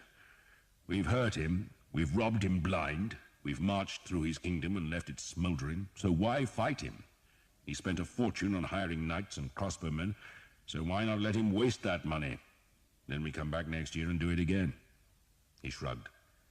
"Unless we can't escape him." With those grim words, he backed down through the hatch, and his entourage followed, leaving Skeet and Thomas alone.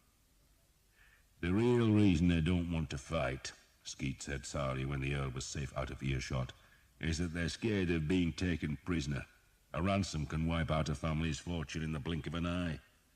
He spat over the tower parapet, then drew Thomas to its northern edge.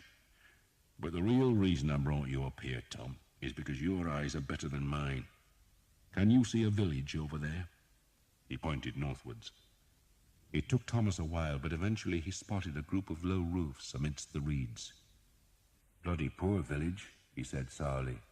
"But it's still a place we haven't searched for food," Skeet said. "And being on a marsh, they might have some smoked eels. I like a smoked eel, I do. Better than sour apples and nettle soup.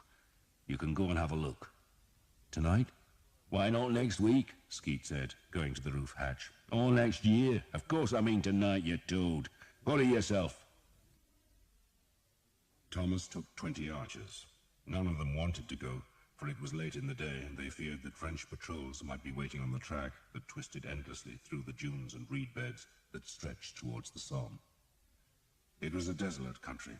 Birds flew from the reeds as the horses picked their way along a track that was so low-lying that in places there were battens of elm to give footing, and all about them the water gurgled and sucked between banks of green-scummed mud. "Tide's going out," Jake commented. Thomas could smell the salt water. They were near enough to the sea for the tides to flow and ebb through this tangle of reeds and marsh grass, though in places the road found a firmer footing on great drifted banks of sand where stiff, pale grasses grew. In winter, Thomas thought, this would be a god-forsaken place, with the cold winds driving the spume across the frozen marsh. It was very nearly dark when they reached the village, which proved to be a miserable settlement of just a dozen reed-thatched cottages which were deserted. The folk must have left just before Thomas's archers arrived, for there were still fires in the small rock hearths. "Look for food," Thomas said, "especially smoked eels." "Be quicker to catch the bloody eels and smoke them ourselves," Jake said. "Get on with it," Thomas said, then took himself to the end of the village, where there was a small wooden church which had been pushed by the wind into a permanently lopsided stance. The church was little more than a shed. Maybe it was a shrine to some saint of this misbegotten marshland, but Thomas reckoned the wooden structure would just about bear his weight, so he scrambled off the horse onto the moss-thick thatch and then crawled up to the ridge, where he clung to the nailed cross that decorated one gable. He saw no movement in the marshes, though he could see the smear of smoke coming from the French campfires that misted the fading light north of Abbeville. Tomorrow, he thought, the French would cross the bridge and file through the town's gates to confront the English army, whose fires burned to the south, and the size of the smoke plumes witnessed how much larger the French army was than the English. Jake appeared from a nearby cottage with a sack in his hand. "What is it?" Thomas called. "Grain." Jake hefted the sack. "Bloody damp. Sprouting." "No eels?" "Of course there are no bloody eels," Jake grumbled. "Bloody eels got more sense than to live in a hovel like this." Thomas grinned and looked off to the sea that lay like a blood-reddened sword blade to the west.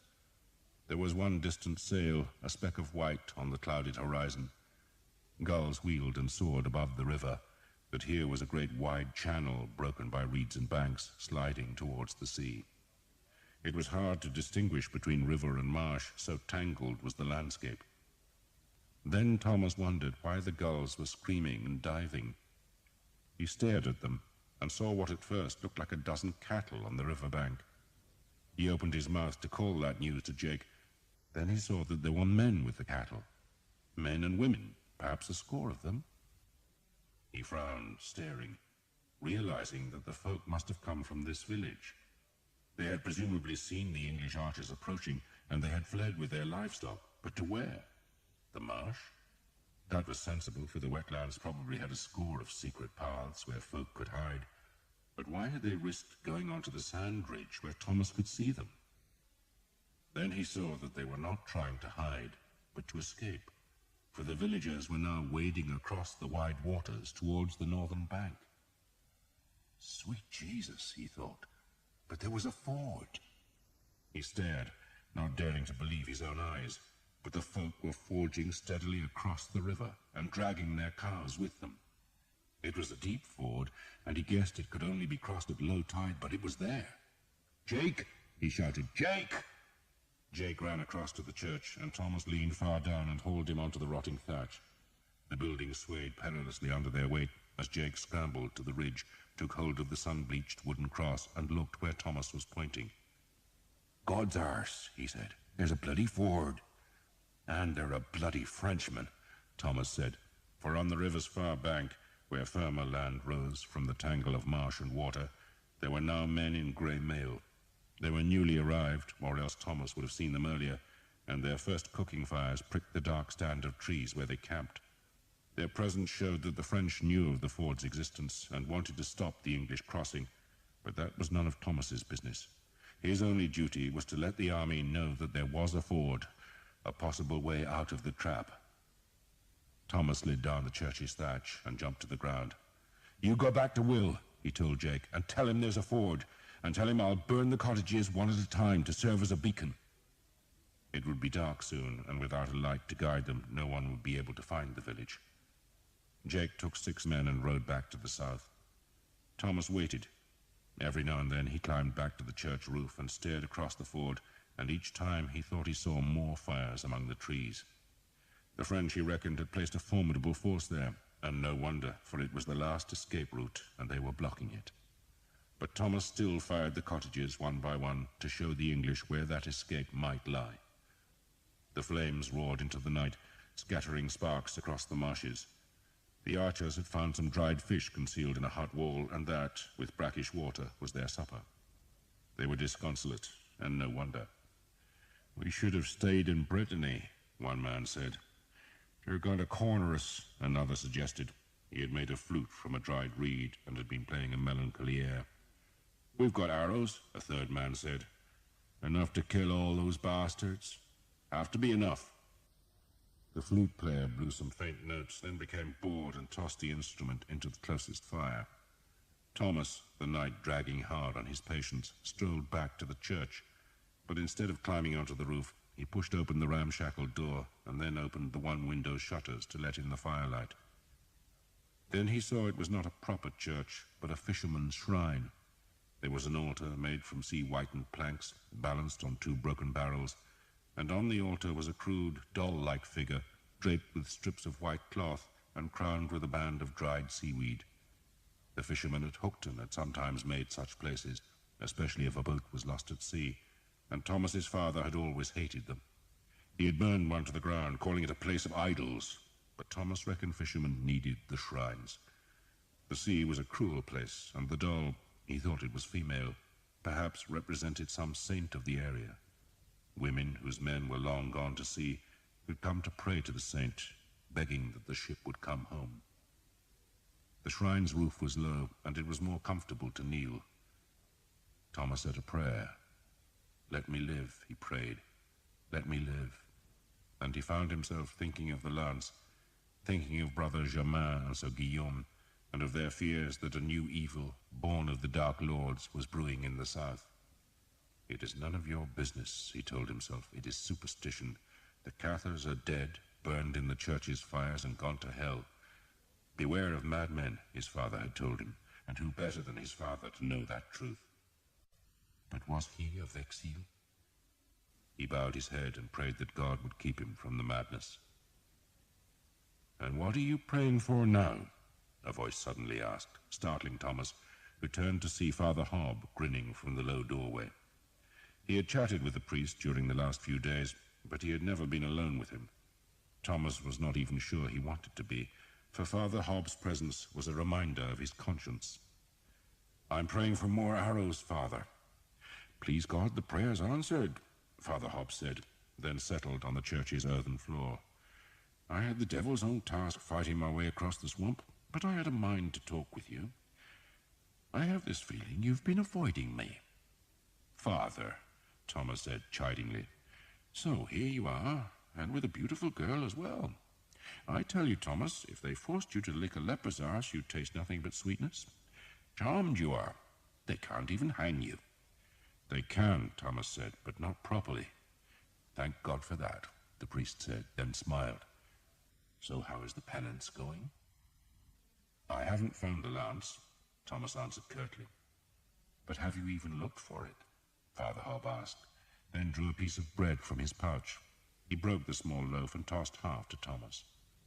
"Don't ask where I got it, but I didn't steal it. Remember, Thomas, you can fail in a penance and still have absolution if you have made a sincere effort." Thomas grimaced, not at Father Hobb's words, but because he had bitten down on a scrap of millstone grit caught in the bread. He spat it out. "My soul isn't so black as you make it sound, Father." "How would you know? All our souls are black." "I've made an effort," Thomas said, then found himself telling the whole tale of how he had gone to Caen and sought out Sir Guillaume's house, and how he had been a guest there, and about Brother Germain and the Cathar Vexil, and about the prophecy from Daniel and the advice of Mordecai. Father Hobb made the sign of the cross when Thomas talked of Mordecai. "You can't take the word of such a man," the priest said sternly. "He may or may not be a good doctor, but the Jews have ever been Christ's enemy. If he is on anyone's side, it must be the devil's. He's a good man, Thomas insisted. Thomas, Father Hobbs said sadly, then frowned for a few heartbeats. I have heard, he said after a while, that the Cathar heresy still lives, but it can't challenge France and the Church. You would know? Father Hobbs asked. It reached out across the sea to steal the lance from your father, and you say it reached across France to kill Sir Guillaume's wife. The devil works his business in the dark, Thomas. There's more, Thomas said, and told the priest the story that the Cathars had the Grail. The light of the burning cottages flickered on the walls and gave the seaweed-crowned image on the altar a sinister cast. I don't think I believe any of it, Thomas concluded. And why not? Because if the story is true, Thomas said, then I am not Thomas of Hookton, but Thomas Vexil. I'm not English, but some half-breed Frenchman. I'm not an archer, but noble-born. It gets worse, Father Hobbs said with a smile. It means that you have been given a task. They're just stories, Thomas said scornfully. Give me another penance, Father. I'll make a pilgrimage for you. I'll go to Canterbury on my knees if that's what you want. I want nothing of you, Thomas, but God wants a lot from you. Then tell God to choose someone else. I'm not in the habit of giving advice to the Almighty, Father Hobbs said, though I do listen to his. You think there is no Grail? Men have sought it for 1,000 years, Thomas said, and no one has found it, unless the thing in Genoa is real. Father Hobbs leaned his head against the wattle wall. I have heard, he said quietly, that the real Grail is made of common clay. A simple peasant dish like the one my mother treasured, God rest her soul, for she could only afford the one good dish, and then, clumsy fool that I am, I broke it one day. But the Grail, I am told, cannot be broken.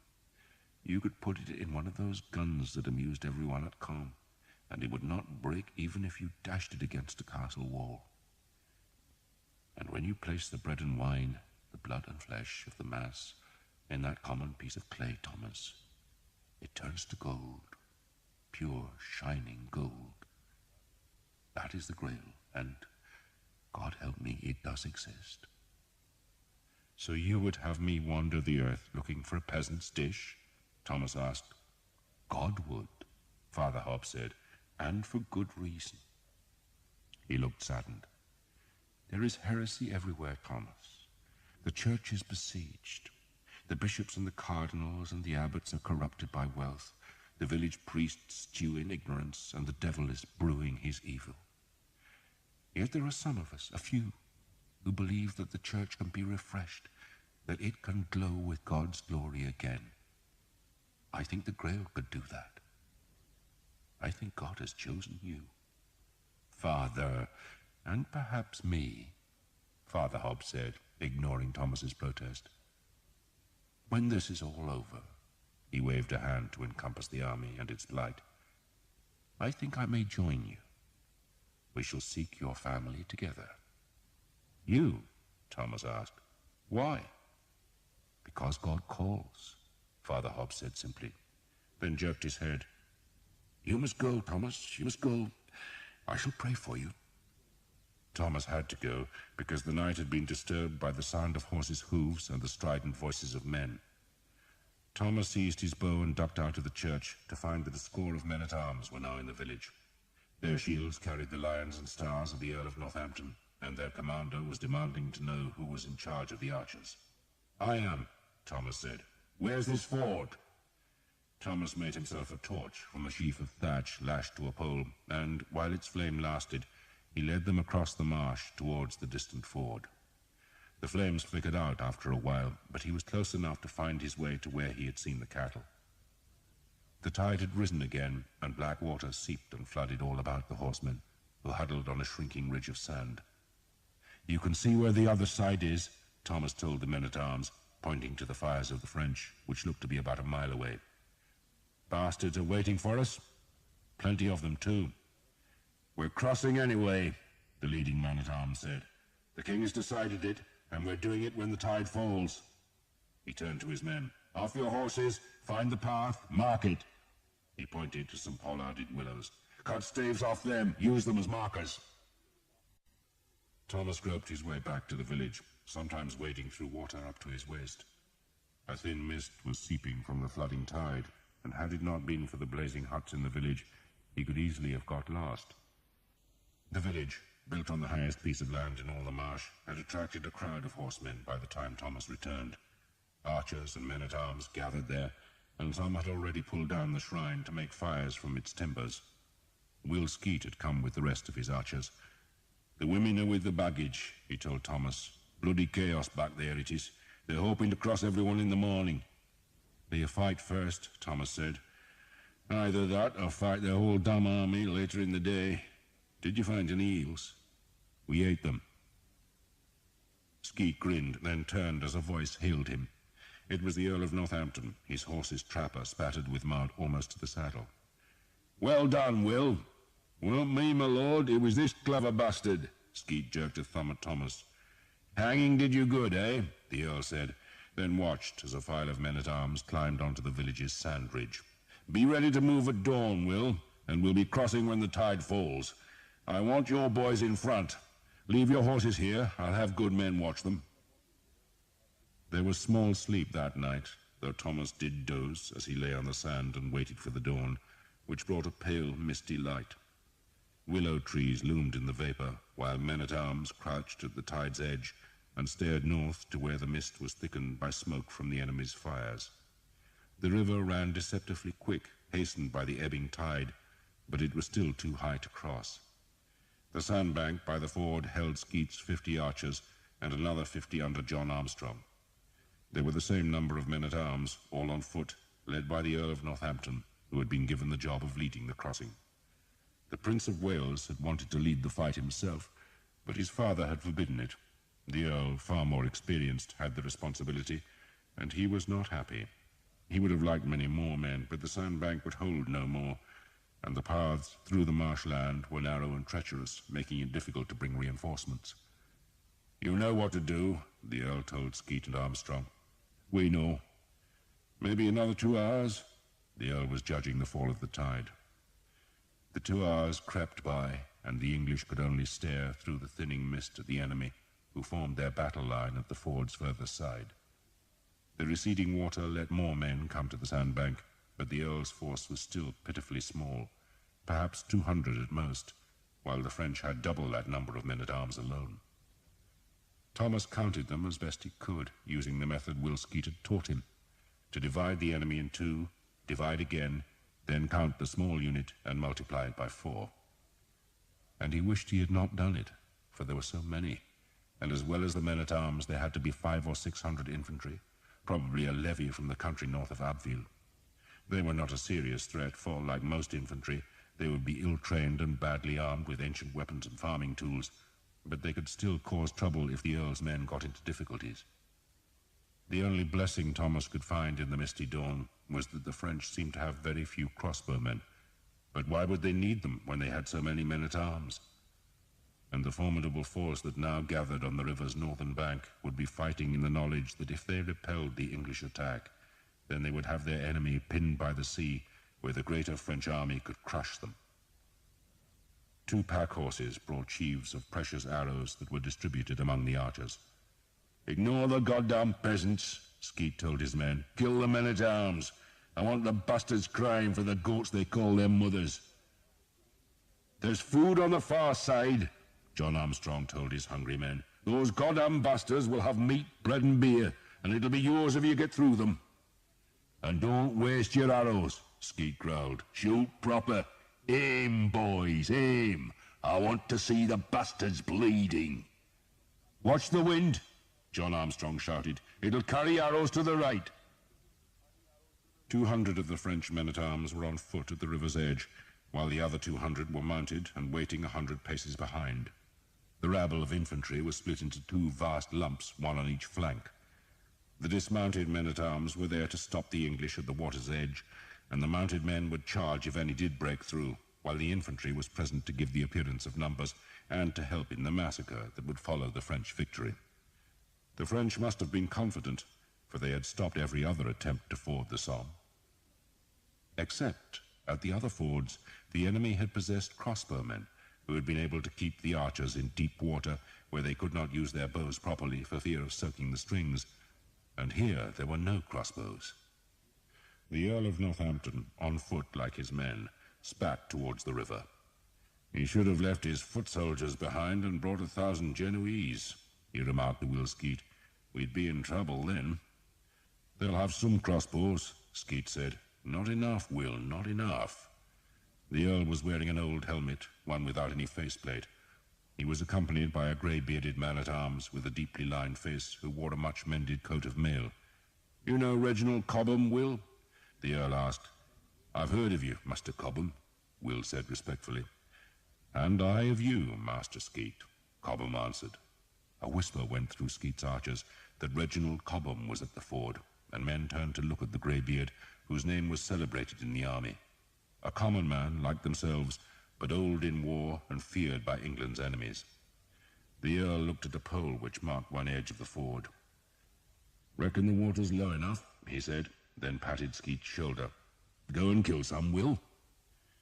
Thomas took one glance behind and saw that every dry spot of the marsh was now crowded with soldiers, horses, and women. The English army had come into the lowlands, depending on the Earl to force the crossing. Off to the east, though none at the ford knew it, the main French army was filing across the bridge at Abbeville, ready to fall on the English rear. There was a brisk wind coming from the sea, bringing a morning chill and the smell of salt. Gulls called forlorn above the pale reeds. The river's main channel was a half-mile wide, and the 100 archers looked a puny force as they spread into a line and waded into the tide.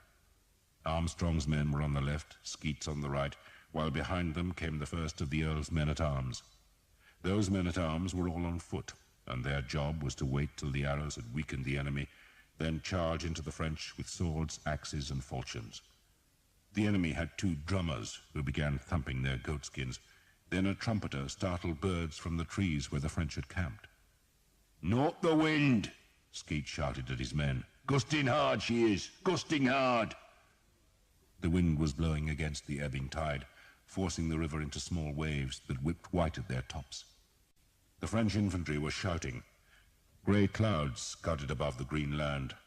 The drummers kept up a threatening rhythm. Banners flew above the waiting men-at-arms, and Thomas was relieved that none of them showed yellow hawks on a blue field. The water was cold and came to his thighs. He held his bow high, watching the enemy, waiting for the first crossbow bolts to whip across the water. No bolts came. The archers were within long bowshot range now, but Will Skeet wanted them closer. A French knight on a black horse, caparisoned with a green and blue trapper, rode to where his comrades were on foot, then swerved off to one side and splashed into the river. "Silly bastard wants to make a name," Skeet said. "Jake, Dan, Peter, settle the bastard for me." The 3 bows were drawn back, and 3 arrows flew. The French knight was hurled back in his saddle, and his fall provoked the French to fury.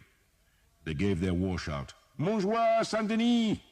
and the men-at-arms came splashing into the river, ready to challenge the archers, who drew back their bows. "Hold hard!" Skeet shouted. "Hold hard! Closer! Get closer!" The drumbeats were louder. The dead knight was being carried away by his horse as the other French edged back to the dry land. The water only reached to Thomas's knees now, and the range was shortening. 100 paces, no more, and Will Skeet was at last satisfied. "Start putting them down!" he shouted. The bow cords were drawn back to men's ears, then loosed. The arrows flew, and while the first flight was still whispering over the wind-flecked water, the second flight was released, and as the men put their 3rd arrows on the strings, the first whipped home. The sound was of metal striking metal, like 100 light hammers tapping, and the French ranks were suddenly crouching with shields held high. "Pick your men!" Skeet shouted. "Pick your men!" He was using his own bow, shooting it infrequently, always waiting for an enemy to lower a shield before loosing an arrow. Thomas was watching the rabble of infantry to his right. They looked as though they were ready to make a wild charge, and he wanted to plant some arrows in their bellies before they reached the water. A score of French men-at-arms were dead or wounded, and their leader was shouting at the others to lock their shields. A dozen of the rearward men-at-arms had dismounted and were hurrying forward to reinforce the river bank. "Steady, boys, steady!" John Armstrong called. "Make the arrows count!" The enemy's shields were quilled with arrows. The French were relying on those shields that were thick enough to slow an arrow, and they were staying low, waiting for the arrows to run out or for the English men-at-arms to come close. Thomas reckoned some of the arrows would have driven clean through the shields to inflict wounds, but they were mostly wasted. He glanced back to the infantry and saw they were not moving yet. The English bows were firing less frequently, waiting for their targets, and the Earl of Northampton must have tired of the delay, or else he feared the turn of the tide, for he shouted his men forward. "St. George! St. George! Spread wide!" Wilsky shouted, wanting his men to be on the flanks of the Earl's attack, so they could use their arrows when the French stood to receive the charge. But the water rapidly grew deeper as Thomas moved upstream, and he could not go as far as he wanted. "Kill them! Kill them!" The Earl was wading up to the bank now. "Keep ranks!" Reginald Cobham shouted. The French men-at-arms gave a cheer, for the proximity of the English charge meant the archer's aim would be blocked, though Thomas did manage to loose 2 arrows as the defenders stood and before the 2 groups of men-at-arms met at the river's edge with the clash of steel and shield. Men roared their war cries, Saint Denis contending with St. George. "Watch right! Watch right!" Thomas shouted, for the peasant infantrymen had started forward, and he sent 2 arrows whistling at them. He was plucking shafts from the arrow bag as fast as he could. "Take the horsemen!" Wilsky bellowed, and Thomas changed his aim to send an arrow over the heads of the fighting men at the French horsemen who were advancing down the bank to help their comrades. Some English horsemen had entered the ford now, but they could not ride to meet their French counterparts because the ford's northern exit was blocked by the wild melee of men-at-arms. Men slashed and hacked. Swords met axes, falchions split helmets and skulls. The noise was like the devil's blacksmith shop, and blood was swirling down tide in the shallows. An Englishman screamed as he was cut down into the water, then screamed again as 2 Frenchmen drove axes into his legs and trunk. The Earl was thrusting his sword in short, hard lunges, ignoring the hammer blows on his shield. "Close up! Close up!" Reginald Cobham shouted. A man tripped on a body, opening a gap in the English line, and 3 howling Frenchmen tried to exploit it, but were met by a man with a double-headed axe, who struck down so hard that the heavy blade split a helmet and skull from pate to neck. "Flank them! Flank them!" Skeet bellowed, and his archers waded closer to the shore to drive their arrows into the sides of the French formation. 200 French knights were fighting 80 or 90 English men-at-arms, a brawl of swords and shields and monstrous clangor. Men grunted as they swung. The 2 front ranks were locked together now, shields against shields, and it was the men behind who did the killing, swinging their blades over the front rank to kill the men beyond. Most of the archers were pouring arrows into the French flanks, while a few, led by John Armstrong, had closed up behind the men-at-arms to shoot into the enemy's faces. The French infantry, thinking the English charge stalled, gave a cheer and began to advance. "Kill them! Kill them!" Thomas shouted. He had used a whole sheaf of arrows, 24 shafts, and had only 1 sheaf more. He drew the bow back, released, drew again. Some of the French infantry had padded jackets, but they were no protection against the arrows. Sheer numbers were their best defense, and they screamed a wild war cry as they pounded down the bank. But then a score of English horsemen came from behind the archers, pushing through them to meet the mad charge. The mailed riders chopped hard into the infantry's front ranks, swords flailing left and right as the peasants hacked back. The horses bitted the enemy, and always kept moving so that no one could slash their hamstrings. A man-at-arms was hauled from his saddle and screamed terribly as he was chopped to death in the shallows. Thomas and his archers drove their arrows into the mob. More horsemen rode to help slaughter them, but still the wild rabble crowded the bank, and suddenly Thomas had no arrows left, and so he hung the bow round his neck, drew his sword, and ran to the river's edge. End of Side 15. Side 16. A Frenchman lunged at Thomas with a spear. He knocked it aside and brought the sword's tip flashing round to rip the man's gullet. Blood spilled, bright as dawn, vanishing into the river. He hacked at a second man. Sam, baby-faced Sam, was beside him with a billhook that he sliced into a skull. It stuck there, and Sam kicked the man in frustration, then took an axe from the dying enemy and, leaving his billhook in its victim, swung his new weapon in a great arc to drive the enemy back. Jake still had arrows and was shooting them fast. A splashing and a cheer announced the arrival of more mounted men-at-arms, who drove into the infantry with heavy lances. The big horses, trained to this carnage, rode over the living and dead, while the men-at-arms discarded the spears and started hacking with swords. More archers had come with fresh arrows and were shooting from the river's center. Thomas was on the bank now. The front of his mailed coat was red with blood, none of it his, and the infantry was retreating. Then Will Skeet gave a great shout that more arrows had come, and Thomas and his archers ran back into the river to find Father Hob with a pack mule loaded with 2 panniers of arrow sheaves. "Do the Lord's work," Father Hob said, tossing a sheaf to Thomas, who undid its binding and spilled the arrows into his bag. A trumpet sounded from the northern bank, and he whirled round to see that the French horsemen were riding to join the fight. "Put them down!" Skeet shouted. "Put those bastards down!" Arrows slashed and sliced at horses. More English men-at-arms were wading the river to thicken the Earl's force, and, inch by inch, yard by yard, they were making progress up the bank. But then the enemy horsemen drove into the melee with lances and swords. Thomas put an arrow through the mail covering a Frenchman's throat, drove another through a leather chanfron, so that the horse reared and screamed and spilled its rider. "Kill! Kill! Kill!" The Earl of Northampton, bloodied from his helmet to his mailed boots, rammed the sword again and again. He was bone-tired and deafened by the crack of steel, but he was climbing the bank, and his men were pressed close about him. Cobham was killing with a calm certainty, years of experience behind every blow. English horsemen were in the melee now, using their lances over the heads of their compatriots to drive the enemy horses back, but they were also blocking the aim of the archers, and Thomas again hung his bow round his neck and drew his sword. "St. George! St. George!" The Earl was standing on grass now, out of the reeds, above the high water mark, and behind him, the river's edge, was a charnel house of dead men, wounded men, blood and screaming. Father Hob, his cassock skirts hitched up to his waist, was fighting with a quarterstaff, ramming the pole into French faces. "In the name of the Father!" he shouted, and a Frenchman reeled back with a pulped eye.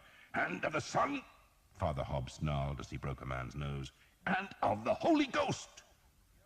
A French knight broke through the English ranks, but a dozen archers swarmed over the horse, hamstrung it, and hauled its rider down to the mud, where they hacked at him with axe, billhook, and sword. "Archers!" the Earl shouted. "Archers!"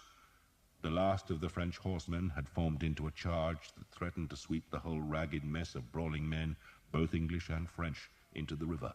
But a score of archers, the only ones with arrows now, drove their missiles up the bank to bring the leading rank of horsemen down in a tangle of horses' legs and tumbling weapons. Another trumpet sounded, this one from the English side, and reinforcements were suddenly streaming over the ford and spurring up onto the higher ground. "They're breaking! They're breaking!"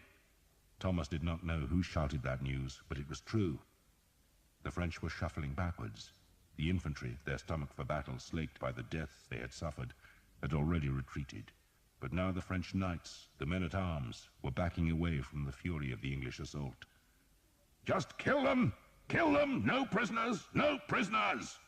The Earl of Northampton shouted in French, and his men-at-arms, bloody and wet and tired and angry, shoved up the bank and hacked again at the French, who stepped another pace back. And then the enemy did break. It was sudden.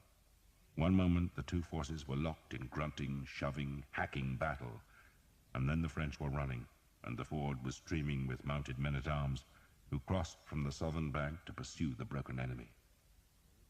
"Jesus," Will Skeet said, and dropped to his knees and made the sign of the cross.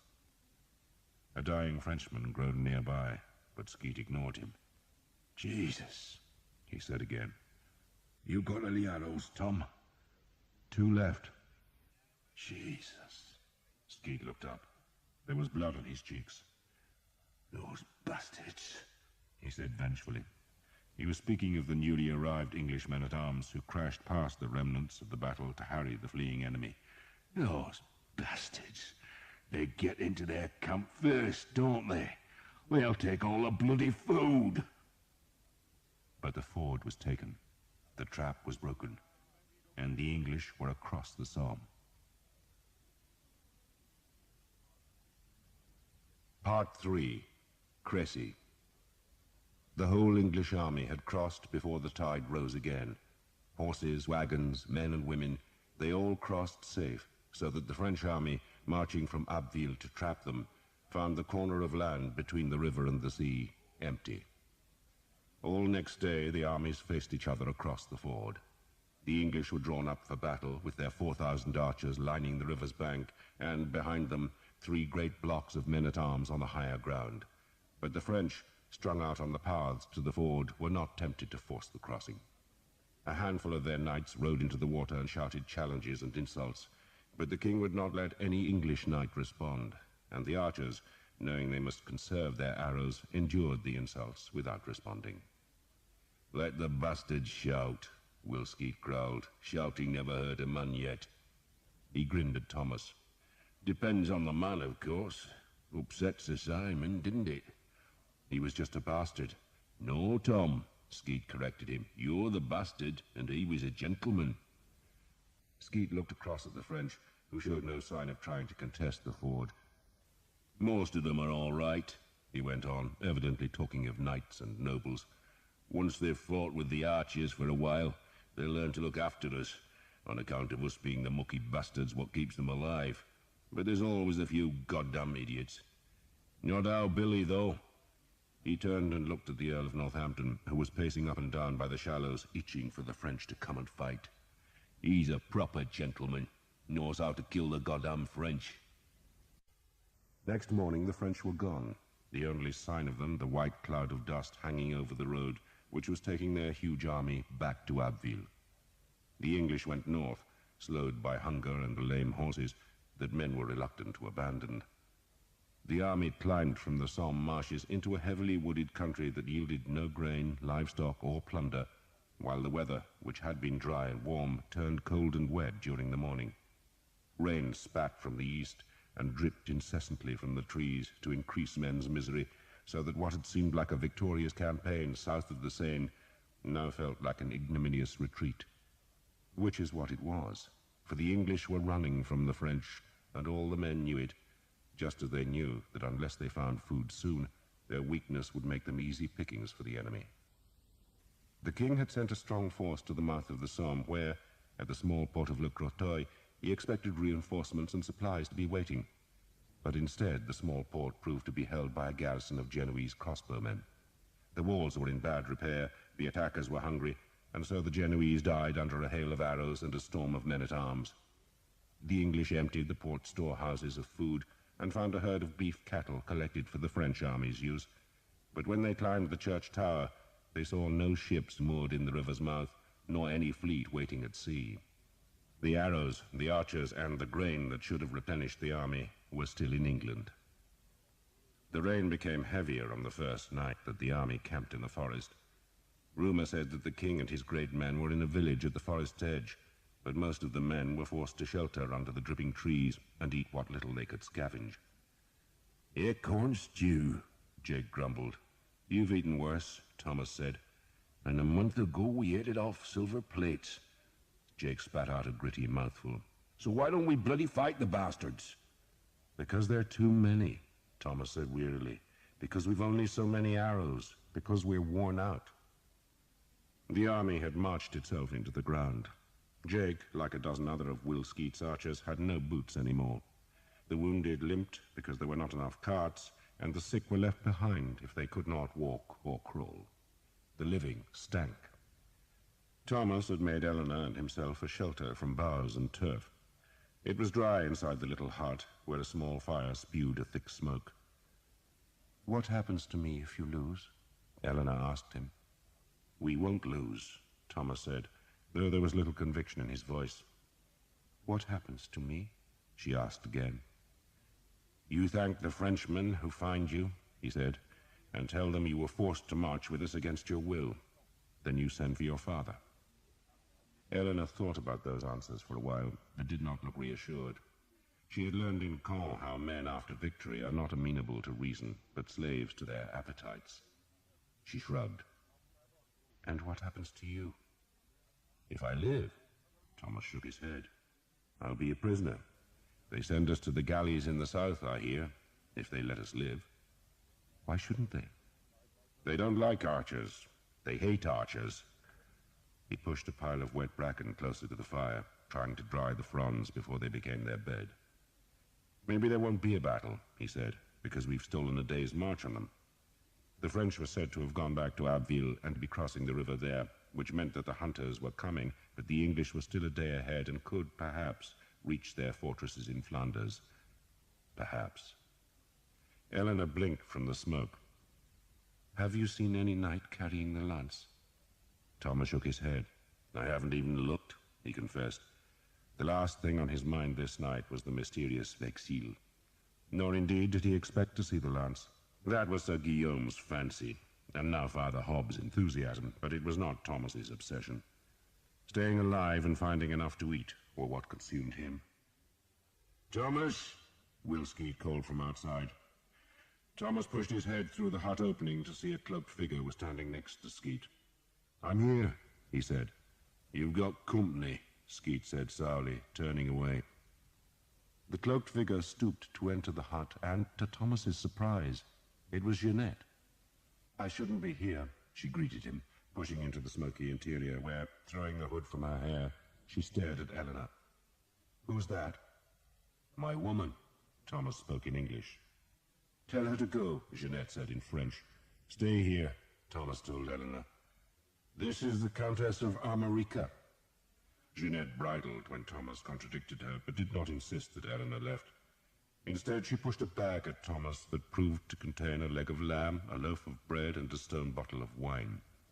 The bread, Thomas saw, was the fine white bread that only the rich could afford, while the ham was studded with cloves and sticky with honey. He handed the bag to Eleanor. Food fit for a prince, he told her. I should take it to Will? Eleanor asked, for the archers had agreed to share all their food. Yes, but it can wait, Thomas said. I shall take it now, Eleanor said, and pulled a cloak over her head before vanishing into the wet darkness. She's pretty enough, Jeanette said in French. All my women are pretty, Thomas said. Fit for princes, they are. Jeanette looked angry, or perhaps it was just the smoke from the small fire irritating her. She prodded the hut's side. This reminds me of our journey. It wasn't cold or wet, Thomas said. And you were mad, he wanted to add. And I nursed you, and you walked away from me without looking back. Jeanette heard the hostility in his voice. He thinks, she said, that I am saying confession. Then tell me your sins, Thomas responded, and you won't have lied to His Highness. Jeanette ignored that. You know what is going to happen now? We run away, they chase us, and either they catch us or they don't. He spoke brusquely. And if they catch us, there'll be a bloodletting. They will catch us, Jeanette said confidently, and there will be a battle. You know that? I listened to what is reported to the prince, she said, and the French are on the good roads, we are not. That made sense. The ford by which the English army had crossed the Somme led only into marshland and forest. It was a link between villages. It lay on no great trading route, and so no good roads led from its banks. But the French had crossed the river at Abbeville, a city of merchants, and so the enemy army would have wide roads to hasten their march into Picardy. They were well fed, they were fresh, and now they had the good roads to speed them. So there'll be a battle, Thomas said, touching his black bow. There is to be a battle, Jeanette confirmed. It's been decided. Probably tomorrow or the next day. The king says there is a hill just outside the forest where we can fight. Better that, he says, than letting the French get ahead and block our road. But either way, she paused, they will win. Maybe, Thomas allowed. They will win, Jeanette insisted. I listened to the conversations, Thomas. They are too many. Thomas made the sign of the cross. If Jeanette was right, and he had no reason to think she was deceiving him, then the army's leaders had already given up hope. But that did not mean he had to despair. They have to beat us first, he said stubbornly. They will, Jeanette said brutally. And what happens to me then? What happens to you? Thomas asked in surprise. He leaned cautiously against the fragile wall of his shelter. He sensed that Eleanor had already delivered the food and hurried back to eavesdrop. "Why should I care?" he asked loudly. "What happens to you?" Jeanette shot him a vicious look.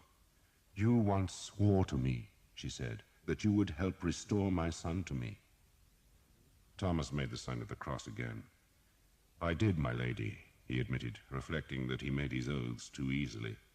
One oath was enough for a lifetime, and he had made more than he could recall or keep. "Then help me do that," Jeanette demanded. Thomas smiled. "There's a battle to be won first, my lady." Jeanette scowled at the smoke that churned in the small shelter. "If I am found in the English camp after the battle, Thomas, then I will never see Charles again. Never." "Why not?" Thomas demanded. "It's not as if you'll be in danger, my lady. You're not a common woman. There might not be much chivalry when armies meet, but it just about reaches into the tents of royalty." Jeanette shook her head impatiently. "If the English win," she said, "then I might see Charles again, because the Duke will want to curry favor with the king. But if they lose, then he will have no need to make any gesture, and if they lose, Thomas, then I lose everything." That, Thomas reckoned, was closer to the nub. If the English lost, then Jeanette risked losing whatever wealth she had accumulated in the last weeks, wealth that came from the gifts of a prince. He could see a necklace of what looked like rubies half hidden by her swathing cloak, and doubtless she had dozens of other precious stones set in gold. "So what do you want of me?" he asked. She leaned forward and lowered her voice. "You," she said, "and a handful of men. Take me south. I can hire a ship at Le Crotoy and sail to Brittany. I have money now. I can pay my debts in La Roche-Derrien, and I can deal with that evil lawyer. No one need know I was even here." "The prince will know," Thomas said. She bridled at that. "You think he will want me forever?" "What do I know of him?" "He will tire of me," Jeanette said. "He's a prince. He takes what he wants, and when he is tired of it, he moves on. But he has been good to me, so I cannot complain." Thomas said nothing for a while. She had not been this hard, he reflected, in those lazy summer days when they had lived as vagabonds. "And your son?" he asked. "How will you get him back? Pay for him?" "I will find a way," she said evasively. Probably, Thomas thought, she would try to kidnap the boy. And why not? If she could raise some men, then it would be possible. Maybe she would expect Thomas himself to do it. And as that thought occurred to him, so Jeanette looked into his eyes. "Help me," she said. "Please." "No," Thomas said. "Not now." He held up a hand to ward off her protests. "One day, God willing," he went on, "I'll help find your son, but I'll not leave this army now. If there's to be a battle, my lady, then I'm in it with the rest." "I am begging you," she said. "No." "Then damn you," she spat, pulled the hood over her black hair, and went out into the darkness. There was a short pause. Then Eleanor came through the entrance. "So what did you think?" Thomas asked. "I think she is pretty," Eleanor said evasively. Then she frowned at him. "And I think that in battle tomorrow a man could seize you by the hair. I think you should cut it." Thomas seemed to flinch. "You want to go south? Escape battle?" Eleanor gave him a reproachful look. "I am an archer's woman," she said, "and you will not go south. Will says you are a goddamn fool," she said the last two words in clumsy English, "to give up such good food, but thanks you anyway. And Father Hobb tells you that he is saying Mass tomorrow morning and expects you to be there." Thomas drew his knife and gave it to her, then bent his head. She sawed at his pigtail, then at handfuls of black hair that she tossed onto the fire. Thomas said nothing as she cut, but just thought about Father Hobb's Mass. A Mass for the dead, he thought, or for those about to die. For in the wet dark, beyond the forest, the might of France was drawing close. The English had escaped the enemy twice, crossing rivers that were supposed to be impassable, but they could not escape a third time. The French had caught them at last. The village lay only a short walk north of the forest's edge, from which it was separated by a small river that twisted through placid water meadows. The village was an unremarkable place, a duck pond, a small church, and a score of cottages with thick thatched roofs, small gardens, and high dung heaps. The village, like the forest, was called Crécy. The fields north of the village rose to a long hill that ran north and south. A country road, rutted by farm carts, ran along the hill's crest, going from Crécy to another village, just as unremarkable, called Vadicourt. If an army had marched from Abbeville and skirted the forest of Crécy, it would come westwards in search of the English, and after a while they would see the hill between Crécy and Vadicourt rearing in front of them. They would see the stump-like church towers in the two small villages, and between the villages, but much closer to Crécy and high on the ridge top, where its sails could catch the winds, a mill. The slope facing the French was long and smooth, untroubled by hedge or ditch, a playground for knights on horseback. The army was woken before dawn. It was a Saturday, the 26th of August, and men grumbled at the unseasonable chill. Fires were stirred to life, reflecting flame light from the waiting mail and plate armor. The village of Crécy had been occupied by the king and his great lords, some of whom had slept in the church, and those men were still arming themselves when a chaplain of the royal household came to say a mass. Candles were lit, a handbell sounded, and the priest, ignoring the clank of armor that filled the small nave, called on the help of St. Zephyrinus, St. Gillicinus, and both the saints called Genesius, all of whom had their feasts on this day. And the priest also sought aid from little Sir Hugh of Lincoln, a child who had been murdered by the Jews on this same day nearly 200 years before. The boy, who was said to have shown a remarkable piety, had been found dead, and no one understood how God could have allowed such a paragon to be snatched from earth so young. But there were Jews in Lincoln, and their presence had provided a convenient answer. The priest prayed to them all. St. Zephyrinus, he prayed, give us victory. St. Gillicinus, he pleaded, be with our men. St. Genesius, look after us, and St. Genesius, give us strength. Little Sir Hugh, he begged, thou child in God's arms, intercede for us. Dear God, he prayed, in thy great mercy, spare us. The knights came to the altar in their linen shirts to receive the sacraments. In the forests, the archers knelt to other priests. They made confession and took the dry, stale bread that was the body of Christ. They made the sign of the cross. No one knew there was to be a battle that day, but they sensed the campaign had come to its end, and they must either fight today or the next. Give us enough arrows, the archers prayed, and we shall make the earth red. And they held their yew staves towards the priests, who touched the bows and said prayers over them. Lances were unwrapped. They had been carried on pack horses or wagons, and had hardly been used in the campaign, but the knights all dreamed of a proper battle of swirling horsemen, punctuated by the shock of lances striking shields. The older and wiser men knew they would fight on foot, and that their weapons would mostly be swords or axes or falchions. But still the painted lances were taken from their cloth or leather coverings that protected them from being dried by the sun or warped by rain. We can use them as pikes, the Earl of Northampton suggested. Squires and pages armed their knights, helping them with the heavy coats of leather, mail, and plate. Straps were buckled tight. Destriers were brushed with straw, while the smiths dragged sharpening stones down the sword's long blades. The king, who had begun arming himself at 4 in the morning, knelt and kissed a reliquary which contained a feather from the wing of the angel Gabriel, and, when he had crossed himself, told the priest to carry the reliquary to his son. Then, with a golden crown surrounding his helmet, he was helped up onto a grey mare and rode north from the village. It was dawn, and the ridge between the two villages was empty. The mill, its linen sails neatly furled and tethered, creaked in the wind that stirred the long grasses where hares grazed, but now cocked their ears and raced away as the horsemen climbed the track to the mill.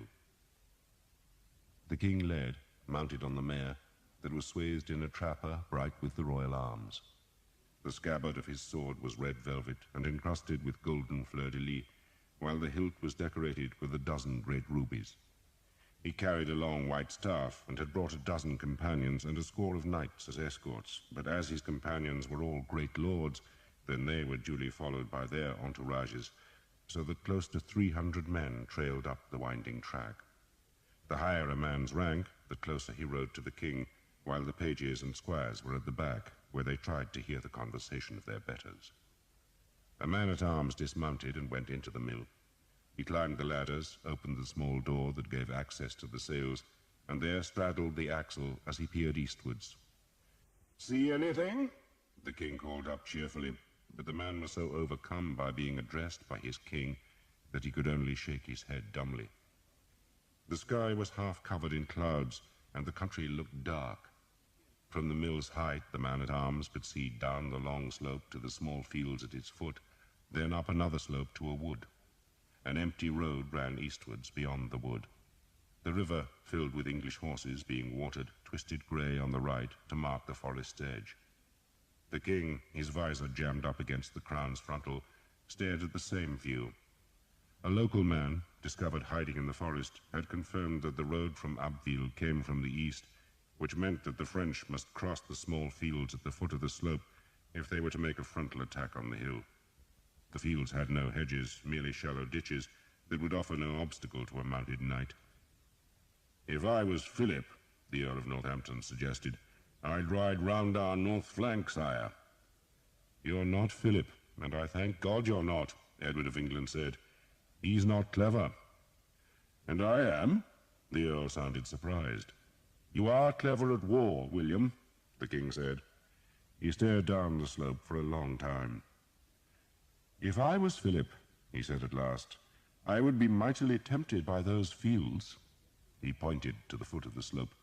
"Especially if I saw our men waiting on this hill." The long green slope of the open pasture land was perfect for a cavalry charge. It was an invitation for lances and glory, a place made by God for the lords of France to tear an impudent enemy to ragged shreds. "The hill's steep, sire," the Earl of Warwick warned. "I warrant it won't look so from the foot," the king said, then turned his horse and spurred northwards along the ridge. The mare trotted easily, revelling in the morning air. "She's Spanish," the king told the Earl. "Bought off Grindley. Do you use him?" "If I can afford his prices." "Of course you can, William, a rich man like you. I'll breed her. She might make fine destriers." "If she does, sire, I'll buy one from you." "If you can't afford Grindley's prices," the king teased, "how will you pay mine?" He spurred the mare into a canter, his plate armor clanking, and the long train of men hurried after him along the track which led north on the ridge's summit. Green shoots of wheat and barley, doomed to die in the winter, grew where the grains had fallen from the carts carrying the harvest to the mill. The king stopped at the ridge's end, just above the village of Vadicourt, and stared northwards. His cousin was right, he thought. Philip should march into that empty countryside and cut him off from Flanders. The French, if they did but know it, were the masters here. Their army was larger, their men fresher, and they could dance rings about their tired enemy until the English were forced to a desperate attack or were trapped in a place that offered them no advantage. But Edward knew better than to let every fear prey on his mind. The French were also desperate. They had suffered the humiliation of watching an enemy army wreak havoc across their land, and they were in no mood to be clever. They wanted revenge.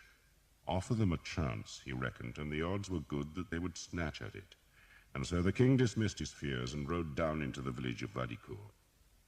A handful of the villagers had dared to stay, and those folk, seeing the golden crown encircling the king's helmet and the silver curb chains on his mare, went onto their knees.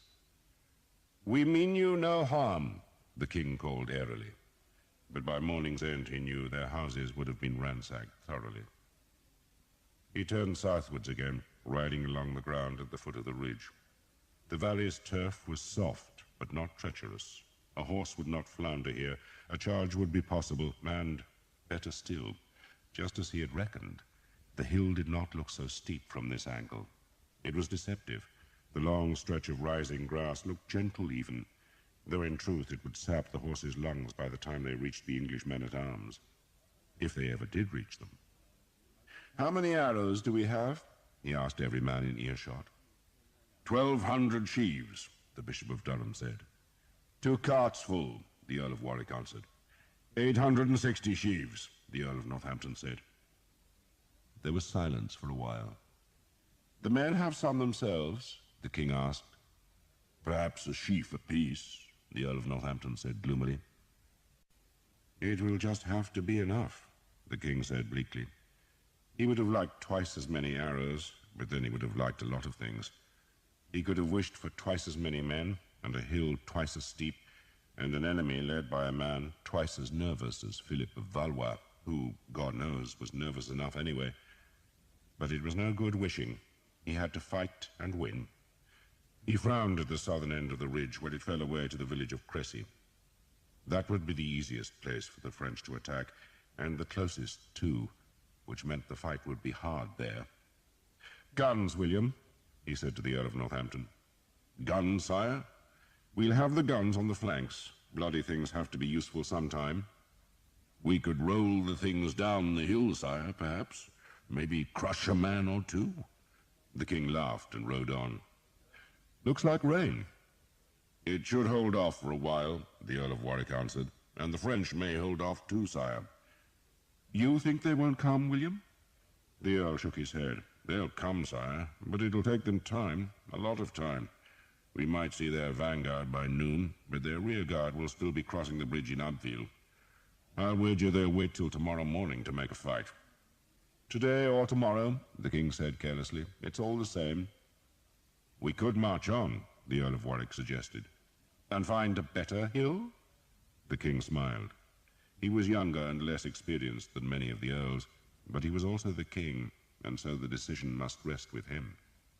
He was, in truth, filled with doubts, but knew that he must look confident. He would fight here. He said as much, and said it firmly. "We fight here," the king said again, staring up the slope. He was imagining his army there, seeing it as the French would see it, and he knew his suspicion was right, that the lowest part of the ridge, close to Cressy, would be the dangerous ground. That would be his right flank, close onto the mill. "My son will command on the right," he said, pointing, "and you, William, will be with him." "I will, sire," the Earl of Northampton agreed. "And you, my lord, on the left," the king said to the Earl of Warwick. "We shall make our line 2/3 of the way up the hill, with archers in front and on the flanks." "And you, sire?" the Earl of Warwick asked. "I shall be at the mill," the king said, then urged his horse up the hill. He dismounted 2/3 of the way up the slope and waited for a squire to take the mare's reins. Then he began the morning's real work. He paced along the hill, marking places by prodding the turf with his white staff and instructing the lords who accompanied him that their men would be here or there, and those lords sent men to summon their commanders so that when the army marched to the long green slope, they would know where to go. "Bring the banners here," the king ordered, "and place them where the men are to assemble." He kept his army in the 3 battles that had marched all the way from Normandy. 2, the largest, would make a long, thick line of men-at-arms stretching across the upper reaches of the slope. "They'll fight on foot," the king ordered, confirming what every man had expected, though 1 or 2 of the younger lords still groaned, for there was more honor to be gained by fighting from horseback. But Edward cared more about victory than honor. He knew only too well that if his men-at-arms were mounted, then the fools would make a charge as soon as the French attacked, and his battle would degenerate into a brawl at the hill's foot that the French must win because they had the advantage of numbers. But if his men were on foot, then they could not make a crazed charge against horsemen, but must wait behind their shields to be attacked. "The horses are to be kept at the rear beyond the ridge," he commanded. He himself would command the 3rd and smallest battle on the ridge's summit, where it would be a reserve. "You will stay with me, my lord bishop," the king told the Bishop of Durham. The bishop, armored from nape to toes and carrying a massive spiked mace, bridled. "You'll deny me a chance to break French heads, sire?" "I shall let you weary God with your prayers instead," the king said, and his lords laughed. "And our archers," the king went on, "will be here, and here, and here." He was pacing the turf and ramming the white staff into the grass every few paces. He would cover his line with archers and mass more at the 2 flanks. The archers, Edward knew, were his one advantage. Their long, white-fledged arrows would do murder in this place that invited the enemy horsemen into the glorious charge. "Here," he stepped on and gouged the turf again. "And here." "You want pits, sire?" the Earl of Northampton asked. "As many as you like, William," the king said. The archers, once they were gathered in their groups all along the face of the line, would be told to dig pits in the turf some yards down the slope. The pits did not have to be large, just big enough to break a horse's leg if it did not see the hole. Make enough pits, and the charge must be slowed and thrown into disarray. "And here," the king had reached the southern end of the ridge, "we'll park some empty wagons, Put half the guns here and the other half at the other end. And I want more archers here. If we've any left, the Earl of Warwick grumbled. Wagons, the Earl of Northampton asked. Can't charge a horse across a line of wagons, William, the king said cheerfully, then beckoned his horse forward, and because his plate armor was so heavy, 2 pages had to half lift and half push him into the saddle. It meant an undignified scramble, but once he was settled in the saddle, he looked back along the ridge that was no longer empty, but was dotted with the first banners showing where men would assemble. In an hour or two, he thought, his whole army would be here to lure the French into the archers' arrows. He wiped the earth from the butt of the staff, then spurred his horse towards Cressy. Let's see if there's any food, he said. The first flags fluttered on the empty ridge. The sky pressed grey across distant fields and woods. Rain fell to the north, and the wind felt cold. The eastern road, along which the French must come, was deserted still. The priests prayed. Take pity on us, O Lord, in thy great mercy. Take pity on us. The man who called himself the Harlequin was in the woods on the hill that lay to the east of the ridge that ran between Cressy and Vadicourt. He had left Abbeville in the middle of the night, forcing the sentries to open the northern gate, and he had led his men through the dark with the help of an Abbeville priest who knew the local roads. Then, hidden by beeches, he had watched the King of England ride and walk the far ridge. Now the king was gone, but the green turf was speckled with banners, and the first English troops were straggling up from the village. They expect us to fight here, he remarked. It's as good a place as any, Sir Simon Jekyll observed grumpily. He did not like being roused in the middle of the night. He knew that the strange black-clad man who called himself the Harlequin had offered to be a scout for the French army, but he had not thought that all the Harlequin's followers would be expected to miss their breakfast and grope through a black and empty countryside for 6 cold hours. It's a ridiculous place to fight, the Harlequin responded. They will line the hill with archers, and we will have to ride straight into their points. What we should do is go round their flank. He pointed to the north. Tell His Majesty that, Sir Simon said spitefully. I doubt he will listen to me.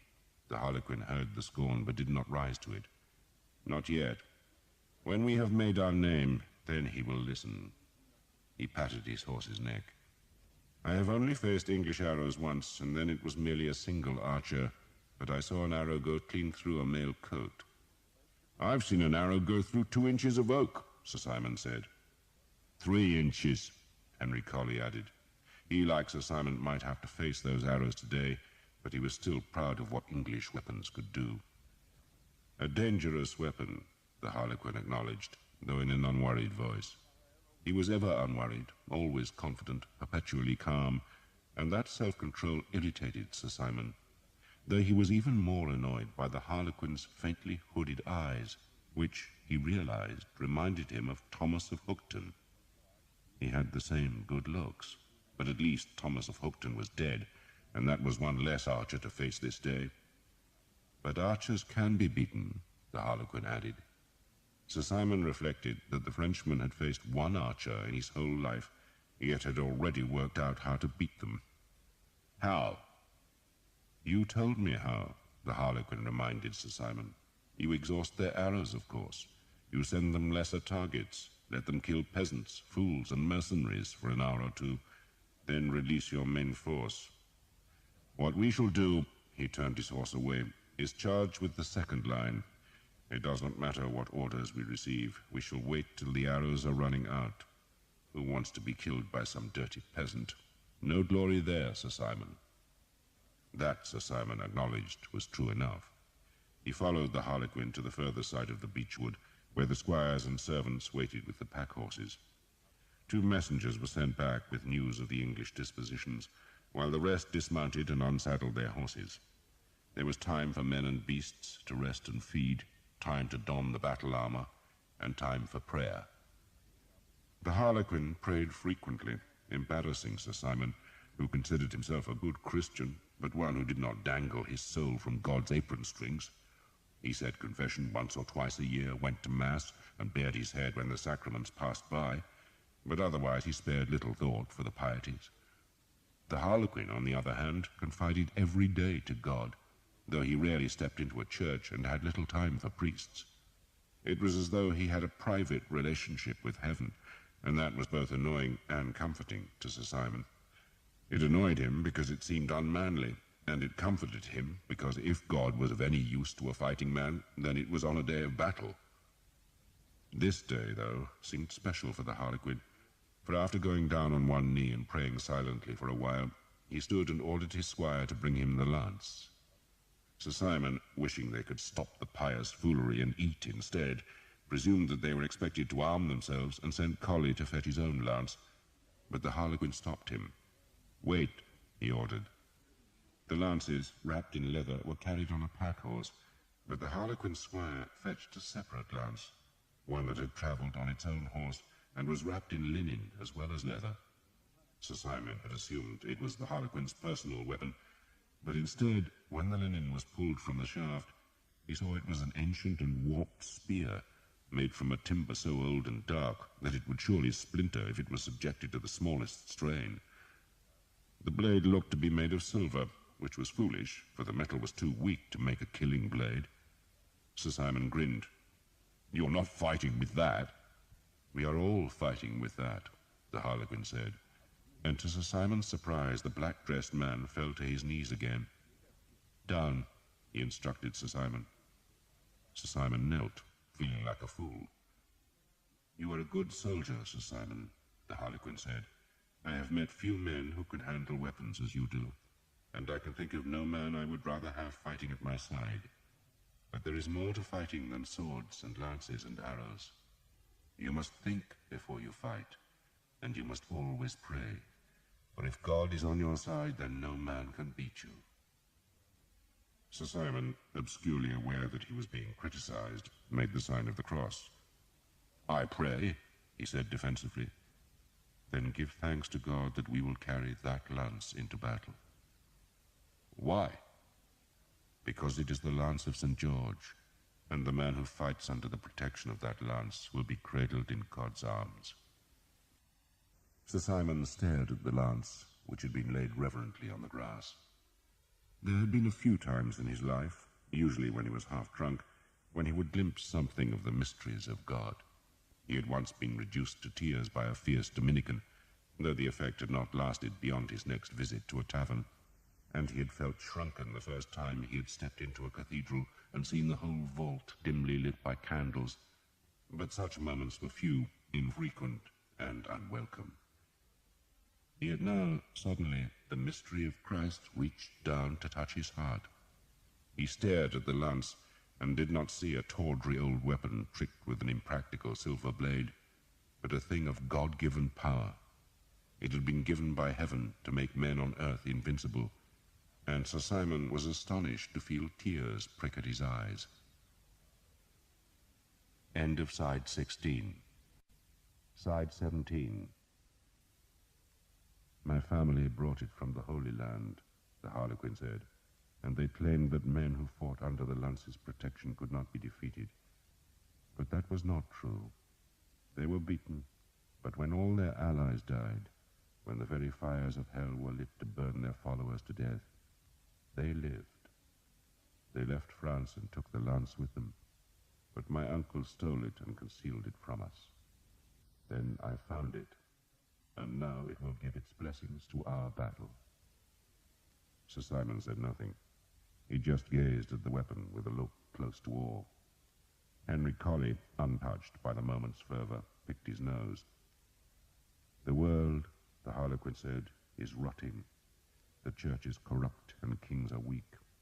We have it in our power, Sir Simon, to make a new world, loved by God, but to do it we must destroy the old. We must take power ourselves, then give the power to God. That is why we fight." Henry Colley thought the Frenchman was plain crazy, but Sir Simon had an enraptured expression. "Tell me," the Harlequin looked at Sir Simon, "what is the battle flag of the English king?" "The dragon banner," Sir Simon said. The Harlequin offered one of his rare smiles. "Is that not an omen?" he asked, then paused.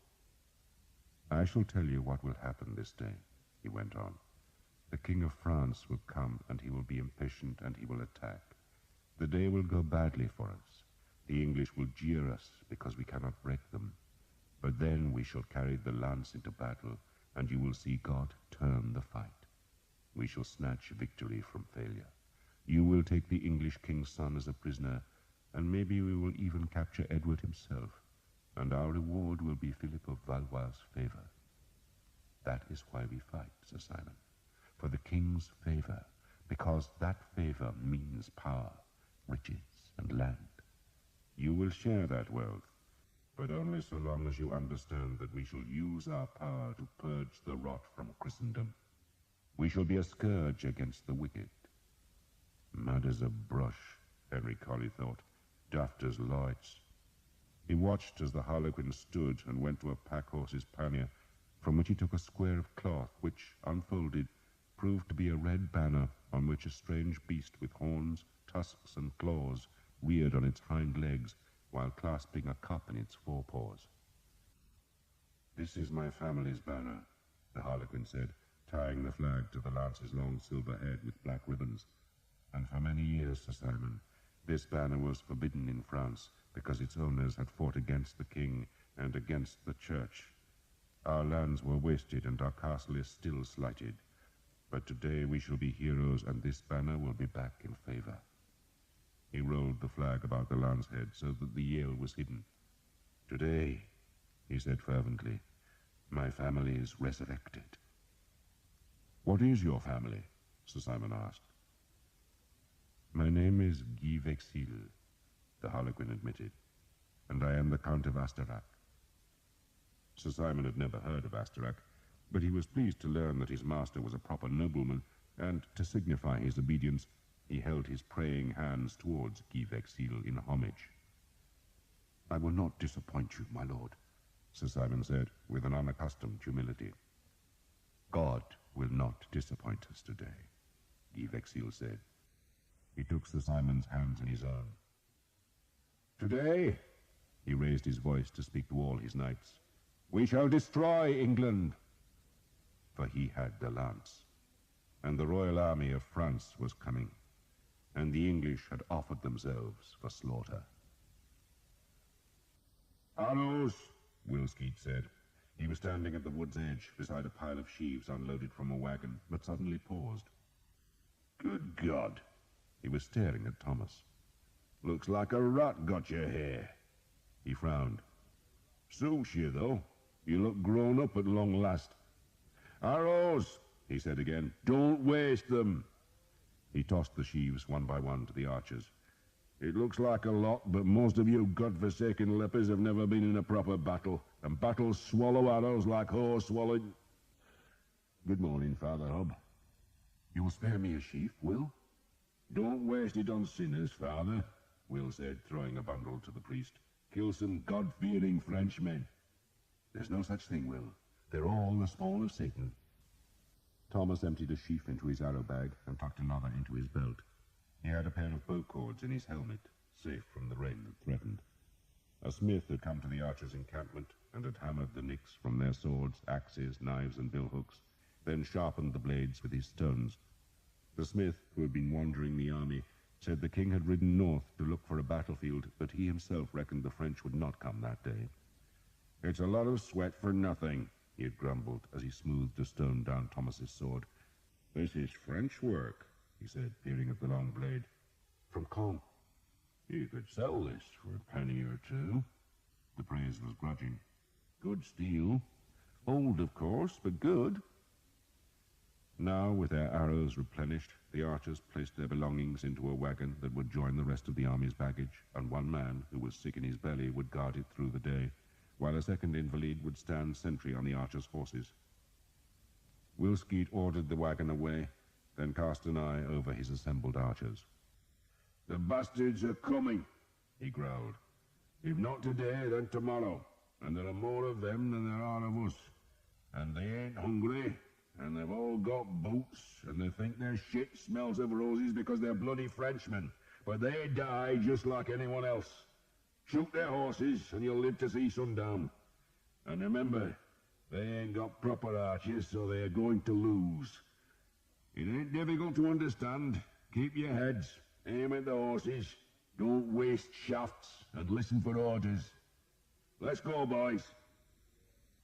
They waded the shallow river, one of the many bands of archers who emerged from the trees to file into the village of Crécy, where knights were pacing up and down, then stamping their feet and calling on squires or pages to tighten a strap or loosen a buckle to make their armor comfortable. Bunches of horses, tied bridle to bridle, were being led to the back of the hill, where, with the army's women, children, and baggage, they would stay inside a ring of wagons. The Prince of Wales, armoured from the waist down, was eating a green apple beside the church, and he nodded distractedly when Skeet's men respectfully pulled off their helmets. There was no sign of Jeanette, and Thomas wondered if she had fled on her own, then decided he did not care. Eleanor walked beside him. She touched his arrow bag. "Do you have enough arrows?" "Depends how many Frenchmen come," Thomas said. "How many Englishmen are there?" Rumour said the army had 8,000 men now, half of them archers, and Thomas reckoned that was probably about right. He gave that figure to Eleanor, who frowned. "And how many Frenchmen?" she asked. "The good Lord knows," Thomas said, but he reckoned it had to be far more than 8,000. A lot more, but he could do nothing about that now, and so he tried to forget the disparity in numbers as the archers climbed towards the windmill. They crossed the crest to see the long forward slope, and for an instant Thomas had the impression that a great fair was just beginning. Gaudy flags dotted the hill, and bands of men wandered between them, and all it needed was some dancing bears and a few jugglers, and it would have looked just like the Dorchester Fair. Will Skeet had stopped to search for the Earl of Northampton's banner, then spotted it on the right of the slope straight down from the mill. He led the men down, and a man-at-arms showed them the sticks marking the spot where the archers would fight. "And the Earl wants horse pits dug," the man-at-arms said. "You heard him," Will Skeet shouted. "Get digging." Eleanor helped Thomas make the pits. The soil was thick, and they used knives to loosen the earth that they scooped out with their hands. "Why do you dig pits?" Eleanor asked. "To trip the horses," Thomas said, kicking the excavated earth away before starting another hole. All along the face of the hill, archers were making similar small pits, a score of paces in front of their positions. The enemy horsemen might charge at the full gallop, but the pits would check them. They could get through, but only slowly, and the impetus of their charge would be broken, and while they tried to thread the treacherous holes, they would be under attack from archers. "There," Eleanor said, pointing, and Thomas looked up to see a group of horsemen on the far hill crest. The first Frenchmen had arrived, and they were staring across the valley to where the English army slowly assembled under the banners. "Be ours yet," Thomas said. Those Frenchmen, he guessed, were the vanguard who had been sent ahead to find the enemy, while the main French army would still be marching from Abbeville. The crossbowmen, who would surely lead the attack, would all be on foot. Off to Thomas's right, where the slope fell away to the river and the village, a makeshift fortress of empty wagons was being made. The carts were parked close together to form a barrier against horsemen, and between them were guns. These were not the guns that had failed to break Caen Castle, but were much smaller. "Ryeballs," Will Skeet said to Thomas. "Ryeballs?" "That's what they're called, ryeballs." He led Thomas and Eleanor along the slope to look at the guns, which were strange bundles of iron tubes. Gunners were stirring the powder, while others were undoing bundles of gallows, the long arrow-like iron missiles that were rammed into the tubes. Some of the ryeballs had 8 barrels, some 7, and a few only 4. "Useless bloody things," Skeet spat, "but they might frighten the horses." He nodded a greeting to the archers who were digging pits ahead of the ryeballs. The guns were thick here. Thomas counted 34, and others were being dragged into place, but they still needed the protection of bowmen. Skeet leaned on a wagon and stared at the far hill. It was not warm, but he was sweating. "Are you ill?" Thomas asked. "Guts are churning a bit," Skeet admitted, "but nothing to make a song and dance about." There were about 400 French horsemen on the far hill now, and others were appearing from the trees. "It might not happen," Skeet said quietly. "The battle?" "Philip of France is jumpy," Skeet said. "He's got a knack of marching up to battle, then deciding he'd rather be frolicking at home. That's what I hear. Nervous bastard." He shrugged. But if he thinks he's got a chance today, Tom, it's going to be nasty. Thomas smiled. The pits? The archers? Don't be a bloody fool, boy, Skeet retorted. Not every pit breaks a leg and not every arrow strikes true. We might stop the first charge or maybe the second, but they'll still keep coming. And in the end they'll get through. There's just too many of the bastards. They'll be on top of us, Tom, and it'll be up to the men-at-arms to give them a hammering. Just keep your head, boy, and remember it's the men-at-arms who do the close-quarter work. If the bastards get past the pits, then take your bow back, wait for a target, and stay alive. And if we lose, he shrugged, leg it for the forest and hide there. What is he saying? Eleanor asked. That it should be easy work today. You are a bad liar, Thomas. Just too many of them, Skeet said almost to himself. Tommy Dugdale faced worse odds down in Brittany, Tom, but he had plenty of arrows. We're short. We're going to be all right, Will? Aye, well, maybe. Skeet pushed himself off the wagon. You two go ahead. I need a quiet place for a second. Thomas and Eleanor walked back north. The English line was forming now, the scattered flags being swamped by men-at-arms who were forming into blocks. Archers stood ahead of each formation, while marshals, armed with white staffs, made sure there were gaps in the line through which the archers could escape if the horsemen came too close. Bundles of lances had been fetched from the village and were being issued to the men-at-arms in the front rank, for if the French did get past the pits and the arrows, the lances would have to be used as pikes. By mid-morning, the whole army was assembled on the hill. It looked far bigger than it really was, because so many women had stayed with their men and now sat on the grass or else lay and slept. A fitful sun came and went, racing shadows across the valley. The pits were dug and the guns loaded. Perhaps 1,000 Frenchmen watched from the far hill, but none ventured down the slope. At least it's better than marching, Jake said. Gives us a chance for a rest, eh? Be an easy day, Sam reckoned. He nodded at the far hill. Not many of the bastards, eh? That's only the vanguard, you daft bastard, Jake said. There are more coming? Sam sounded genuinely surprised. Every goddamn bastard in France is coming, Jake said. Thomas kept quiet. He was imagining the French army strung along the Abbeville road. They would all know the English had stopped running, that they were waiting, and doubtless the French were hurrying in case they missed the battle. They had to be confident. He made the sign of the cross, and Eleanor, sensing his fear, touched his arm. "You will be all right," she said. "You too, my love." "You remember your promise to my father?" she asked. Thomas nodded, but he could not persuade himself that he would see the Lance of St. George this day. This day was real, while the lance belonged to some mysterious world of which Thomas really wanted no part. Everyone else, he thought, cared passionately about the relic, and only he, who had as good a reason as any to discover the truth, was indifferent. He wished he had never seen the lance. He wished that the man who called himself the Harlequin had never come to Houghton. But if the French had not landed, he thought, then he would not be carrying the black bow, and would not be on this green hillside, and would not have met Eleanor. "You cannot turn your back on God," he told himself. "If I see the lance," he promised Eleanor, "I shall fight for it." That was his penance, though he still hoped he would not have to serve it. They ate mouldy bread for their midday meal. The French were a dark mass on the far hill, too many to count now, and the first of their infantry had arrived.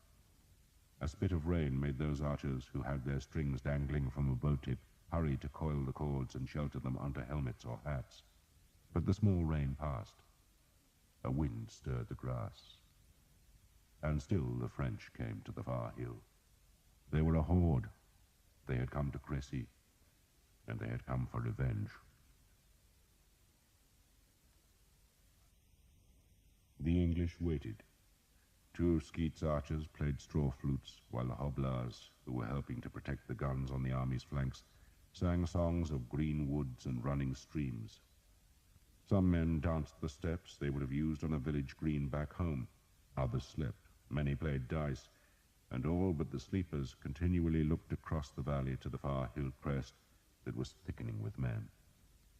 Jake had a linen-wrapped lump of beeswax that he handed round the archers so they could coat their bows. It was not necessary, just something to do. "Where did you get the wax?" Thomas asked him. "Stole it, of course, off some daft men-at-arms. Saddle polish, I reckon." An argument developed over which wood made the best arrows. It was an old discussion, but it passed the time. Everyone knew ash made the best shafts, but some men liked to play with birch or hornbeam. Even oak blew just as well. Alder, though heavy, was good for killing deer, but needed a heavy head and did not have a distance for battle.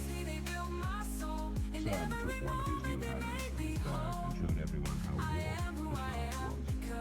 "Must have made a bloody blackthorn," he complained bitterly. "You could shoot that round the corner." "They don't make arrows like they used to," Will Skeet said, and his archers jeered, but it was no complaint. "It's true," Skeet said. "It's all hurry up and no craftsmanship these days. Who cares? The bastards get paid by the sheaf, and the sheaves are sent to London, and no one looks at them till they reach us. And what are we going to do? Just look at it." He took the arrow from Sam and twisted it in his fingers. "That's not a bloody goose feather. It's a goddamn sparrow feather. No bloody use for anything except scratching your ass." He tossed the arrow back to Sam. "No, a proper archer makes his own arrows." "I used to," Thomas said. "But you're a lazy bastard now, eh, Tom?" Skeet grinned, but the grin faded as he stared across the valley. "Enough of the goddamn bastards," he grumbled, looking at the gathering French. Then he grimaced as a solitary raindrop splashed on his worn boots. "I wish it would damn well rain and get it over with. It wants to.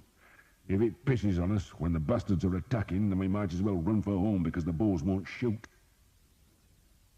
Eleanor sat beside Thomas and watched the far hill. There were at least as many men there as were in the English army now, and the French main battle was only just arriving. Mounted men-at-arms were spreading across the hill, organizing themselves into Cornwell.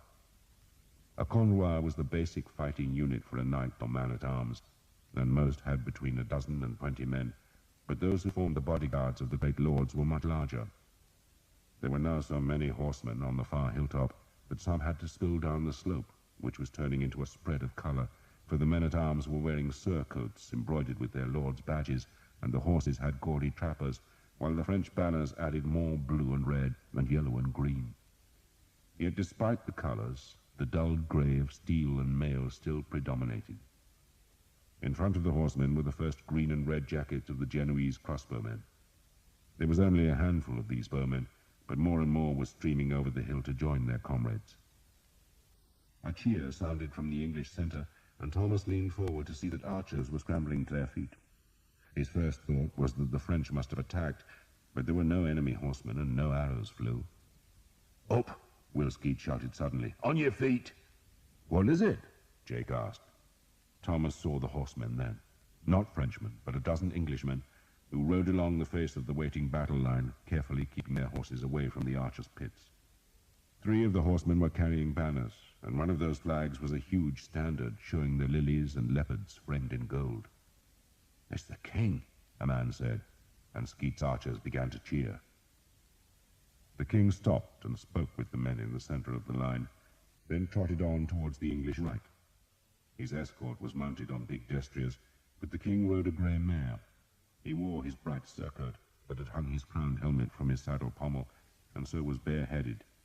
His royal standard, all red, gold, and blue, led the flags, while behind it was the king's personal badge of the flaming sun rising, while the third, which provoked the loudest cheer, was an extravagantly long pennant which showed the fire-spewing dragon of Wessex. It was the flag of England, of the men who had fought the Conqueror, and the Conqueror's descendant now flew it to show that he was of England, like the men who cheered him as he rode the grey horse. He stopped close to Will Skeet's men and raised a white staff to silence the cheers. The archers had pulled off their helmets, and some had gone on one knee. The king still looked young, and his hair and beard were as gold as the rising sun on his standard. "I am grateful," he began in a voice so hoarse that he paused and started again. "I am grateful that you are here." That started the cheering again, and Thomas, who was cheering with the others, did not even reflect on what choice they had been given. The king raised the white staff for silence.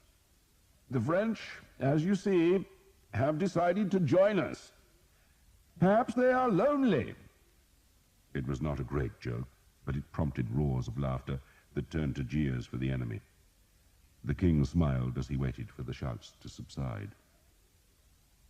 "We came here," he then called, "only to procure the rights and lands and privileges that are ours by the laws of man and of God. My cousin of France challenges us, and in so doing he defies God." The men were silent now, listening carefully. The destriers of the king's escort were pawing the ground, but not a man moved. "God will not endure Philip of France's impudence," the king went on. "He will punish France. And you," he cast a hand to indicate the archers, "will be his instrument.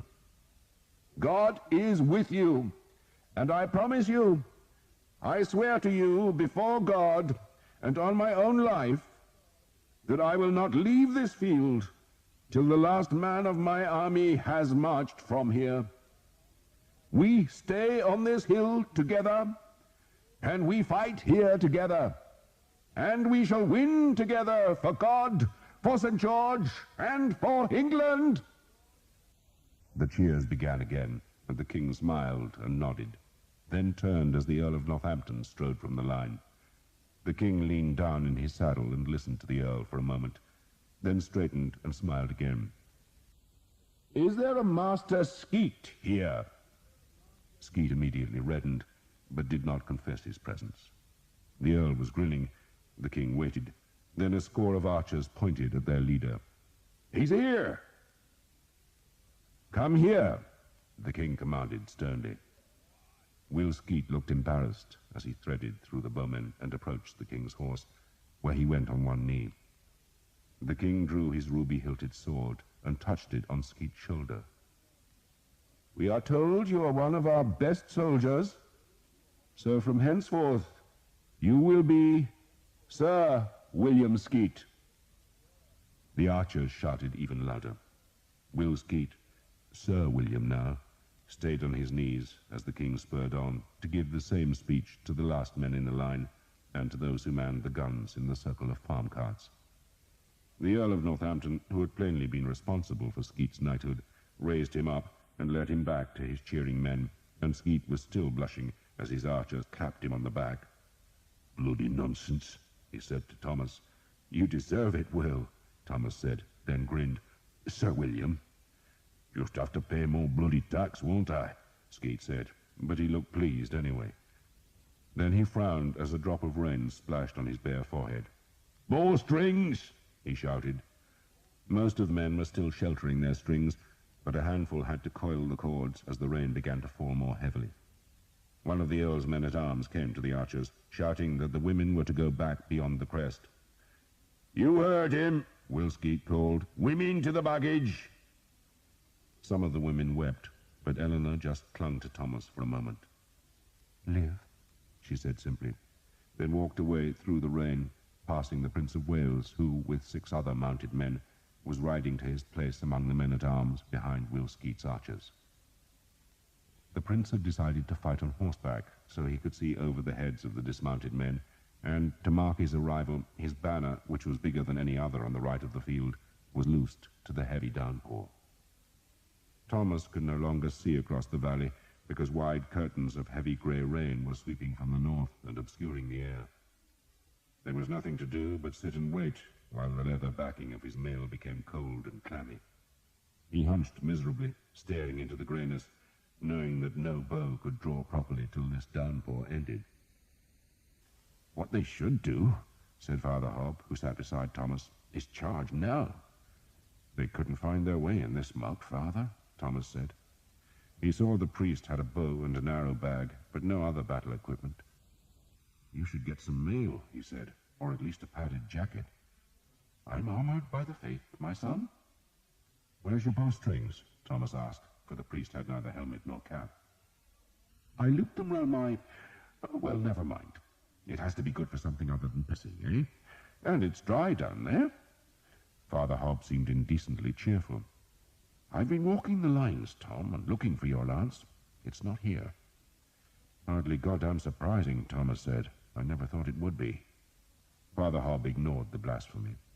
"And I had a chat with Father Pryke. Do you know him?" "No," Thomas said curtly. The rain was pouring off the front of his helmet onto the broken bridge of his nose. "How the hell would I know Father Pryke?"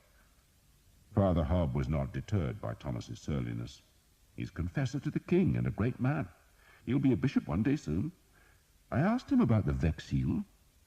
Father Hobb paused, but Thomas said nothing. "He remembers the family," the priest went on. "He says they had lands in Cheshire, but they supported the Mortimers at the beginning of the king's reign, so they were outlawed. He said something else. They were always reckoned pious, but their bishop suspected they had strange ideas. A touch of Gnosticism." "Cathars," Thomas said. "It seems likely, doesn't it?" "And if it's a pious family," Thomas said, "then I probably don't belong. Isn't that good news?" "You can't escape, Thomas," Father Hobb said softly. His usually wild hair was plastered close to his skull by the rain. "You promised your father. You accepted the penance."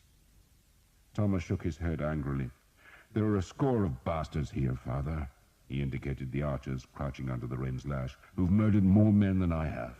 Go and harrow their souls and leave mine alone." Father Hobb shook his head. "You've been chosen, Thomas, and I'm your conscience. It occurs to me, see, that if the Vexil supported Mortimer, then they can't love our king. If they'll be anywhere today, it'll be over there." He nodded towards the valley's far side, which was still blotted out by the pelting rain. "Then they'll live for another day, won't they?" Thomas said. Father Hobb frowned. "You think we're going to lose?" he asked sternly. "No." Thomas shivered. "It must be getting late in the afternoon, Father. If they don't attack now, they'll wait till morning. That'll give them a whole day to slaughter us." "Ah, Thomas, how God loves you." Thomas said nothing to that, but he was thinking that all he wanted was to be an archer, to become Sir Thomas of Hookton, as Will had just become Sir William. He was happy serving the king, and did not need a heavenly lord to take him into weird battles against dark lords. "Let me give you some advice, Father," he said. "It's always welcome, Tom. First bastard that drops, get his helmet and mail. Look after yourself." Father Hobb clapped Thomas's back. "God is on our side. You heard the king much." He stood and went to talk with other men, and Thomas sat by himself and saw that the rain was lessening at last. He could see the far trees again, see the colours of the French banners and surcoats, and now he could see a mass of red and green crossbowmen at the other side of the valley. They were going nowhere, he reckoned, for a crossbow string was as susceptible to the damp as any other. "It'll be tomorrow," he called down to Jake. "We'll do it all again tomorrow." "Let's hope the sun shines," Jake said. The wind brought the last drops of rain from the north. It was late. Thomas stood, stretched, and stamped his feet. A day wasted, he thought, and a hungry night ahead. And tomorrow, his first real battle. An excited group of mounted men had gathered about the French king, who was still a half-mile from the hill where the largest part of his army had gathered. There were at least 2,000 men-at-arms in the rearguard who were still marching, but those who had reached the valley hugely outnumbered the waiting English. 2-1, sire," Charles, the Count of Alençon, and the king's younger brother, said vehemently. Like the rest of the horsemen, his surcoat was soaking, and the dye in its badge had run into the white linen. His helmet was beaded with water. "We must kill them now," the Count insisted. But Philip of Valois' instinct was to wait. It would be wise, he thought, to let his whole army gather, to make a proper reconnaissance, and then attack next morning. But he was also aware that his companions, especially his brother, thought him cautious. They even believed him to be timid, for he had avoided battle with the English before, and even to propose waiting a mere day might make them think he had no stomach for the highest business of kings. He still ventured the proposal, suggesting that the victory would be all the more complete if it was just delayed by one day. "And if you wait," Alençon said scathingly, "Edward will slip away in the night, and tomorrow we'll face an empty hill." They're cold, wet, hungry, and ready to be slaughtered, the Duke of Lorraine insisted. And if they don't leave, sire, the Count of Flanders warned, they'll have more time to dig trenches and holes. And the signs are good, John of Hainault, a close companion of the king, and the Lord of Beaumont added. The signs? The king asked. John of Hainault gestured for a man in a black cloak to step forward. The man, who had a long white beard, bowed low. The sun, sire, he said, is in conjunction with Mercury and opposite Saturn. Best of all, noble sire, Mars is in the house of Virgo. It spells victory, and could not be more propitious. And how much gold, Philip wondered, had been paid to the astrologer to come up with that prophecy. Yet he was also tempted by it. He thought it unwise to do anything without a horoscope, and wondered where his own astrologer was, probably still on the Abbeville road. Go now, Alençon urged his brother. Guy Vexil, the Count of Asterac, pushed his horse into the throng surrounding the king. He saw a green and red jacketed crossbowman, evidently the commander of the Genoese, and spoke to him in Italian. As the rain affected the strings, badly, Carlo Grimaldi, the Genoese leader, admitted.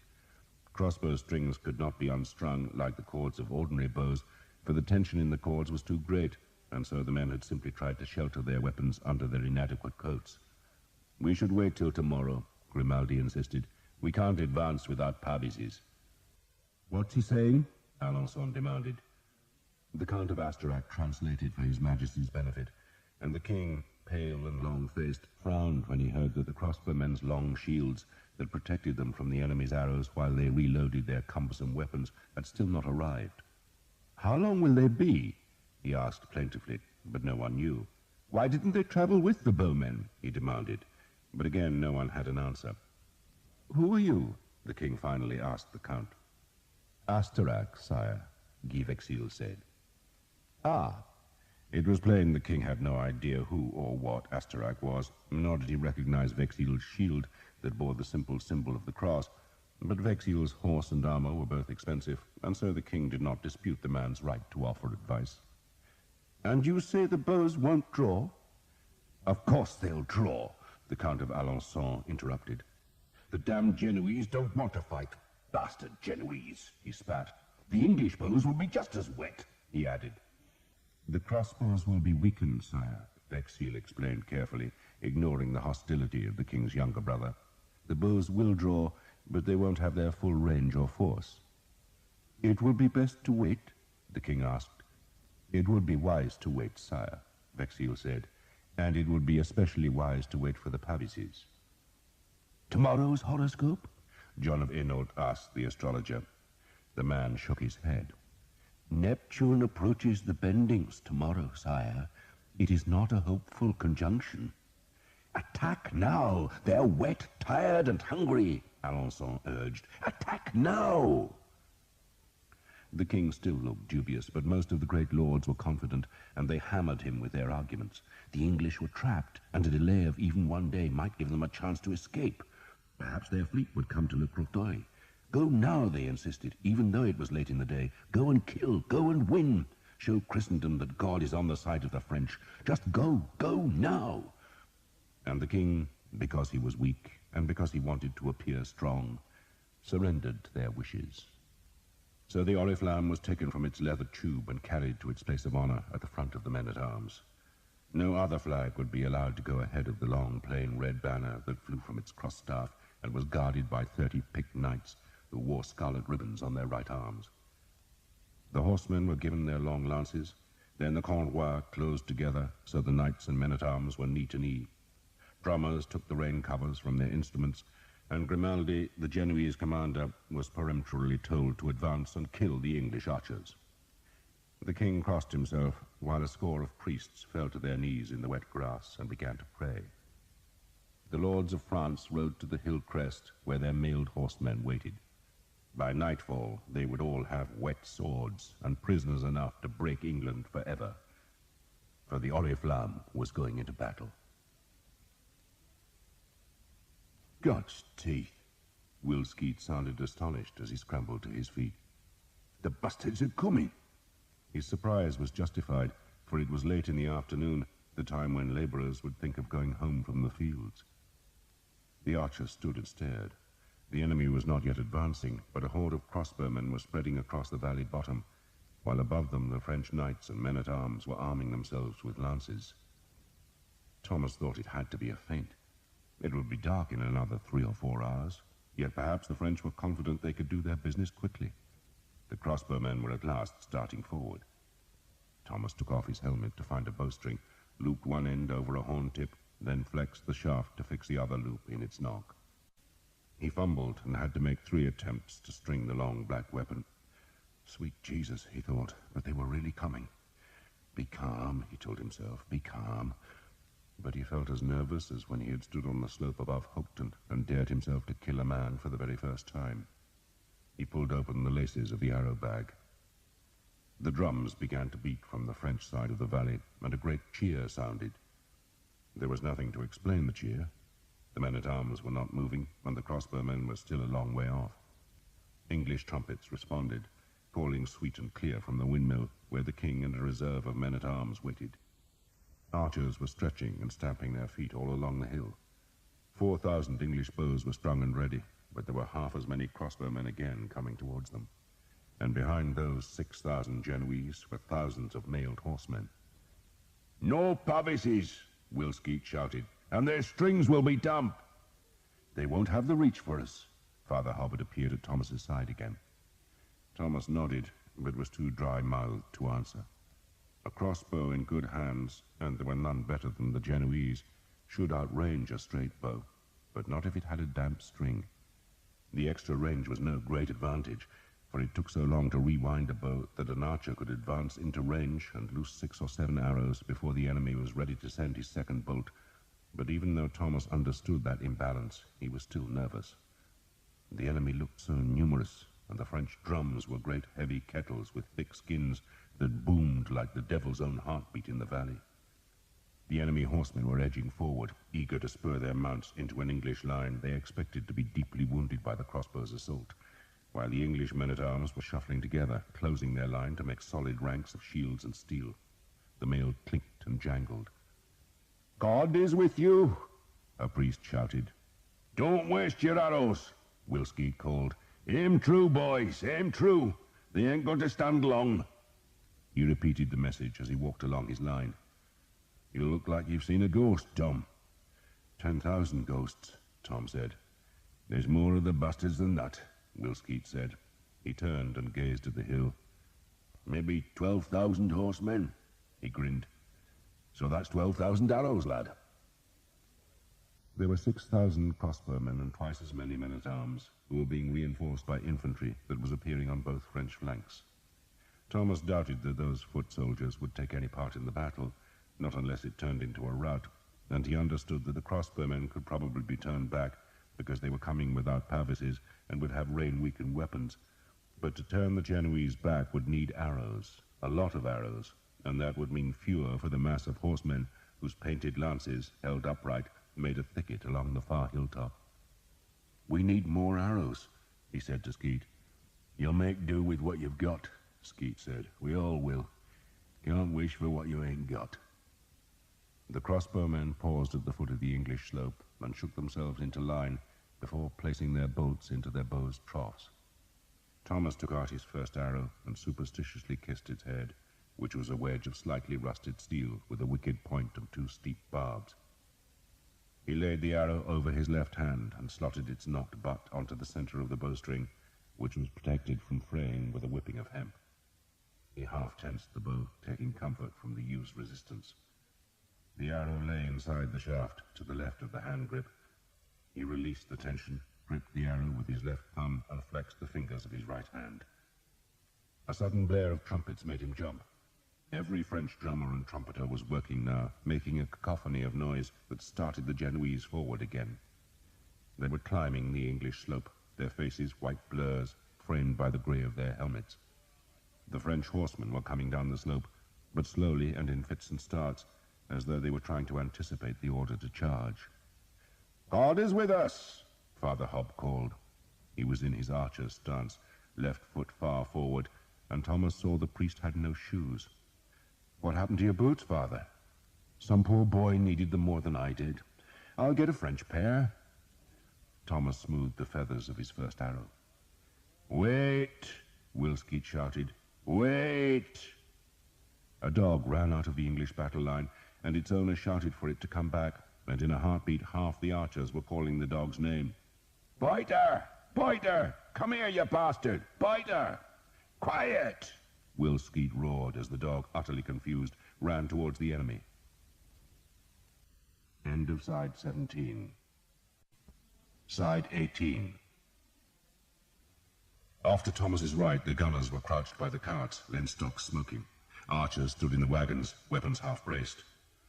The Earl of Northampton had come to stand among the archers. You shouldn't be here, my lord, Will Skeet said. The king makes him a knight, the Earl said, and he thinks he can give me orders. The archers grinned. Don't kill all the men-at-arms, Will, the Earl went on. Leave some for us poor swordsmen. You'll get your chance, Will Skeet said grimly. Wait, he called to the archers. Wait! The Genoese were shouting as they advanced, though their voices were almost drowned by the heavy drumming and the wild trumpet calls. Biter was running back to the English now, and a cheer sounded when the dog at last found shelter in the battle line.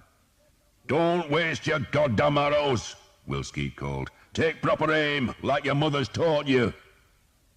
The Genoese were within bow range now, but not an arrow flew, and the red and green-coated crossbowmen still came, bending forward slightly as they trudged up the hill. They were not coming straight at the English, but at a slight angle, which meant that the right of the English line, where Thomas was, would be struck first. It was also the place where the slope was most gradual, and Thomas, with a sinking heart, understood he was likely to be in the heart of the fight. Then the Genoese stopped, shuffled into line, and began to shout their war cry. Too soon, the Earl muttered. The crossbows went into the shooting position. They were angled steeply upwards, as the Genoese hoped to drop a thick rain of death on the English line. Draw! Skeet said, and Thomas could feel his heart thumping as he pulled the coarse string back to his right ear. He chose a man in the enemy line, placed the arrow tip directly between that man and his right eye, edged the bow to the right because that would compensate for the bias in the weapon's aim, then lifted his left hand and shifted it back to the left because the wind was coming from that direction. Not much wind. He had not thought of aiming the arrow. It was all instinct, but he was still nervous and a muscle was twitching in his right leg.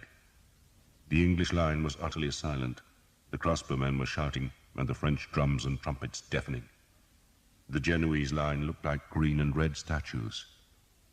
Let go, you bastards, a man muttered, and the Genoese obeyed him. 6,000 crossbow bolts arced into the sky. Now, Will said, surprisingly softly, and the arrows flew. Eleanor crouched by the wagon that held the archer's baggage. 30 or 40 other women were there, many with children, and they all flinched as they heard the trumpets, the drums, and the distant shouting. Nearly all the women were French or Breton, though not one was hoping for a French victory, for it was their men who stood on the green hill. Eleanor prayed for Thomas, for Will Skeet, and for her father. The baggage park was beneath the crest of the hill, so she could not see what was happening, but she heard the deep, sharp note of the English bowstrings being released, and then the rush of air across feathers that was the sound of thousands of arrows in flight. She shuddered. A dog tethered to the cart, one of the many strays that had been adopted by the archers, whimpered. She patted it. There will be meat tonight, she told the dog. The news had spread that the cattle captured in Le Croteuil would be reaching the army today, if there was an army left to eat them. The bows sounded again, more raggedly. The trumpets still screamed, and the drum beats were constant. She glanced up at the hill crest, half expecting to see arrows in the sky, but there was only grey cloud, against which scores of horsemen were outlined. These horsemen were part of the king's small reserve of troops, and Eleanor knew that if she saw them spur forward, then the main line would have been breached. The king's royal standard was flying from the topmost vane of the windmill, where it stirred in the small breeze to show its gold, crimson, and blue. The vast baggage park was guarded by a mere score of sick or wounded soldiers who would not last a heartbeat if the French broke through the English line. The king's baggage, heaped on 3 white-painted wagons, had a dozen men-at-arms to guard the royal jewels, but otherwise there was only the host of women and children and a handful of page boys who were armed with short swords. The army's thousands of horses were also there, picketed close to the forest and watched by a few crippled men. Eleanor noted that most of the horses were saddled, as though the men-at-arms and archers wanted the animals ready in case they had to flee. A priest had been with the royal baggage, but when the bows sounded, he had hurried to the crest, and Eleanor was tempted to follow. Better to see what was going on, she thought, than wait here beside the forest and fear what might be happening. She patted the dog and stood, intending to walk to the crest, but just then she saw the woman who had come to Thomas in the damp night in the forest of Cressy. The Countess of Armorica, beautifully dressed in a red gown and with her hair netted in a silver mesh, was riding a small white mare up and down beside the prince's wagons. She paused every now and then to gaze at the crest, and then she would stare towards the forest of Cressy Grange that lay to the west. A crash startled Eleanor and made her turn to the crest.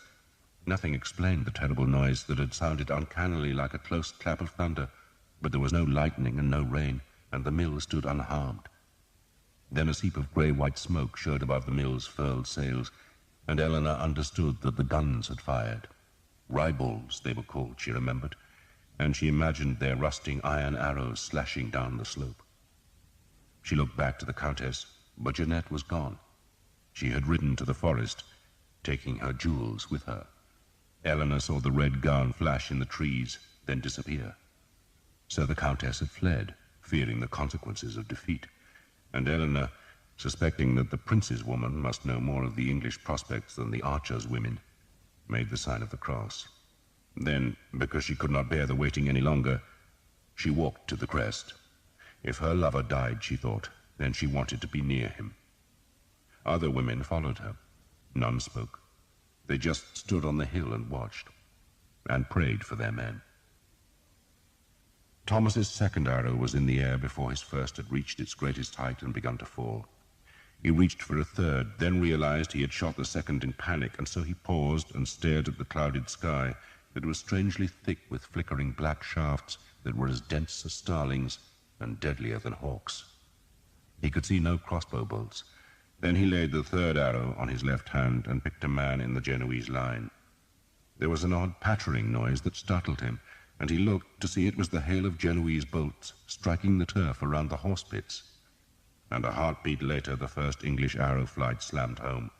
Scores of crossbowmen were snatched backwards, including the one Thomas had picked out for his third arrow, and so he changed his aim to another man, hauled the cord back to his ear, and let the shaft fly. "They're falling short!" the Earl of Northampton shouted exultantly, and some of the archers swore, thinking he spoke of their own arrows, but it was the Genoese bows that had been enfeebled by the rain, and not one of their quarrels had reached the English archers, who, seeing the chance for slaughter, gave a howling cheer and ran a few paces down the slope. "Kill them!" Will Skeet shouted. They killed them. The great bows were drawn again and again, and the white-feathered arrows slashed down the slope to pierce mail and cloth, and to turn the lower hill into a field of death. Some crossbowmen limped away, a few crawled, and the uninjured edged backwards rather than span their weapons. "Aim well!" the Earl called. "Don't waste arrows!" Will Skeet shouted. Thomas shot again, plucked a new arrow from the bag, and sought a new target as his previous arrow seared down to strike a man in the thigh. The grass about the Genoese line was thick with arrows that had missed, but more than enough were striking home. The Genoese line was thinner, much thinner, and it was silent now, except for the cries of men being struck and the moans of the wounded. The archers advanced again, right to the edge of their pits, and a new flight of steel poured down the slope. And the crossbowmen fled. One moment they had been a ragged line, still thick with men who stood behind the bodies of their comrades, and now they were a rabble who ran as hard as they could to escape the arrows. "Stop shooting!" Will Skeet bellowed. "Stop!" "Hold!" John Armstrong, whose men were to the left of Skeet's band, shouted. "Well done!" the Earl of Northampton called. "Back, lads, back!" Will Skeet motioned the archers. "Sam, David, go and collect some arrows, quick!" He pointed down the slope to where, amidst the Genoese dying and dead, the white-tipped shafts were thickly stuck in the turf. Hurry, lads! Jump! Peter! Go and help them! Go! All along the line, archers were running to salvage arrows from the grass. But then a shout of warning came from the men who had remained in their places. Get back! Get back! Will Skeet shouted. The horsemen were coming. Sir Guillaume d'Evêque led a convoi of 12 men on the far left of the French second line of horsemen. Ahead of him was a mass of French cavalry belonging to the first battle. To his left was a scatter of infantrymen who sat on the grass, and beyond them the small river twisted through its water meadows beside the forest. To his right was nothing but horsemen crammed together as they waited for the crossbowmen to weaken the enemy line. That English line looked pitifully small, perhaps because its men-at-arms were on foot, and so took up much less room than mounted knights. Yet Sir Guillaume grudgingly acknowledged that the English king had chosen his position well. The French knights could not assault either flank, for they were both protected by a village. They could not ride around the English right, for that was guarded by the soft lands beside the river, while to circle about Edward's left would mean a long journey around Valicourt, and by the time the French came in sight of the English again, the archers would surely have been redeployed to meet a French force made ragged by its long detour, which meant that only a frontal assault could bring a swift victory, and that, in turn, meant riding into the arrows. Heads down, shields up, and keep close, he told his men, before clanging down the facepiece of his helmet. Then, knowing he would not charge for some time yet, he pushed the visor back up. His men-at-arms shuffled their horses till they were knee to knee. The wind, it was said, should not be able to blow between the lances of a charging convoi. Be a while yet, Sir Guillaume warned them. The fleeing crossbowmen were running up the French-held hill. Sir Guillaume had watched them advance, and mouthed a silent prayer that God would be on the shoulders of the Genoese. Kill some of those damned archers, he had prayed, but spare Thomas. The drummers had been hammering their great kettles, driving down the sticks as if they could defeat the English by noise alone, and Sir Guillaume, elated by the moment, had put the butt of his lance on the ground and used it to raise himself in the stirrups so he could see over the heads of the men in front. He had watched the Genoese loose their quarrels, seen the bolts as a quick haze in the sky, and then the English had shot, and their arrows were a dark smear against the green slope and grey clouds, and Sir Guillaume had watched the Genoese stagger. He had looked to see the English archers falling, but they were coming forward instead, still loosing arrows, and then the two flanks of the small English line had billowed dirty white as the guns added their missiles to the hail of arrows that was whipping down the slope.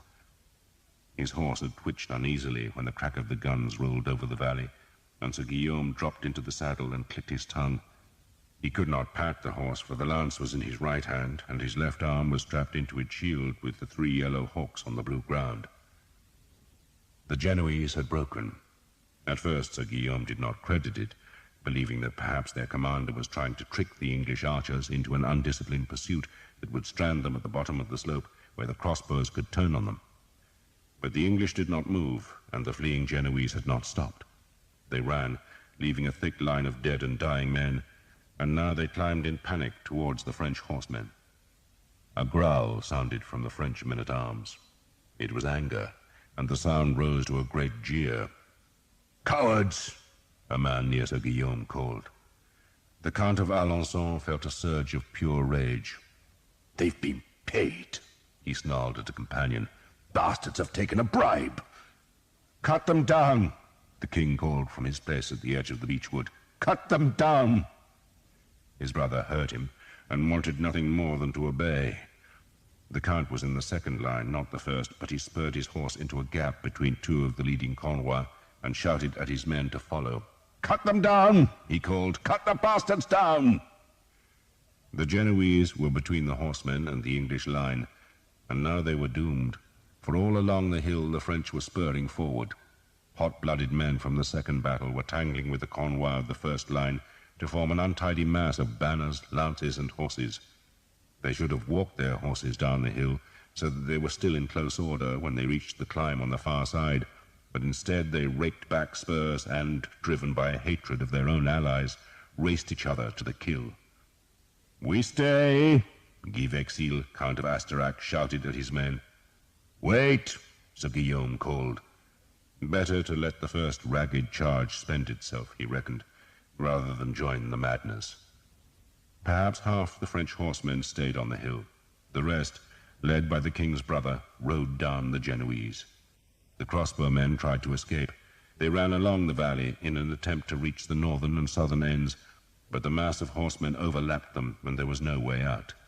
Some Genoese sensibly lay down and curled into balls, others crouched in the shallow ditches, but most were killed or wounded as the horsemen rode over them. The destriers were big beasts with hooves like hammers. They were trained to run men down, and the Genoese screamed as they were trampled or slashed. Some knights used their lances on the crossbowmen, and the weight of a horse and armored man easily drove the wooden spears clean through their victims. But those lances were all lost, left in the mangled torsos of the dead men, and the knights had to draw their swords. For a moment there was chaos in the valley bottom, as the horsemen drove 1,000 paths through the scattered crossbowmen. Then there were only the mangled remnants of the Genoese mercenaries, their red and green jackets soaked with blood, and their weapons lying broken in the mud. The horsemen, one easy victory under their belt, cheered themselves. "Montjoie Saint-Denis!" they shouted. "Montjoie Saint-Denis!" Hundreds of flags were being taken forward with the horsemen, threatening to overtake the Oriflamme, but the red-ribboned knights guarding the sacred flag spurred ahead of the charge, shouting their challenge as they started up the slope towards the English, and so climbed from a valley floor that was now thick with charging horsemen. The remaining lances were lowered, the spurs went back, but some of the more sensible men who had waited behind for the next assault noted that there was no thunder of hoofs coming from the vast charge. "It's turned to mud," Sir Guillaume said to no one in particular. Trappers and surcoats were spattered with the mud churned up by the hoofs from the low ground that had been softened by the rain. For a moment the charge seemed to flounder. Then the leading horsemen broke out of the wet valley bottom to find better footing on the English hill. God was with them after all, and they screamed their war cry, "Montjoie Saint-Denis!" The drums were beating faster than ever, and the trumpets screamed to the sky as the horses climbed towards the mill. "Fools," Guy Vexil said. "Poor souls," Sir Guillaume said. "What's happening?" the king asked, wondering why his careful ordering of the battle lines had broken even before the fight proper had begun. But no one answered him. They just watched. "Jesus, Mary, and Joseph," Father Hobbs said, for it seemed as if half the horsemen of Christendom were coming up the hill. "Into line!" Wilskeed shouted. "God be with you!" the Earl of Northampton called, then went back to join his men-at-arms. "Aim for the horses!" John Armstrong ordered his men. "Bastards rode down their own bowmen," Jake said in wonderment. "So we'll kill the goddamn bastards," Thomas said vengefully. The charge was nearing the line of those Genoese who had died in the arrow storm.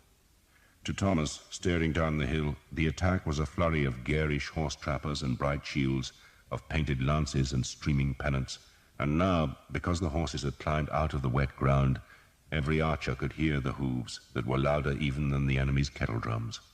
The ground was quivering so that Thomas could feel the vibration through the worn soles of his boots that had been a gift from Sir Guillaume. He looked for the three hawks, but could not see them, then forgot Sir Guillaume as his left leg went forward and his right arm hauled back. The arrow's feathers were beside his mouth, and he kissed them, then fixed his gaze on a man who carried a black and yellow shield. "Now!" Wilskeed shouted. The arrows climbed away, hissing as they went. Thomas put a second on his string, hauled and loosed, a third, this time picking out a man with a pig-snout helmet decorated with red ribbons. He was aiming at the horses each time, hoping to drive the wicked-edged blades through the padded trappers and deep into the animals' chests. A fourth arrow. He could see clods of grass and soil being thrown up behind the leading horses. The first arrow was still flying as he hauled back the fourth and looked for another target. He fixed on a man without a surcoat in polished plate armor. He loosed, and just then the man in the plate armor tumbled forward as his horse was struck by another arrow, and all along the slope there were screaming horses, flailing hoofs, and falling men as the English arrows drove home. A lance cartwheeled up the slope. A cry sounded above the beating hoofbeats. A horse ran into a dying animal and broke its leg, and knights were thumping their knees against their horses to make them swerve about the stricken beasts. A fifth arrow, a sixth, and to the men-at-arms behind the line of archers it seemed as though the sky was filled with a never-ending stream of arrows that were dark against the darkening clouds, white-tipped and rising above the slope to plunge into the churning men-at-arms. Scores of horses had fallen. Their riders were trapped in their high saddles and ridden over as they lay helpless. Yet still the horsemen came on, and the men at the back could see far enough ahead to find gaps between the twitching piles of dead and dying. "Montjoie Saint-Denis! Montjoie Saint-Denis!" Spurs raked back to draw blood.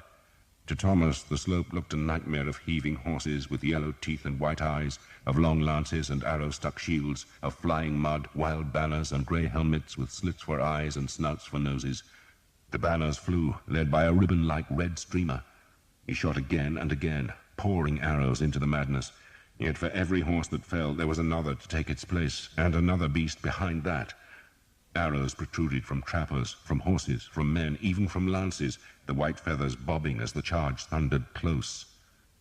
And then the French front rank was among the pits, and a stallion's leg bone cracked, and the beast's scream soared above the drums, trumpets, clang of mail, and the beating of hoofs.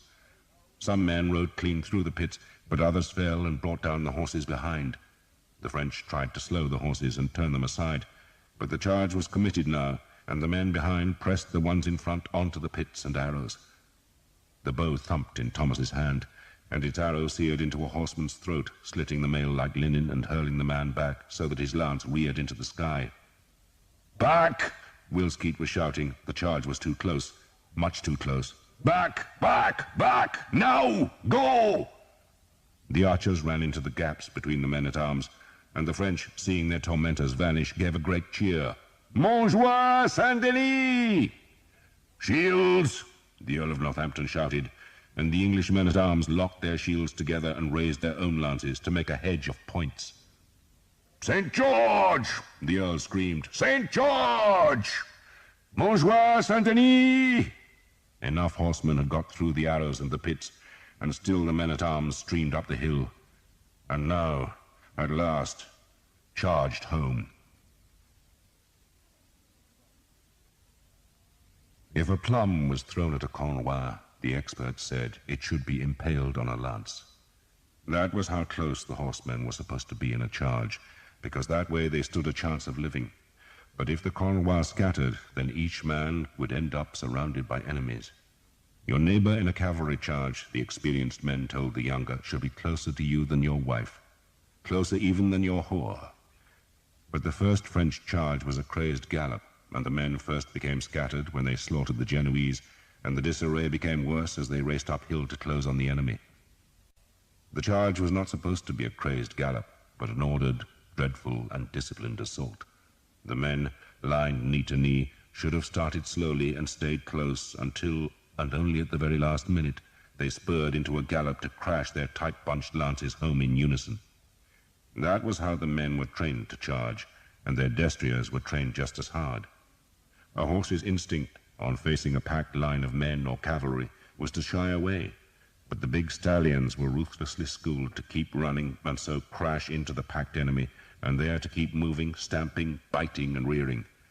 A charge of knights was supposed to be thundering death on hooves, a flail of metal driven by the ponderous weight of men, horses, and armor, and properly done it was a mass maker of widows.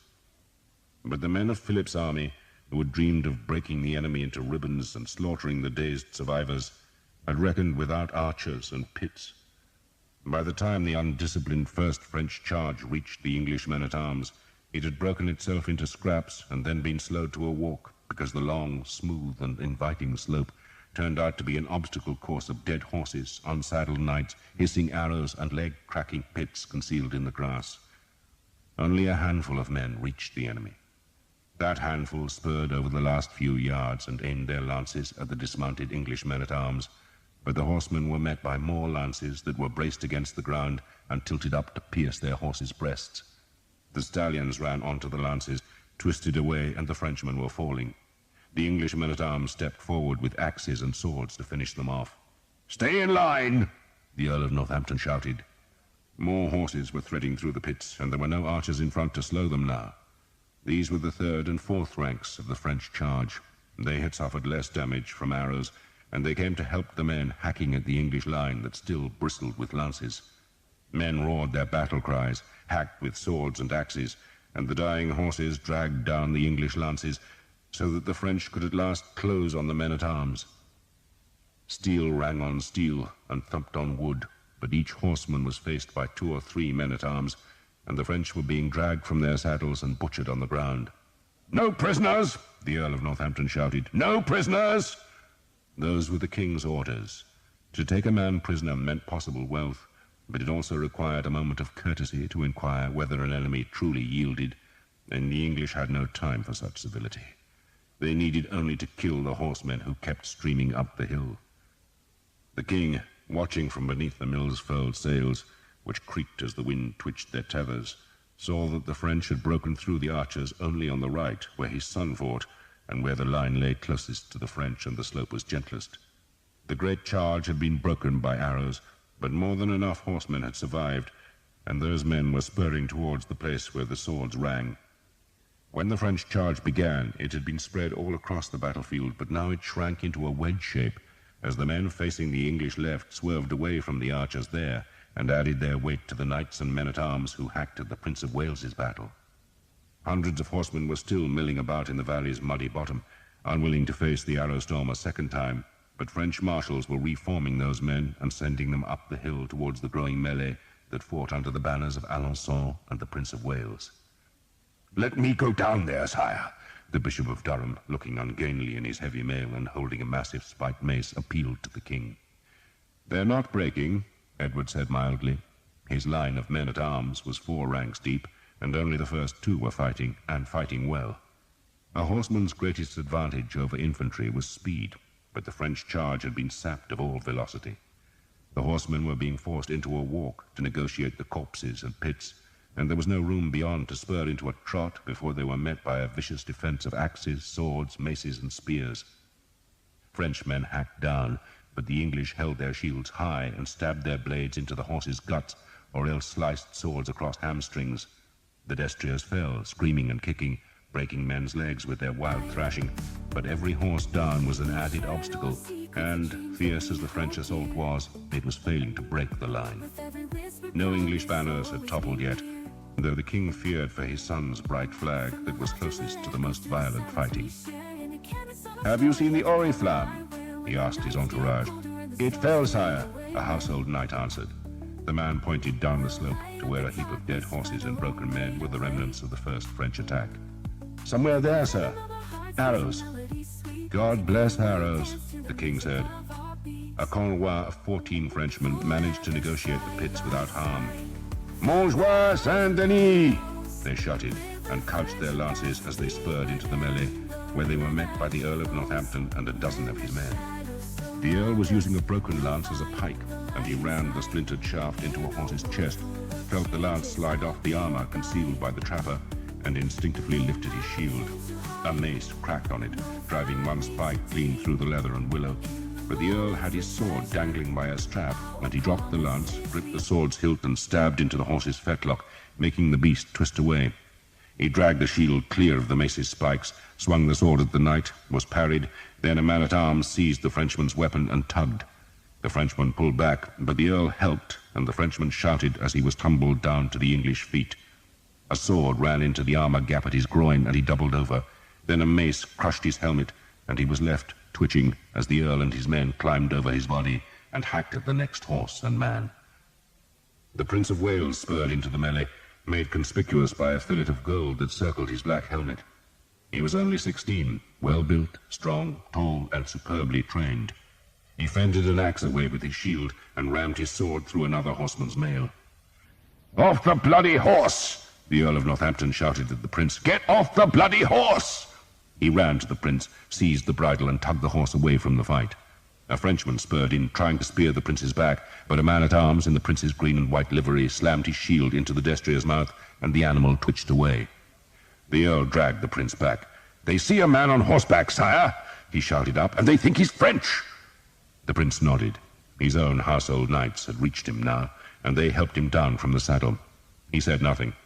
If he had been offended by the Earl, he hid it behind his facepiece as he went back to the melee. "St. George! St. George!" The prince's standard-bearer struggled to stay with his master, and the sight of the richly embroidered flag attracted still more screaming Frenchmen. "In line!" the Earl shouted. "In line!" But the dead horses and butchered men made obstacles that neither the French nor English could cross, and so the men-at-arms, led by the prince, were scrambling over the bodies to reach more enemies. A disemboweled horse trailed its guts towards the English, then sank onto its forelegs to pitch its rider towards the prince, who rammed the sword into the man's helmet, mangling the visor and starting blood from the eye-holes. "St. George!" The prince was exultant, and his black armor was streaked with enemy blood. He was fighting with his visor raised, for else he could not see properly, and he was loving the moment. The hours and hours of weapons practice, the sweating days when sergeants had drilled him and beat at his shield and cursed him for not keeping his sword point high, were all proving their worth, and he could have asked for nothing more in this life. A woman in the camp, and an enemy coming in their hundreds to be killed. The French wedge was widening as more men climbed the hill. They had not broken through the line, but they had drawn the two front English ranks across the tide line of dead and wounded, and thus scattered them into groups of men who defended themselves against a welter of horsemen. The prince was among them. Some Frenchmen, unhorsed but unwounded, were fighting on foot. "Forward!" the Earl of Northampton shouted at the third rank. It was no longer possible to hold the shield wall tight. Now he had to wade into the horror to protect the prince, and his men followed him into the maelstrom of horses, blades, and carnage. They scrambled over dead horses, tried to avoid the beating hooves of dying horses, and drove their blades into living horses to bring the riders down to where they could be savaged.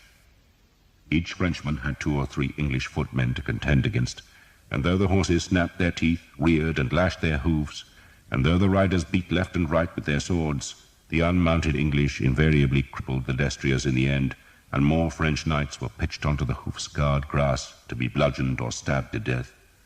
Some Frenchmen, recognizing the futility, spurred back across the pits to make new Cornwell among the survivors. Squires brought them spare lances, and the knights, rearmed and wanting revenge, came back to the fight, and always they rode towards the prince's bright flag. The Earl of Northampton was close to the flag now. He hammered his shield into a horse's face, cut at its legs, and stabbed at the rider's thigh. Another Cornwell came from the right, 3 of its men still holding lances, and the others with swords held far forward. They slammed against the shields of the prince's bodyguard, driving those men back, but other men in green and white came to their help, and the prince pushed 2 of them out of the way so he could hack at a destrier's neck. The Cornwell wheeled away, leaving 2 of its knights dead. "Form line!" the Earl shouted. "Form line!" There was a lull in the fighting about the prince's standard, for the French were regrouping. And just then the second French battle, as large as the first, started down their hill. They came at a walk, knee to booted knee, lances held so close that a wind could not have passed between them. They were showing how it should be done.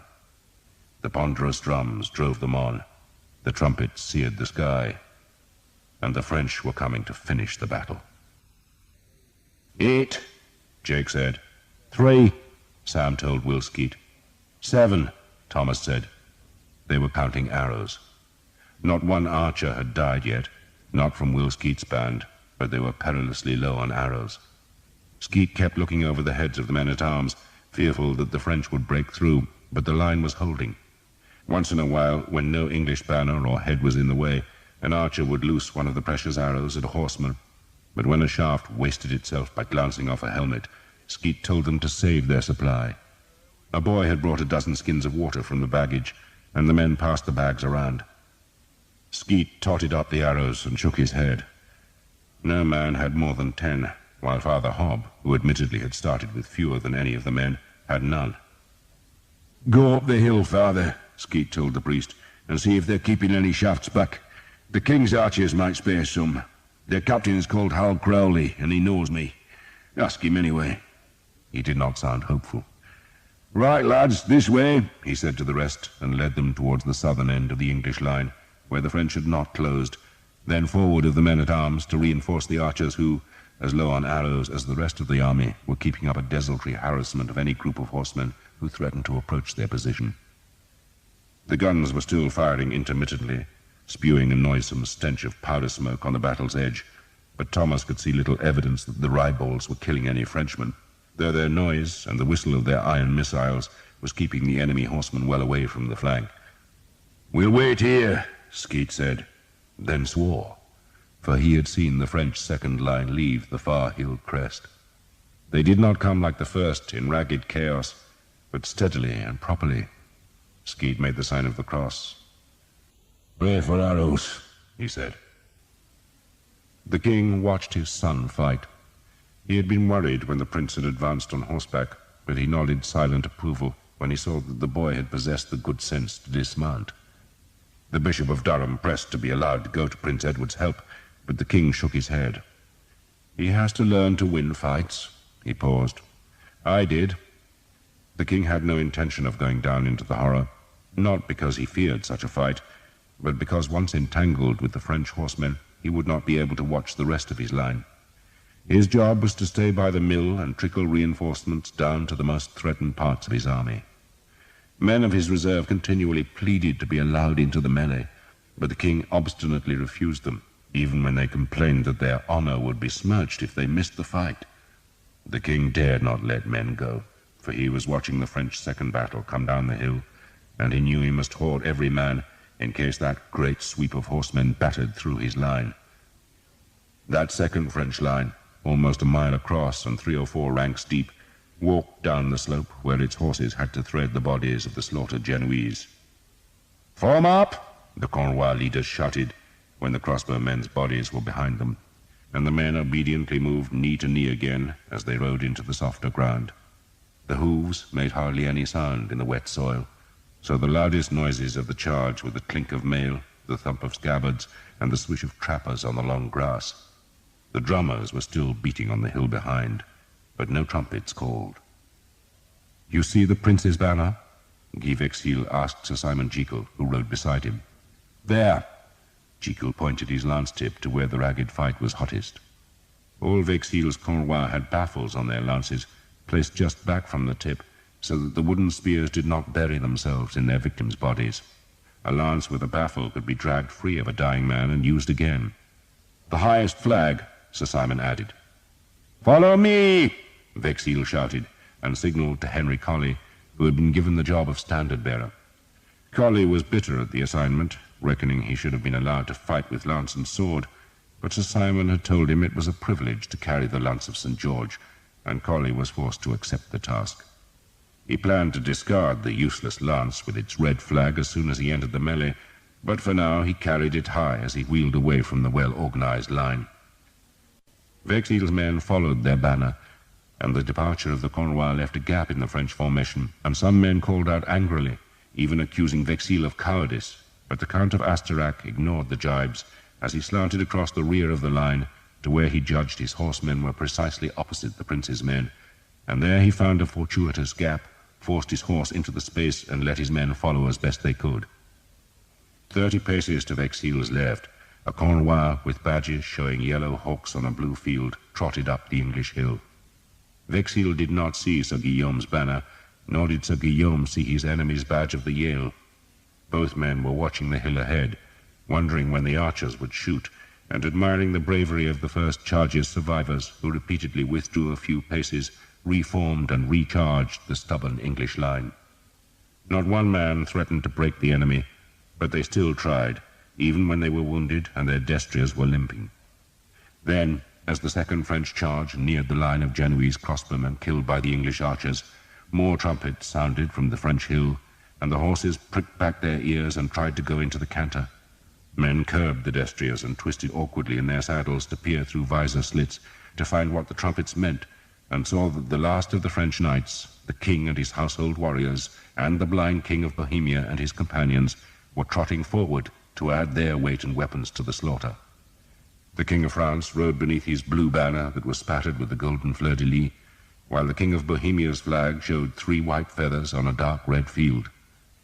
All the horsemen of France were committed now. The drummers sweated, the priests prayed, and the royal trumpeters gave a great fanfare to presage the death of the English army. The Count of Alençon, brother to the king, had begun the crazed charge that had left so many Frenchmen dead on the far slope. But the Count was also dead, his leg broken by his falling horse and his skull crushed by an English axe.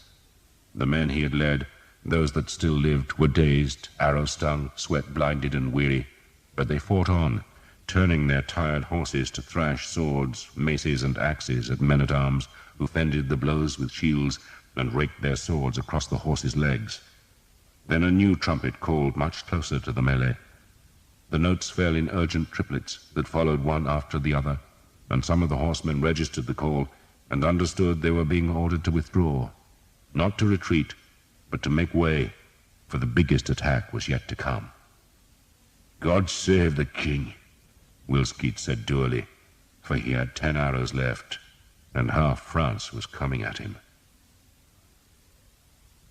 Thomas was noticing the strange rhythm of battle, the odd lulls in the violence, and the sudden resurrection of horror.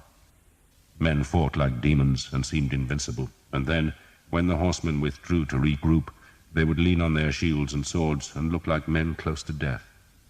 The horses would stir again, English voices would shout warnings, and the men-at-arms would straighten and lift their dented blades.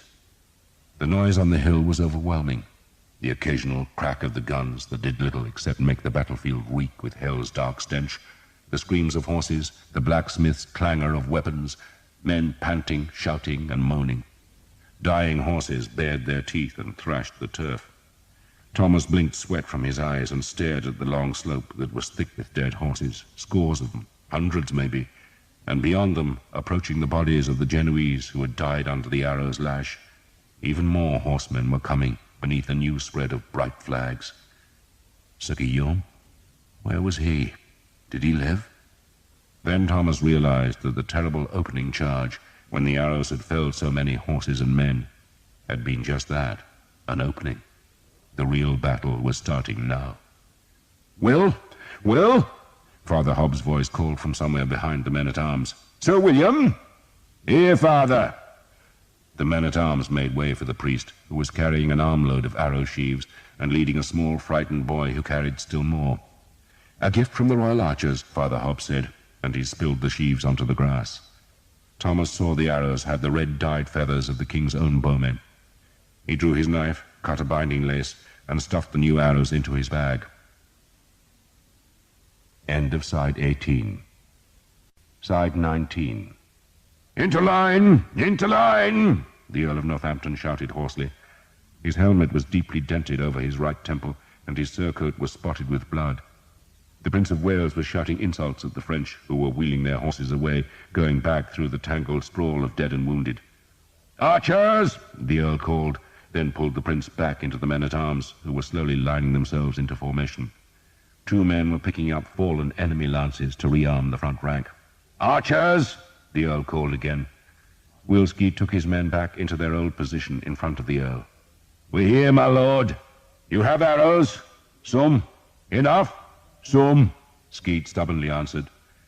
Thomas kicked a broken sword from under his feet. 2 or 3 paces in front of him was a dead horse with flies crawling on its wide white eyes and over the glistening blood on its black nose. Its trapper was white and yellow, and the knight who had ridden the horse was pinned under the body. The man's visor was lifted. Many of the French, and nearly all of the English men-at-arms, fought with open visors, and this dead man's eyes stared straight at Thomas, then suddenly blinked. "Sweet Jesus!" Thomas swore, as if he had seen a ghost. "Have pity," the man whispered in French. "For Christ's sake, have pity." Thomas could not hear him, for the air was filled with the drumbeat of hooves and the bray of trumpets. "Leave them! They're beat!" Will Skeet bawled, for some of his men were about to draw their bows against those horsemen who had survived the first charge and had withdrawn to realign their ranks, well within bowshot range. "Wait!" Skeet shouted. "Wait!" Thomas looked to his left. There were dead men and horses for a mile along the slope, but it seemed the French had only broken through to the English line where he stood. Now they came again, and he blinked away sweat and watched the charge come up the slope. They came slowly this time, keeping their discipline. One knight in the French front rank was wearing extravagant white and yellow plumes on his helmet, just as if he were in a tournament. That was a dead man, Thomas thought, for no archer could resist such a flamboyant target. Thomas looked back at the carnage in front. Were there any English among the dead? It seemed impossible that there should not be, but he could see none. A Frenchman, an arrow deep in his thigh, was staggering in a circle among the corpses, then slumped to his knees. His mail was torn at his waist, and his helmet's visor was hanging by a single rivet. For a moment, with his hands clasped over his sword's pommel, he looked just like a man at prayer. Then he slowly fell forward. A wounded horse whinnied. A man tried to rise, and Thomas saw the red cross of St. George on his arm and the red and yellow quarters of the Earl of Oxford on his jupon. So there were English casualties after all. "Wait!" Will Skeet shouted, and Thomas looked up to see that the horsemen were closer, much closer. He drew the black bow. He had shot so many arrows that the two calloused string fingers of his right hand were actually sore, while the edge of his left hand had been rubbed raw by the flick of the goose feathers whipping across its skin. The long muscles of his back and arms were sore. He was thirsty. "Wait!"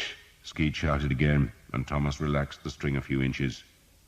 The close order of the second charge had been broken by the bodies of the crossbowmen, but the horsemen were reforming now and were well within bow range.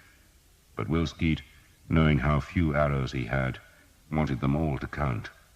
"Aim true, boys," he called.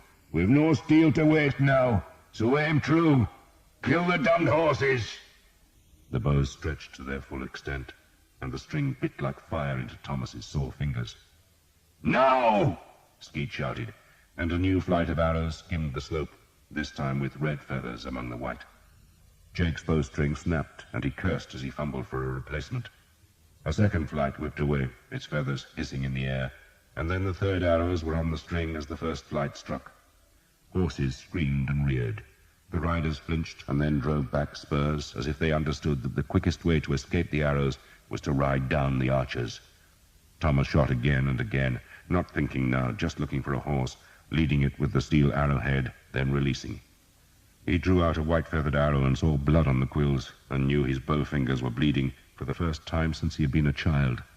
He shot again and again, until his fingers were raw flesh, and he was almost weeping from the pain. But the second charge had lost all its cohesion as the barbed points tortured the horses and the riders encountered the corpses left by the first attack. The French were stalled, unable to ride into the arrow flail, but unwilling to retreat. Horses and men fell, the drums beat on, and the rearward horsemen were pushing the front ranks into the bloody ground where the pits waited and the arrows stung. Thomas shot another arrow, watched the red feathers whip into a horse's breast, then fumbled in the arrow bag to find just one shaft left. He swore. "Arrows?" Sam called, but no one had any to spare. Thomas shot his last, then turned to find a gap in the men-at-arms that would let him escape the horsemen who would surely come, now the arrows had run out. But there were no gaps. He felt a heartbeat of pure terror. There was no escape, and the French were coming. Then, almost without thinking, he put his right hand under the horn tip of the bow and launched it high over the English men-at-arms, so it would fall behind them. The bow was an encumbrance now, so he would be rid of it, and he picked up a fallen shield, hoping to God it showed an English insignia, and pushed his left forearm into the tight loops. He drew his sword and stepped back between two of the lances held by the men-at-arms. Other archers were doing the same. "Let the archers in!" the Earl of Northampton shouted. "Let them in!" But the men-at-arms were too fearful of the rapidly approaching French to open their files. "Ready?" a man shouted. "Ready!" There was a note of hysteria in his voice. The French horsemen, now that the arrows were exhausted, were streaming up the slope between the corpses and the pits. Their lances were lowered and their spurs raked back as they demanded a last spurt from the horses before they struck the enemy. The trappers were flecked with mud and hung with arrows. Thomas watched a lance, held the unfamiliar shield high, and thought how monstrous the enemy's steel faces looked. "You'll be all right, lad," a quiet voice spoke behind him. "Hold the shield high and go for the horse." Thomas snatched a look and saw it was the grey-haired Reginald Cobham, the old champion himself, standing in the front rank. "Brace yourselves!" Cobham shouted. The horses were on top of them, vast and high, lances reaching, the noise of the hooves and the rattle of mail overwhelming. Frenchmen were shouting victory as they leaned into the lunge. "Now kill them!" Cobham shouted. The lances struck the shields, and Thomas was hurled back, and a hoof thumped his shoulder. But a man behind pushed him upright, so he was forced hard against the enemy's horse. He had no room to use the sword, and the shield was crushed against his side. There was the stench of horse sweat and blood in his nostrils. Something struck his helmet, making his skull ring and vision darken. Then miraculously the pressure was gone, and he glimpsed a patch of daylight and staggered into it, swinging the sword to where he thought the enemy was. "Shield up!" a voice screamed, and he instinctively obeyed, only to have the shield battered down. But his dazed vision was sharpening, and he could see a bright-colored trapper and a mailed foot in a big leather stirrup close to his left. He rammed his sword through the trapper and into the horse's guts, and the beast twisted away. Thomas was dragged along by the trapped blade, but managed to give it a violent tug that jerked it free so sharply that its recoil struck an English shield. The charge had not broken the line, but had broken against it like a sea wave striking a cliff. The horses recoiled, and the English men-at-arms advanced to hack at the horsemen who were relinquishing lances to draw their swords. Thomas was pushed aside by the men-at-arms. He was panting, dazed, and sweat-blinded. His head was a blur of pain. An archer was lying dead in front of him, head crushed by a hoof. Why had the man no helmet? Then the men-at-arms were reeling back as more horsemen filed through the dead to thicken the fight, all of them pushing towards the Prince of Wales's high banner. Thomas banged his shield hard into a horse's face, felt a glancing blow on his sword, and skewered the blade down the horse's flank.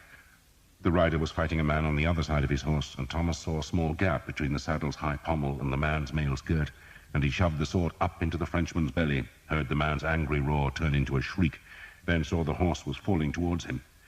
He scrambled clear, pushing a man out of his path before the horse collapsed in a crash of armor and beating hooves.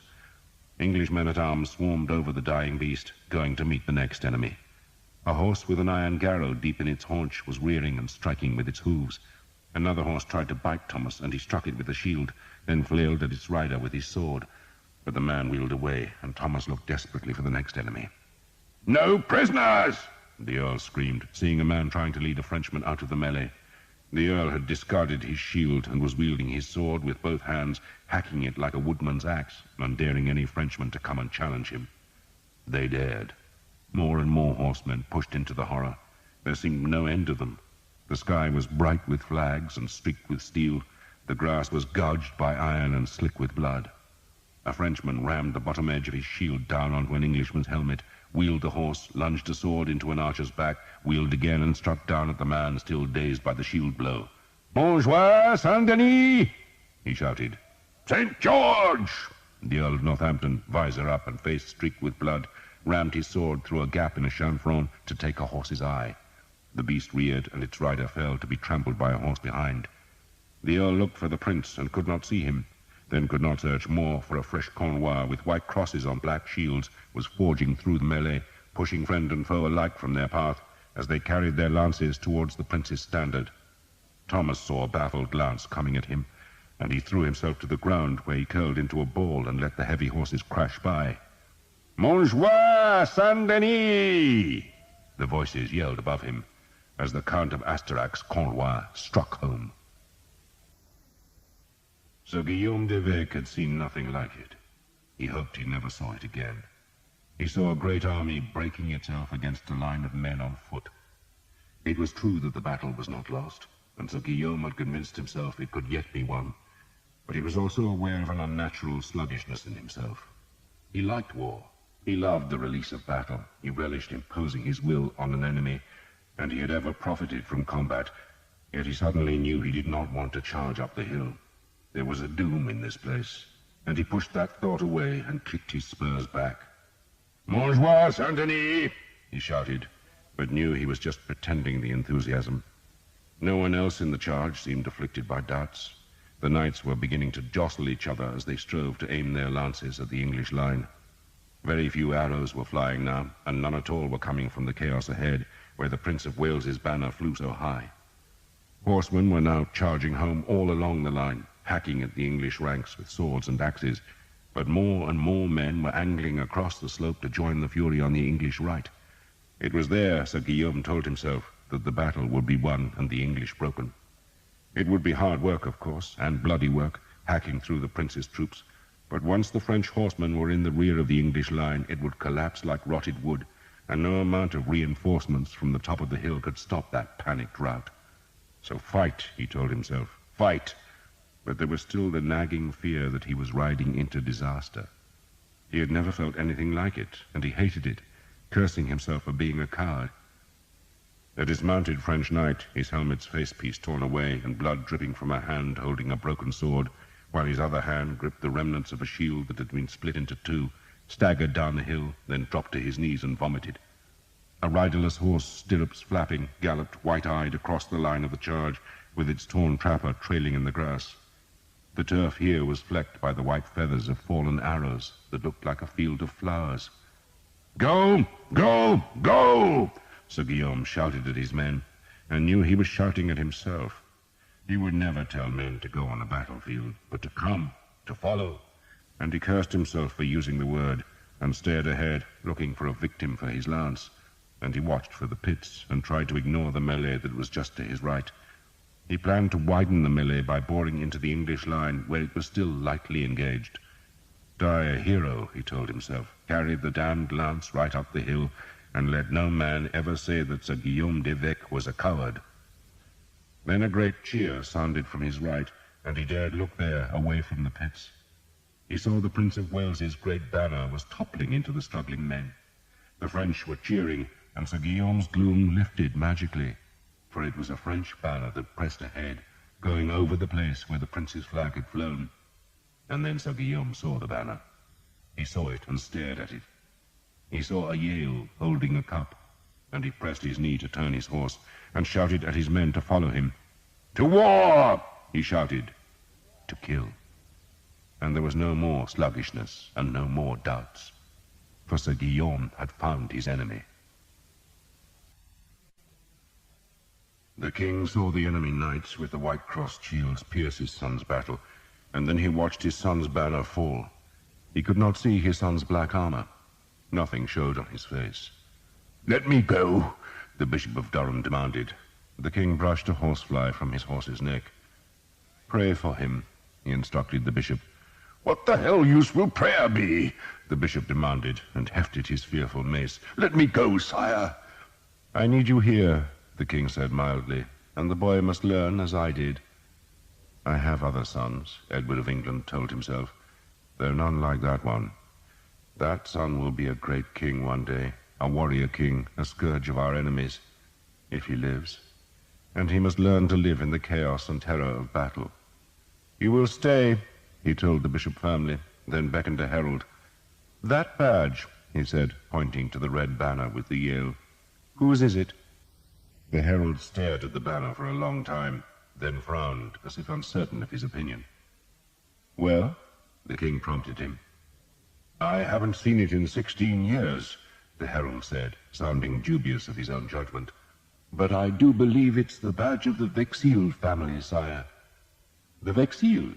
the king asked. "Vexil?" the bishop roared. "Vexil? Damn traitors! They fled from France in your great-grandfather's reign, sire, and he gave them land in Cheshire. Then they sided with Mortimer." "Ah," the king said, half smiling.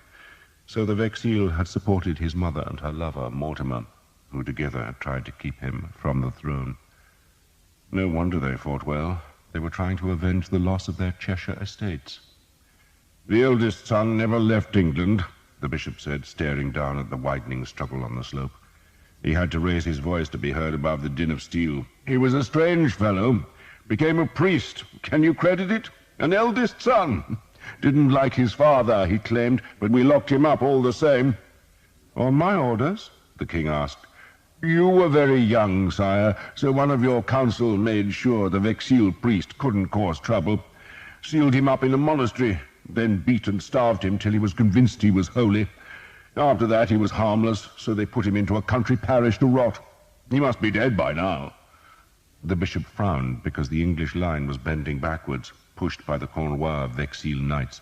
"Let me go down, sire," he pleaded. "I pray you, let me take my men down." "I asked you to pray to God rather than to me." "I have a score of priests praying," the bishop said, "and so do the French. We're deafening God with our prayers. Please, sire, I beg you." The king relented. "Go on foot," he told the bishop, "and with only one convoy." The bishop howled in triumph. then slid awkwardly off his destrier's back. Arms. Some Frenchmen tried to break through, but most were content to shout insults in the hope of drawing a handful of the dismounted English out of the shield wall.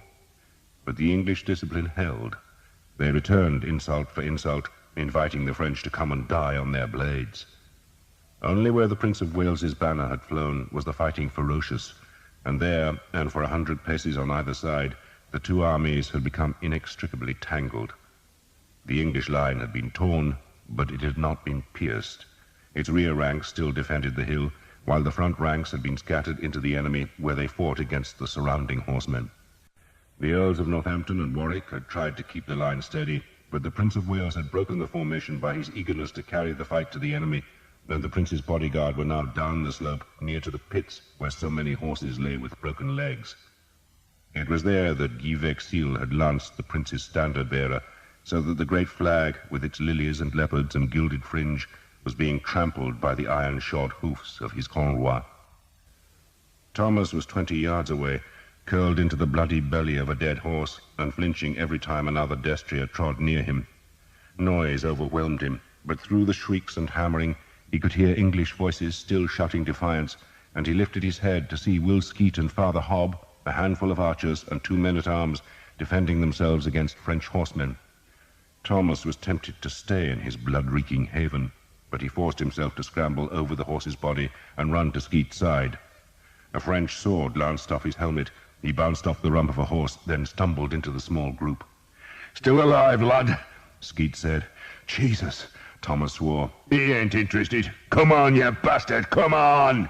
Skeet was calling to a Frenchman, but the enemy preferred to carry his unbroken lance towards the battle raging about the fallen standard. "They're still coming," Skeet said in tones of wonderment. "No end to the goddamn bastards." An archer in the Prince's green and white livery, without a helmet and bleeding from a deep shoulder wound, lurched towards Skeet's group. A Frenchman saw him, casually wheeled his horse and chopped down with a battle-axe. "The bastard," Sam said, and before Skeet could stop him, he ran from the group and leaped up onto the back of the Frenchman's horse. He put an arm round the knight's neck, then simply fell backwards, dragging the man from the high saddle. 2 enemy men-at-arms tried to intervene, but the victim's horse was in their way. "Protect him!" Skeet shouted, and led his group to where Sam was beating fists at the Frenchman's armor.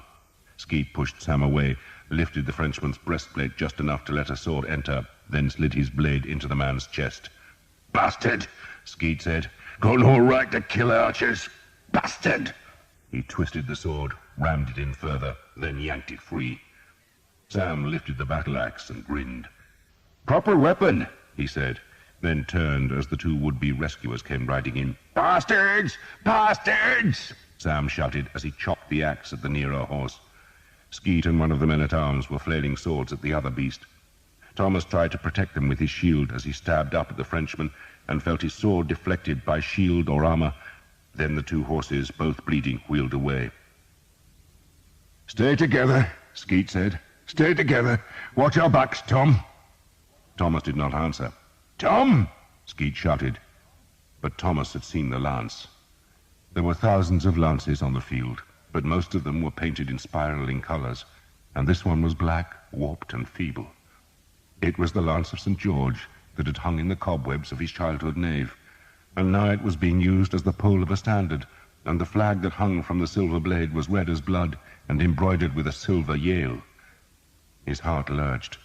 The lance was here. All the mysteries he had tried so hard to avoid were on this battlefield. The Vexil were here. His father's killer was probably here. "Tom!" Skeet shouted again. Thomas just pointed at the flag. "I have to kill them." "Don't be a fool, Tom," Skeet said, then whipped back as a horseman crashed in from the lower slope. The man tried to veer away from the group of infantry, but Father Hobb, the only man still carrying a bow, thrust the weapon into the horse's front legs, tangling them and snapping the bow. The horse collapsed with a crash by their side, and Sam whacked the axe into the screaming knight's spine. "Vexil!" Thomas shouted as loud as he could. "Vexil!" "Lost his bloody head," Skeet said to Father Hobb. "He hasn't," the priest said. He was without a weapon now, but when Sam had finished chopping his new axe through mail and leather, the priest took the dead Frenchman's falchion that he hefted appreciatively. "Vaxil! Vaxil!" Thomas screamed. One of the knights about the Yale standard heard the shout and turned his pig-snouted helmet.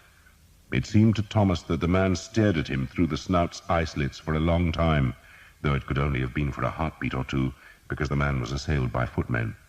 He was defending himself skillfully, his horse dancing the battle steps to keep itself from being hamstrung, but the rider beat down one Englishman's sword and slashed his left spur across the face of the other before turning the quick horse and killing the first man with a lunge of his sword. The second man reeled away, and the pig-snouted knight turned and trotted straight at Thomas. "Asking for bloody trouble," Skeet growled, but went to Thomas's side. The knight swerved at the last moment and beat down with his sword. Thomas parried and was shocked by the force of the man's blow that stung his shield arm to his shoulder. The horse was gone, turned, came back, and the knight beat at him again. Skeet lunged at the horse, but the destrier had a mail coat under its trapper, and the sword slid away. Thomas parried again and was half beaten to his knees. Then the horseman was 3 paces away. The destrier was swivelling fast, and the knight raised his sword hand and pushed up his pig snout, and Thomas saw it was Sir Simon Jekyll. End of side 19. Side 20. Anger rose in Thomas like bile, and ignoring Skeet's warning shout, he ran forward, sword swinging. Sir Simon parried the blow with contemptuous ease. The trained horse sidestepped delicately, and Sir Simon's blade was coming back fast. Thomas had to twist aside, and even so, fast as he was, the blade clanged against his helmet with stunning force. "This time you'll die," Sir Simon said, and he lunged with the blade, thrusting with killing force on Thomas's mail-clad chest. But Thomas had tripped on a corpse and was already falling backwards. The lunge pushed him down faster, and he sprawled on his back, his head spinning from the blow to his helmet. There was no one to help him any more, for he had dashed away from Skeet's group that was defending itself against a new rush of horsemen. Thomas tried to stand, but a pain ripped at his head, and he was winded by the blow to his chest. Then Sir Simon was leaning down from his saddle, and his long sword was seeking Tom's protected face. "Goddamn bastard!" Sir Simon said, then opened his mouth wide as though he was yawning. He stared at Thomas, then spewed a stream of blood that spattered Thomas's face. A lance had gone clean through Sir Simon's side, and Thomas, shaking the blood from his eyes, saw that a Frenchman had thrust the blue and yellow lance. A horseman? Only the French were mounted, but Thomas had seen the horseman let go of the lance that was hanging from Sir Simon's side. And now the Englishman, eyes rolling, was swaying in his saddle, choking and dying. Then Thomas saw the trappers of the horsemen who had swept past him. They showed yellow hawks on a blue field. Thomas staggered to his feet. Sweet Christ, but he had to learn how to fight with a sword. A bow was not enough. Sir Guillaume's men were past him now, cutting into the Vexil Cornwell. Will Skeet shouted at Thomas to come back, but he stubbornly followed Sir Guillaume's men. Frenchman was fighting Frenchman. The Vexil had almost broken the English line, but now they had to defend their backs, while English men-at-arms tried to hold them from their saddles. "Vexil! Vexil!" Sir Guillaume shouted, not knowing which visored man was his enemy. He beat again and again on a man's shield, bending him back in his saddle. Then he chopped the sword down on the horse's neck, and the beast dropped, and an Englishman, a priest, was slashing the fallen knight's head with a falchion. A flash of rearing colour made Sir Guillaume look to his right. The Prince of Wales's banner had been rescued and raised. He looked back to find Vexil, but saw only a half-dozen horsemen with white crosses on their black shields. He spurred towards them, raised his own shield to fend off an axe blow, and lunged his sword into a man's thigh, twisted it clear, felt a blow on his back, turned the horse with his knee, and parried a high sword blow. Men were shouting at him, demanding to know why he fought his own side. Then the Vexil's standard-bearer began to topple as his horse was hamstrung. 2 archers were slashing at the beast's legs, and the silver Yale fell into the melee as Henry Colley let go of the old lance to draw his sword. "Bastards!" he shouted at the men who had hamstrung his horse. "Bastards!" He slashed the blade down, hacking into a man's mailed shoulder. Then a great roar made him turn to see a heavy man in plate and mail, and with a crucifix about his neck, wielding a mace. Colley, still on his collapsing horse, swung at the bishop, who hammered the sword away with his shield, and then slammed the mace down onto Colley's helmet. "In the name of God!" the bishop roared as he dragged the spikes free of the mangled helmet. collie was dead, his skull crushed, and the bishop swung the bloody mace at a horse with a yellow and blue trap up, but the rider swerved at the last instant. Sir Guillaume never saw the bishop with his mace. Instead, he had seen that one of the Vexil Cornwell had finer armor than the others, and he raked back his spurs to reach that man, but felt his own horse faltering, and he looked behind to glimpse, through the constricting slits in his visor, that Englishmen were hacking at his horse's rear legs. He beat the swords back, but the animal was sinking down, and a huge voice was shouting, "Clear my way! I want to kill the bastard! In the name of Christ, out of the way!" Sir Guillaume did not understand the words, but suddenly an arm was around his neck, and he was being hauled out of the saddle. He shouted in anger, then had the breath driven from him as he thumped onto the ground. A man was holding him down, and Sir Guillaume tried to hit him with his sword, but his wounded horse was thrashing beside him, threatening to roll on him, and Sir Guillaume's assailant dragged him free, then twisted the Frenchman's sword away. "Just lie there!" a voice shouted at Sir Guillaume. "Is the goddamn bastard dead?" the bishop roared. "He's dead," Thomas shouted. "Praise God! On! Kill!" "Thomas," Sir Guillaume squirmed. "Don't move," Thomas said. "I want Vexil." "They've gone!" Thomas shouted. "They've gone! Lie still!" Guy Vexil, assailed from two sides, and with his red banner fallen, had pulled his 3 remaining men back, but only to join the last of the French horsemen. The king himself, with his friend the King of Bohemia, was entering the melee. Although John of Bohemia was blind, he had insisted on fighting, and so his bodyguard had tied their horses' reins together and put the king's destrier in their center so that he could not lose them. "Prague!" they shouted their war cry. "Prague!" The king's son, Prince Charles, was also tied into the group. "Prague!" he shouted, as the Bohemian knights led the last charge, except it was not a charge, but a blundering advance through a tangle of corpses and thrashing bodies and terrified horses. The Prince of Wales still lived. The gold fillet had been half cut from his helmet, and the top edge of his shield had been split in a half-dozen places. But now he led the countercharge, and 100 men went with him, snarling and screaming, wanting nothing else but to maul this last enemy who came in the dying light to the killing place where so many Frenchmen had died. The Earl of Northampton, who had been mustering the rearward ranks of the prince's battle to keep them in line, sensed that the battle had turned. The vast pressure against the English men-at-arms had weakened, and though the French were trying again, their best men were bloodied or dead, and the new ones were coming too slowly, and so he shouted at his footmen to follow him. "Just kill them!" he shouted. "Just kill them!" Archers, men-at-arms, and even hobelards, who had come from their place inside the wagon circles that protected the guns on the flanks of the line, swarmed at the French. To Thomas, crouching beside Sir Guillaume, it was like the mindless rage of the Bridge of Caen all over again.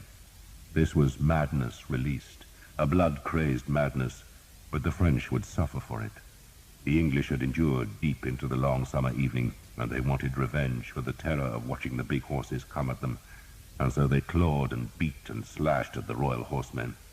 The Prince of Wales led them, fighting beside archers and men-at-arms, hacking down horses and butchering their riders in a frenzy of blood. The King of Mallorca died, and the Count of St. Paul, and the Duke of Lorraine and the Count of Flanders. Then Bohemia's flag, with its 3 white feathers, fell, and the blind king was dragged down to be butchered by axes, maces, and swords.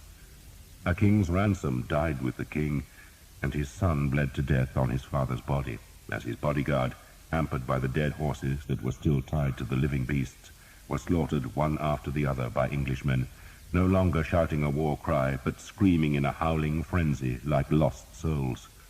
They were streaked with blood, stained and spattered and soaked in it, but the blood was French. The Prince of Wales cursed the dying Bohemians, blaming them for barring his approach to the French king, whose blue and gold banner still flew. 2 English men-at-arms were hacking at the king's horse.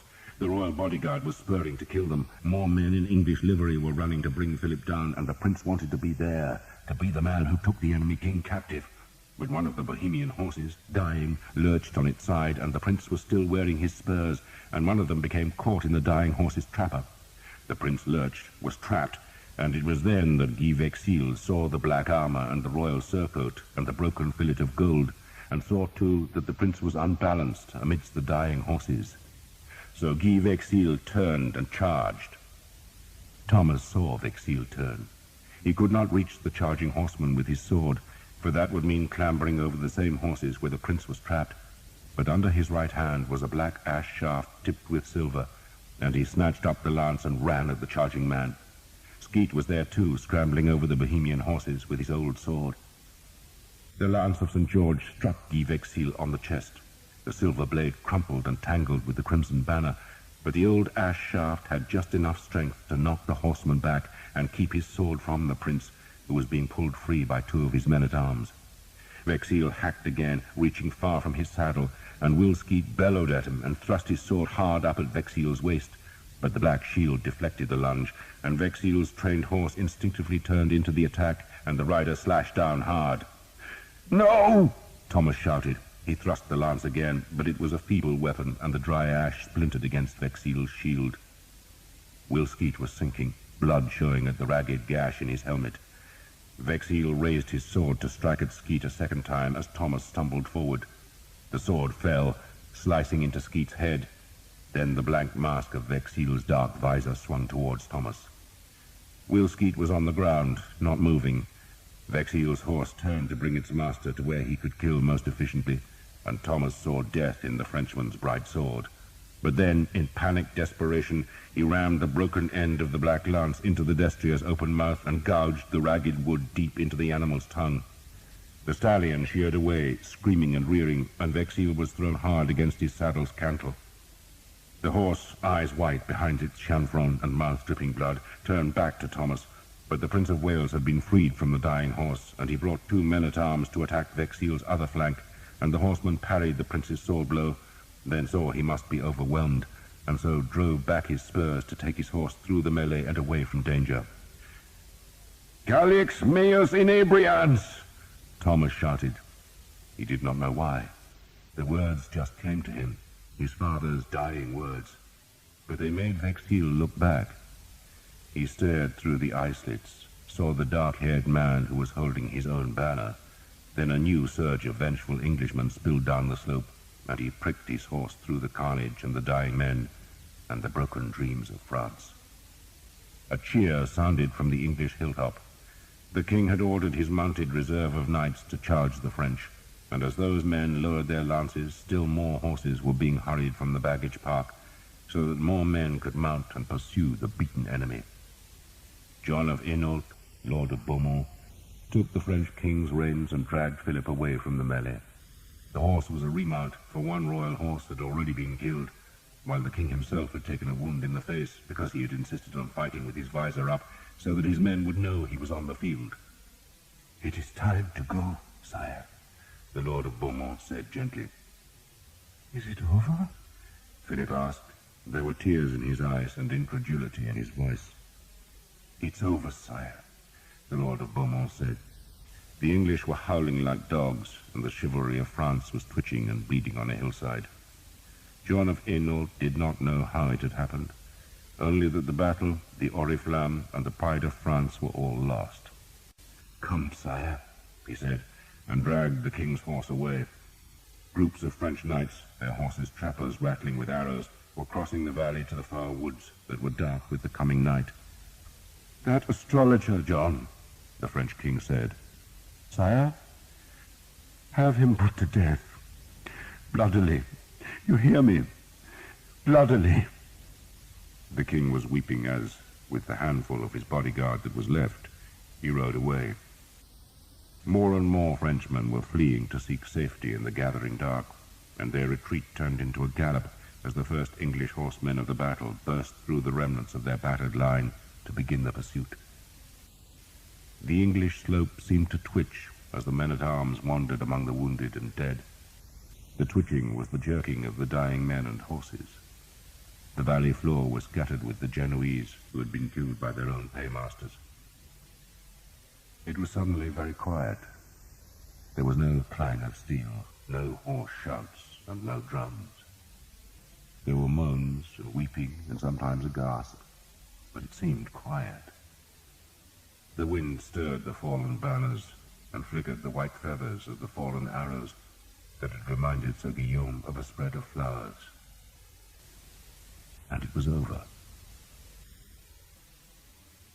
Sir William Skeet lived.